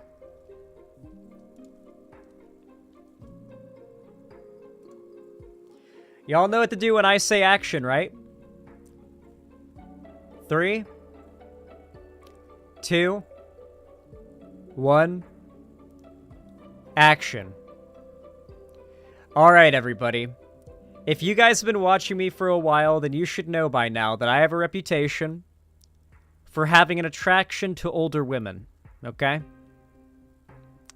It's a thing that has been known about me, is that I have a heavy preference for women who are a decade plus older than me. And it's become a bit of a meme, and people tend to like that about me, and I like that about myself as well. And because of that, I was sent this video by a friend of mine named Apillo, who you should subscribe to as well, who makes YouTube videos, very good YouTube videos. This video is called 6 Women versus 1 Secret MILF. I don't know what to expect from this video, but I'm very interested to see what we're going to get from this. I consider myself a subject matter expert, so I understand why this was sent my way. I'm excited to see what we have here. Now, I want to teach you all a very important bit of information, okay? A MILF does not have to be a mom. Nor does being a mom make a woman a MILF. I need to be very clear with you all here that a lot of people mix up certain terminology. Cougars are not MILFs, and MILFs are not necessarily cougars. A cougar is an older woman that actively seeks out younger men to have sex with, while a MILF is simply a hot older woman, okay? She does not have to be a mom. Simply a hot older woman. I hope I've cleared up some important information for you all here. J-Man G, thank you for the $20. I really appreciate that. Said, hey Zan, wanted to get your thoughts on singularity in regards to AI, also from one MILF lover to another. Thank you, I appreciate it. That's way too much of a stun lock to get into from here. Is Jessie from Honey Pop a MILF? You're damn right she is. Brooke and Jessie from Honey Pop are pretty top tier. Yes. I am not a mom. I am not a mom. I am not a mom. I am not a mom. Not a mom. I'm not a mom. I'm not a mom. Wait, is one of them lying? What do you guys do for work? I have 2 jobs, so I'm working anywhere from on the low end 60 to 80 hours a week. I'm a businessman. Yo, what? Wait, what do you say you do? I'm a business manager and then also a head chef. That's cool. You're in your grind era. I like that. What do you do for a living? I'm a video editor. Nice. I work at CBS right now. I am an interior designer. I've been doing it about 3 years. I'm still in school, but I'm working for a firm in Costa Mesa. I work for a nonprofit in STEM, so science tech. When I do science videos on the side, the Asian Bill Nye kind of. Cool. I like that. So I was a nursing major for a while, but realized I hated it. So left school, tried to figure out what I really wanted to do. So for the meantime, I am a bartender and server. Nice. Yeah. Sharon, she said she was a bartender part-time. I figured that would be a typical side gig. Part-time mom, part-time bartender. I work at Starbucks. Come on. Part-time, but then I'm a full-time student as well, so. What are you studying? I'm studying health science. It's healthy lifestyles coach and fitness science. What's your favorite kids show? I don't like Arthur. Growing up. Arthur's great. I was a Teletubbies girl. Oh, they're making a comeback. Oh. Yeah. The new Purple Wiggle. It's a black girl. The purple one? Yeah. That's why. Like, she's cool, but then there's another one where it's the guy, and then they're remaking Blue's Clues with a new Steve. As a girl? Or No, it's the guy. Another guy? But it's like the It's hard to updated tell. Steve. So cool. But Yeah. So I was a little suspicious of Jade and Susan because they were saying shows that are recent and like the changes of the shows that MILF? That's so fucking good. That were happening, so it was kind of just like, you guys are watching kids shows. You might have kids. Do you guys have kids? I was gonna try that. Oh my gosh, that's so funny. I have a lot of Do you guys have dogs? Okay, at all? yeah. Or- I have 2 dogs. I do. I have 2 dogs too. Yes. I have 4. I want a dog. And I kind of have Oh. 2 snakes as well. You so snakes? Yes. Thanks. I want a dog, but my apartment won't let me have it. So. How does anyone feel about kids in general? They're so cool. I like them after school for sure. I like to give them back to their moms. But like cute monsters. If you like this episode, I feel like I have to give some commentary on this, okay? All right. Here's my read on each of them, okay? This girl and this girl feel like they don't look like their parents. That's a genuine, awake, like peppy smile. Like they've all put like a lot of work into their outfit. They had patience and time when getting dressed this morning and getting ready to leave the house. They didn't have a kid bothering them. They didn't have to cook a breakfast for anyone. So, and I feel like she's dressed a little too nicely. Like she didn't have to take care of a kid this morning before leaving the house. That's what I'm judging it on. What they're wearing. Like, how quickly could they have gotten dressed? And I'm honestly leaning on this woman's dressed like a mom and this woman's dressed like a mom. It's all a trick, Zan. I have to go off what evidence there is, okay? This woman looks like she's dressed how a mom would dress, and this woman is dressed how a mom would dress. One of the biggest giveaways that a woman is a mom is how quickly she could have gotten dressed. Because so many moms have to get dressed. Like if they're raising young kids, they got to get out of bed and be dressed to make breakfast, to change diapers, to do a whole list of things that I can't even think of. So if it looks like the kind of thing that she probably could have worn to bed or could wear to bed and still be comfortable, probably the mom. That's a good tell. I think that's a fairly decent tell. If you like this episode and you want to see more, make sure to like this video and subscribe to our channel. Now let's figure out who the mole is. I spend days entirely at home in my pajamas. My point is, getting done up with your hair, makeup, and outfit is really hard for a mom to be able to do. The dad's got to be really on top of like the kid or kids for the mom to have that kind of time and not have to like go do something. Like it's just it's a stereotype I'm operating on. That's the best I can do at this point. It's the most info we have that's relevant.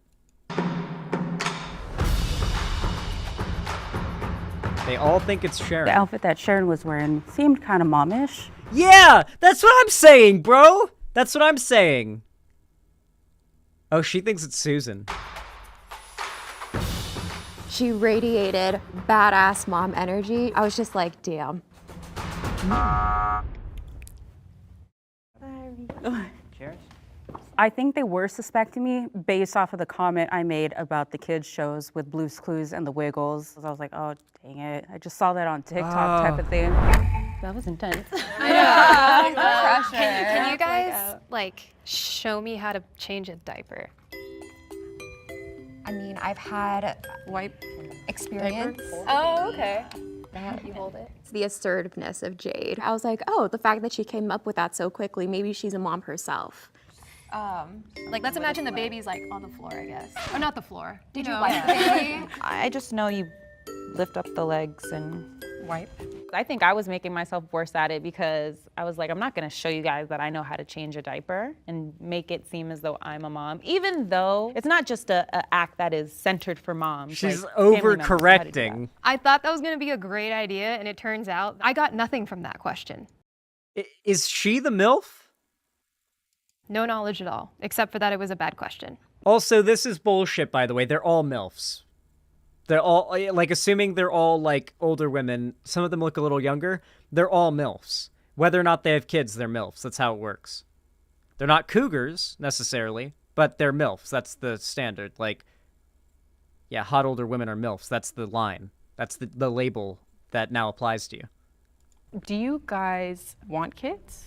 I don't think so right now. I just feel like there's so much life that I still want to like live, and I'm definitely okay with waiting. I'm 26. I do not want kids right now. My mom actually had me and my sisters young. I was able to just see that secondhand on the struggle. I want to travel more. I'm married. Me and my husband. Thanks. Thank you. My mom had my brother and I pretty late, and I think once she really figured out her life and did everything she wanted to do was the perfect time. And she didn't want to have the MILF kids was until the my grandma, friends we 'cause made she's from along the way. Malaysia. My mom told No. Cougar is not the proper label. A cougar, specifically, is a MILF, as in a hot older woman, who goes after younger men. Sexually. That's the distinction. I will not have this vocabulary error made in my chat. her, I'm not having these kids unless you come to America and help me take care of them. So she wanted to make sure she had all the support. She just was not being direct about if she did want kids or if she didn't want kids at all. She was just talking about her mom's experience, so I was just like, I think it might be you. You kind of just talked about your mom's perspective, so is our children like in your future? Is it something that you would like to have one day, or? I literally just had this conversation with somebody else, and it's very, I'm not a hard yes or a hard no. I think it just really depends on where I am in my life, and it also depends on the person I'm having kids with. That's big. That's a big one. So true. What do you guys think of the term MILF? Like, what do you vision when you honestly, hear that word? Isn't it like the most popular category on like? That's all me. That's all me. That's all me, baby.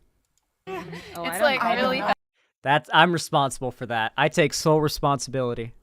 An independent woman who's just like, I got kids and.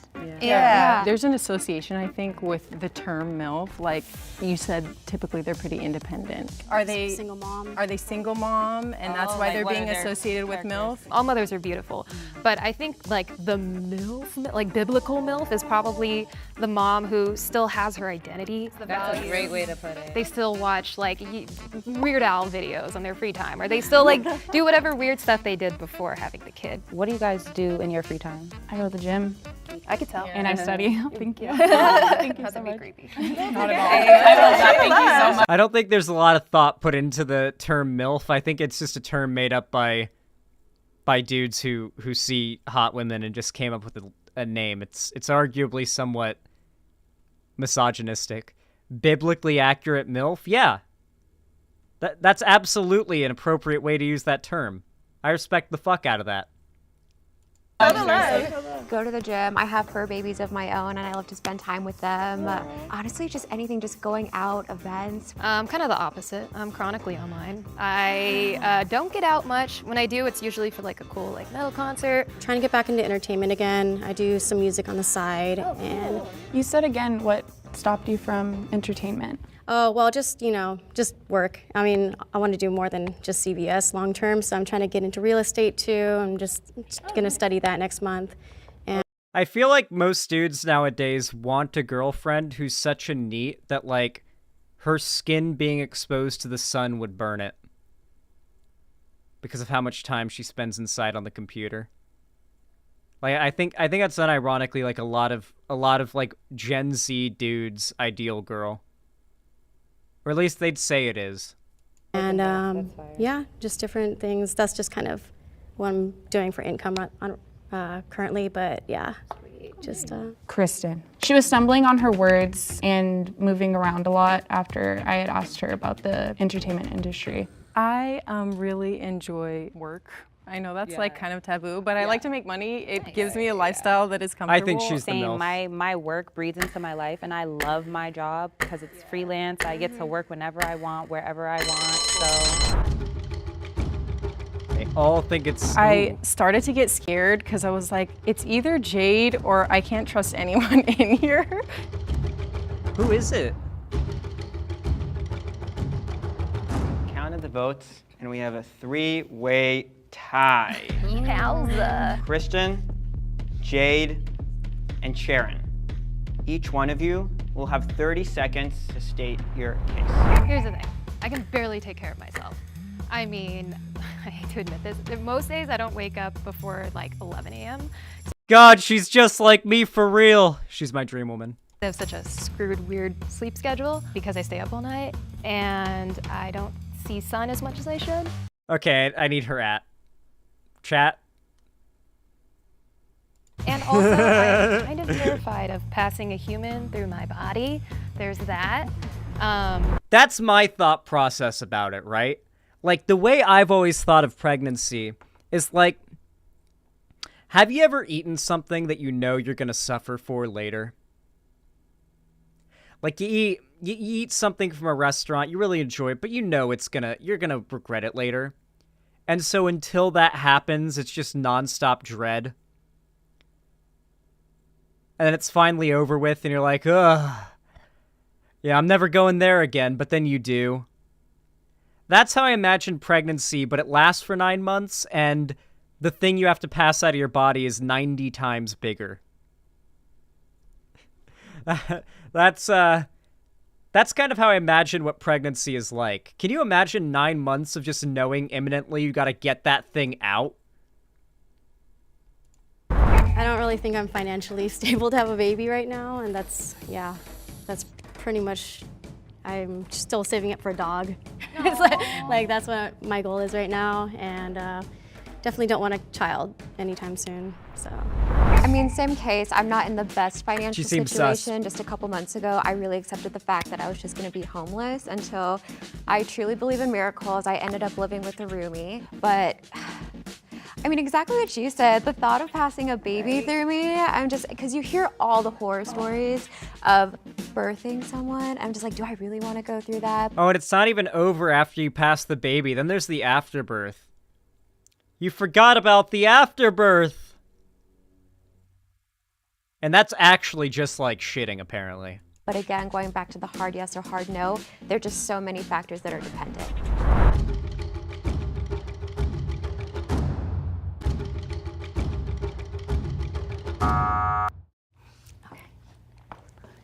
I kind of was just letting everyone speak before. I think that's why I got voted out. It's probably just because I was quieter. If you think the mole is still in the box and you'd like to continue Is the playing imposter game, among us please still? raise your hand. I just realized this is Among Us. I just now realized this is Among Us. This is MILF Among Us.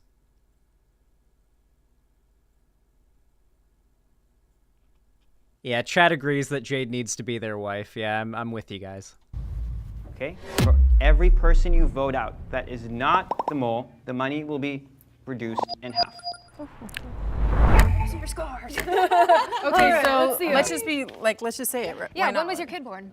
I don't have a kid, but let's be direct. We think it's either you or you, and the reason we think it's you is because I actually think it's you, but they think it might be you. I think it's you. Yeah, because you weren't sure about the baby question. You're like, I'm sorry, but this girl also has the mom bod. Okay, I'm not. That's not an insult. You know I don't think it's an insult. Okay, but like, I don't know. I feel like she looks like she's had a kid. Not in a bad way. But I feel like she's got to be the mom. I feel like it's got to be her. I'm putting my bets on blue tank top girl. That's my bet. talked about your mom a little bit. And why I think it's you is sleep schedule. Like, if you have a baby, you're probably... No, she's a gamer neat. She makes content. She's a neat. You're on the wrong track. This is not her. She's a neat. Up at weird hours of the night. You know what I mean? Even though I am too. My antidepressants make me sleep like 12 hours a day. Okay. So that's a big part of it. Fair. Yeah, she's a neat. Do you guys have any meaningful tattoos that you guys are comfortable showing right now? This is my dad. He died last year. This is his signature. It's my only one though. I just got this tattoo on the back of my leg. It says all is well, well is all. Oh, that's so cool. I love that. I only have one. It's a G. It's my best friend's first name, Gabby. Your best friend? I know. Really? I know. I love my best friend. I don't have her tattooed on me. Oh. Look, I love my best friend. Don't have her name tattooed on me. So I was like, that's a child. You have a child's name tattooed on you. So I was gonna say I have I gotta agree with Jade. I'm both simping for and agreeing with Jade on this. I think Jade's MILF detectors are strong. grandmother the day she was born to the day she passed away with an infinity sign in her name. And then Metallica is one of my favorite bands. No, it's not. It is. Are you serious? Yeah. What? And That's I so have rad. a Metallica-inspired tattoo on my inner arm. That is such a cool surprise. I have this because I just saw it on the internet and I thought it was cute. Oh, yeah. I got this with my best friend. See, she has a best I friend. do, that's why I was like, But is it your best friend's initial? No, it's mine. Oh, that's cute. What's your relationship with your baby's father? What's it like? You guys talk a lot, or? I don't have one. See, I'm really bad at this. I'm not that. You said you're married, but do you guys live alone or do you live with other people? Do you have a partner? Metallica, you think? It's a complicated situation right now. Metallica girl We're is figuring it MILF? out. I don't love that. but I live by myself though. Okay. I'm living with family, and I recently broke up with my boyfriend. He didn't deserve you. She's the mom. She's the mom. She's the mom. She broke up with her boyfriend. She has the kids, and she's moved in with her mom. Yep. That's what's happened. 100%. I live with a roommate. Okay. And my cat. Also a roommate, but 2 dogs, and then her dog too. I just live with my husband and then our 2 dogs. All right, nice. She even looks Just 'cause suspicious she as was she's also holding up giving the... a very loving, comforting energy where she's like, all right, it's almost giving. Come on, kids, let's get together and let's talk about this some more. Once the first round passed, I only was paying attention to her. I was shook. I really didn't think I gave any kind of mom energy. If you think the mole is still in the box and you'd like to continue playing the game, please raise your hand. She's so guilty.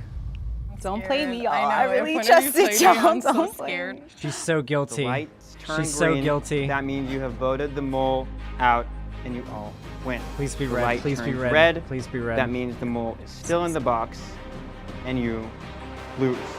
Come on.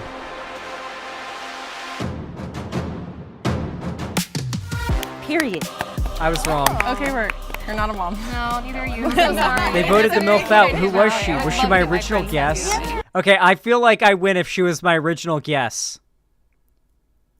If my original guess was the MILF, That's then... very sweet. On my count, the mole will step forward and reveal themselves. 3, 2, 1. Hey. I actually have a 19-year-old and a 14-year-old. I was a teen mom. Her kids are older, that's why. I love all their collective reactions. Oh, that's why she had her kids super young. And they're older, and so she's able to, like... I was assuming the kids would have to be under 10, right? Because all these women are still pretty young to even be considered MILFs. I said the kid could be older, Zan, but they're younger, so I didn't expect them to have a kid who's older, right? Yo, all this means is Jade has no baggage. You're damn right. You're damn right. And she didn't mention being in a relationship. I think we're in, boys. I think we're in. You're an inspiration. That's super rad. My daughters are. I do get called a MILF. I take it as a compliment. It depends on who it comes from. If it's coming from another mom, another female, then I'm like, okay, real recognizes real. But then if it comes from a male, I'm like, okay, somebody's been on the little orange and black block site. That is the best way she could have said that. God, if they'd asked, what do you call Pornhub, then that would have been the best question to ask, and we would have known right away she ratted you out. Listen, guys. Guys.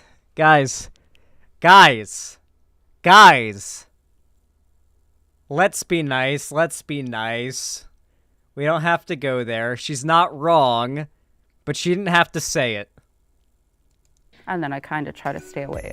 Was it the you were the only one? It's funny because I voted this way, and then you were. Damn. I feel so bad. I just want to apologize. I was dead on you every round. But it's a compliment, But honestly. I wanted It's to like do you're it. sweet and maternal, and it's like No, which, you know, I do take that as a compliment because I feel like I have zero maternal instincts, and maybe I do because, like, I have They two don't know fur the babies, definition so I'm of like, MILF. my baby. Motherhood, which is within womanhood, comes in so many different forms. I just picture like a hot mom driving her Range Rover with her kids in the back, just a boss lady. I think that at the end of the day, taking the word back, like, hell yeah, I'm a MILF.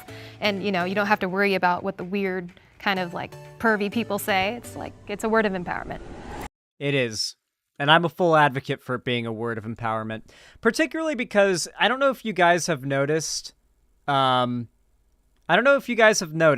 the right has made being a woman and not having been married and had a kid by like 26, they've made that into like a bad thing. They're trying to demonize women getting older and make it as though like, yeah, women are only valuable like the closer to being underage they are, pretty much, is the perspective the right is pushing.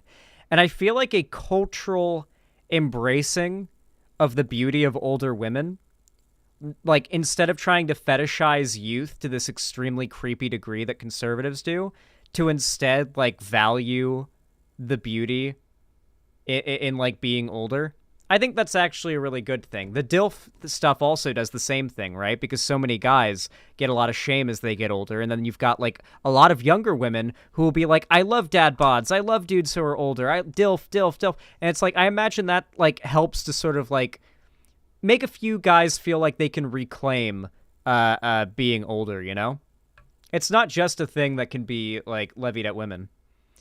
Age sucks. Getting older sucks. And I think there is value in a cultural movement that's set around like gassing up people who have gotten older and don't necessarily get as much appreciation as they did when they were younger. If that's, of course, what they want. Obviously, you shouldn't like walk up to a random woman on the street you think is pretty who's like older and be like, yo, you're a MILF, you're a MILF. Like, God, that's super cringe. But like, you know. I do think the general pro-MILF movement is a good thing, and I'm fully behind it. What do you guys think of that segment? I feel like it came out pretty good. You guys enjoy that one? I feel like I did good with that one. I feel like that was a good one. Very fun segment? Hell yeah.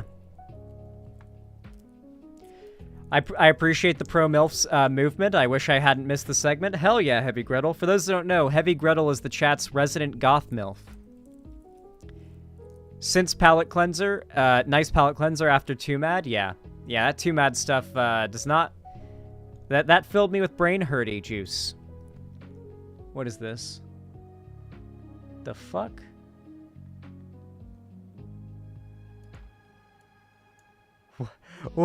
Okay, I didn't have any audio playing and I read the captions and now I think we gotta watch this. This is what Balth just sent me. 5 things I wish I would have known before dating a trans woman. Number 1, this girl is every bit of a woman, and then some. Think of her as that Happy Meal with the extra special toy that you haven't played with yet.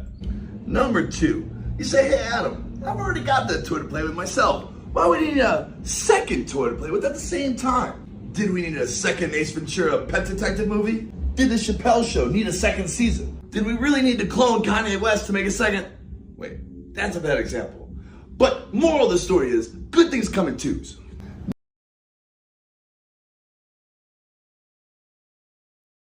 Number 3, you ever have one of those nights where you want to have a little bit of fun, but your schlong and chimichanga doesn't want to show up to the big game? Well, who better to understand than a woman who has dealt with those same complications?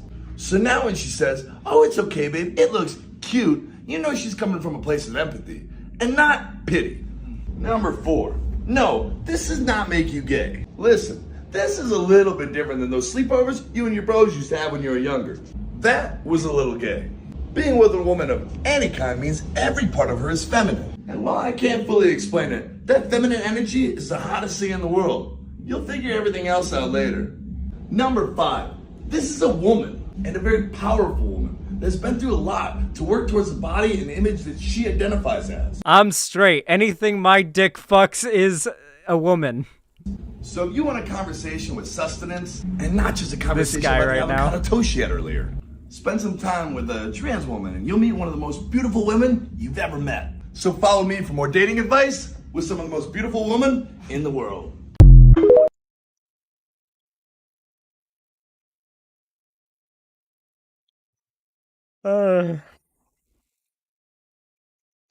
That is one of the best TikToks I've seen. High chaser energy. That guy is not a chaser. He is a gawk goblin, okay?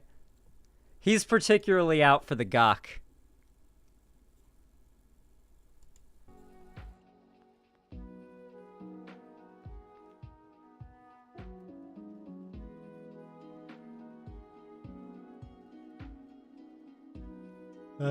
Okay. Alright, I'm getting the last segment of the day prepped up. Let me add the lovely support you guys have sent my way to the Dono goal really quick. Remember, guys, if you want to support the stream, you can do so in a variety of ways. You can do so by donating, subscribing, or gifting a sub on my website, or even simply by supporting me by dropping a like on YouTube. It really does go a long way. And don't forget to subscribe and ring the bell icon as well. I'm trying to hit 100k subs by my birthday in July, so we'll see if we can get there. Probably not, but we'll try. Anyway, let's get to the next segment. I mean, think about it. As Christian. All right. I'm going to go pee, and then I will be right back, all right? I shall be back.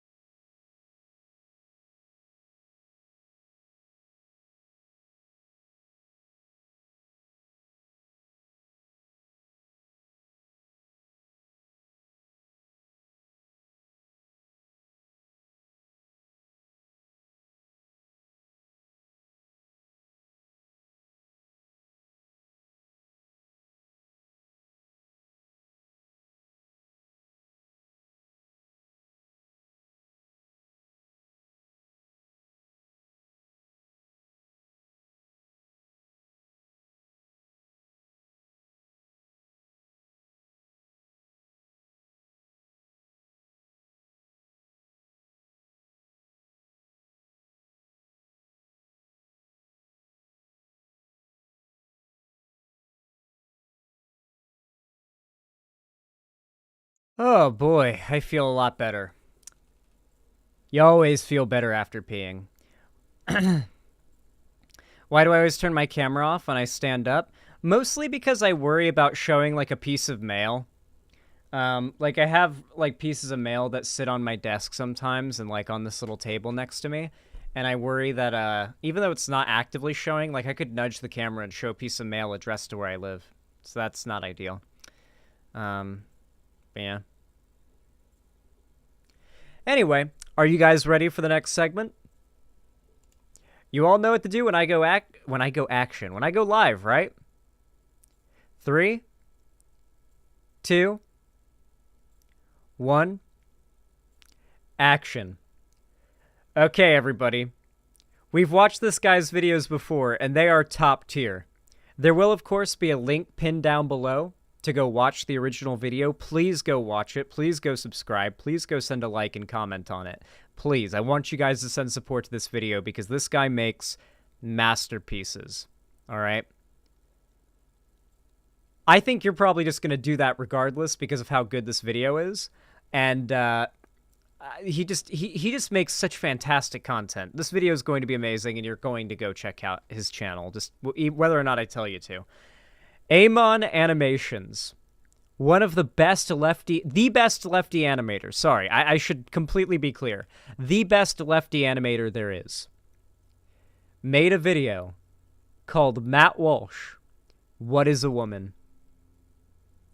I cannot tell you how much I wanted to watch this the second I saw it came out.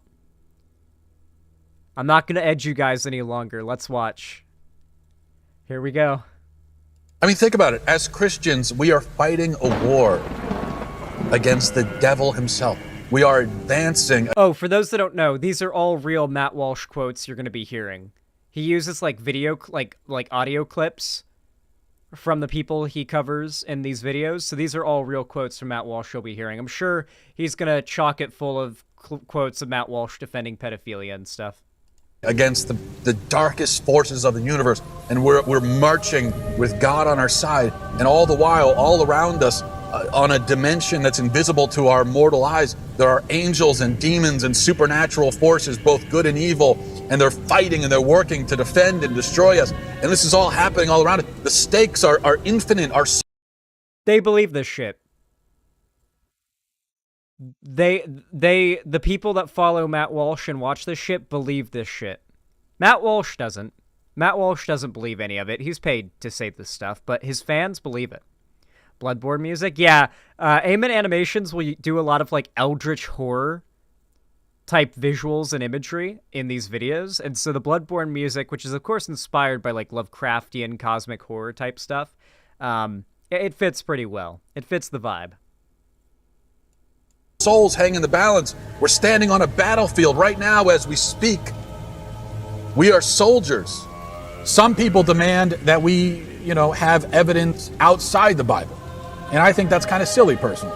There's no secular argument against adult incest. Brother and sister want to make love. What's your argument? That they're going to produce mentally retarded offspring? It's nonsense. But let's just say, hypothetically, you got a man who stumbles across a DVD, a laptop that's got a bunch of child porn downloaded on it, and so he watches it. Now, you would probably, even as an atheist, I think you would instinctively say that he's wrong for watching. But why? I love it. I fucking love this. I really do think that Matt Walsh might be stupid enough to try to reply to this. I don't know how he'd respond to this, but I feel like he's dumb enough to try to respond.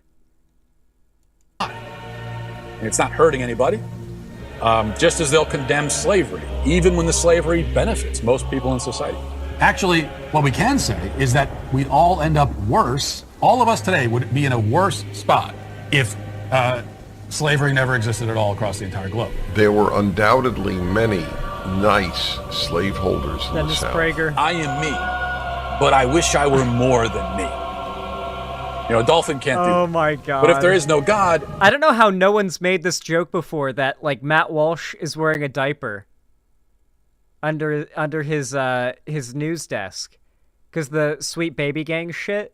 How has no one made that joke before? Then this is kind of the entire story of mankind. Man desiring to be free from himself, to be more than what he is, more than material. The will of man's heart is towards evil from his youth. If we research to cure doubt, then we're still relying on our own understanding and we're demanding proof. All he needs me to do is just come to the cross, kneel before it, and he's say, getting like I'm here, progressively Lord, sweatier. change me. Although we should always be very careful with that prayer, the change me prayer. He'll do it. He'll do it in ways that you didn't expect. Babies are not kind. Babies are not murderers, not rapists, but they're not kind. They're pure narcissism. All of life exists for them. But the question is not whether a thing hurts someone. The question is, why should I care that I hurt someone? Why shouldn't I hurt someone? Why is God hidden? Why is he hidden from us? I'll admit that I've had moments in prayer sometimes where I say to God, I love how it's like a villain monologue. Hey, God, if you would just reveal yourself. I mean, can you just reveal yourself? Can you come out of the shadows just for 1 second and just show me your glory in all of its fullness, just for 1 second. That's all I'm asking for, just 1 second.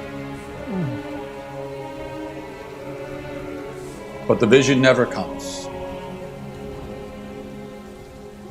It's insane how much it still looks like him. But what is a woman? You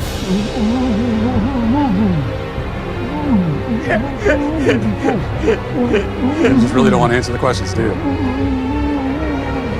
I'm sorry, that was the best fucking line drop ever. I want mommy, I want milk, I want to be held, I want to be comforted. And if you do not do all these things immediately, I will ruin your life. Ever since the beginning of time, teenage girls have been getting pregnant. Girls between the ages of like 17 and 24 is when they're technically most fertile, okay? That's biological. That's a fact, all right? I'm just stating facts. That's all I'm doing. So what I'm saying is that the problem is not per se teenage pregnancy. It's unwed pregnancy. That's the problem in society. I violate my kids' consent all the time. Oh my Congratulations, God. Elon. 4 billion views. He does look like that now. That is a very accurate depiction of Musk at this point. God. God, that was a masterpiece. That was such a masterpiece. We are... I am excited to see the type of content. We're in like this age of right-wing cultural domination.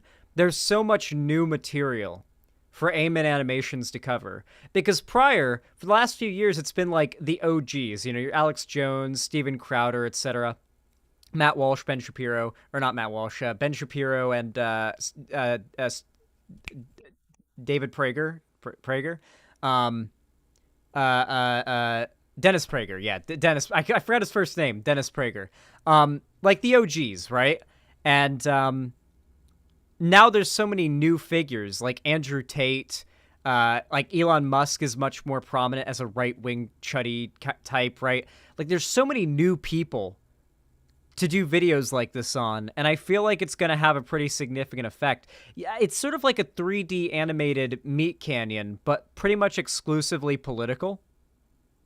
Where Meat Canyon will just kind of only get into politics when it's just so big that he can't avoid it, like with Andrew Tate. I really like this channel. If you're not watching this guy's content, you're missing out. Jordan Peterson, of course, yeah, like the OGs, the people from like the Gamergate era. But there's a new sort of like lineup of people to cover, so I'm excited to see what kind of fodder he has to deal with now.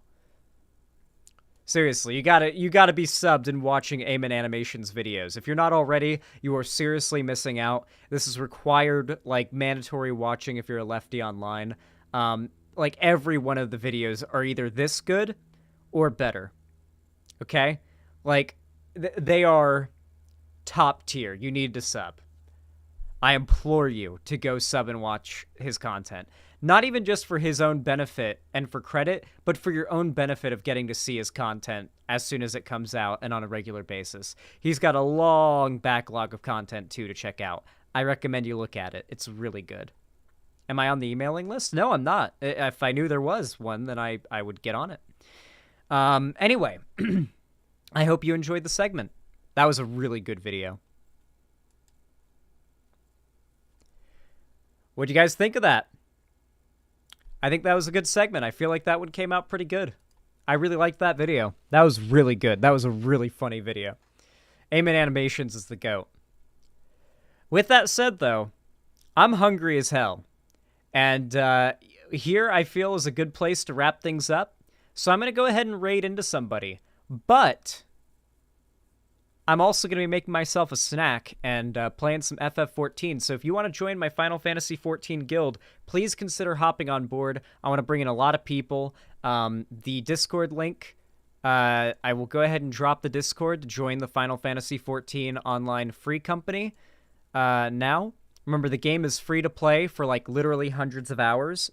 So you can totally join us and play for literally weeks. You would be able to play with us without having to pay a single dime.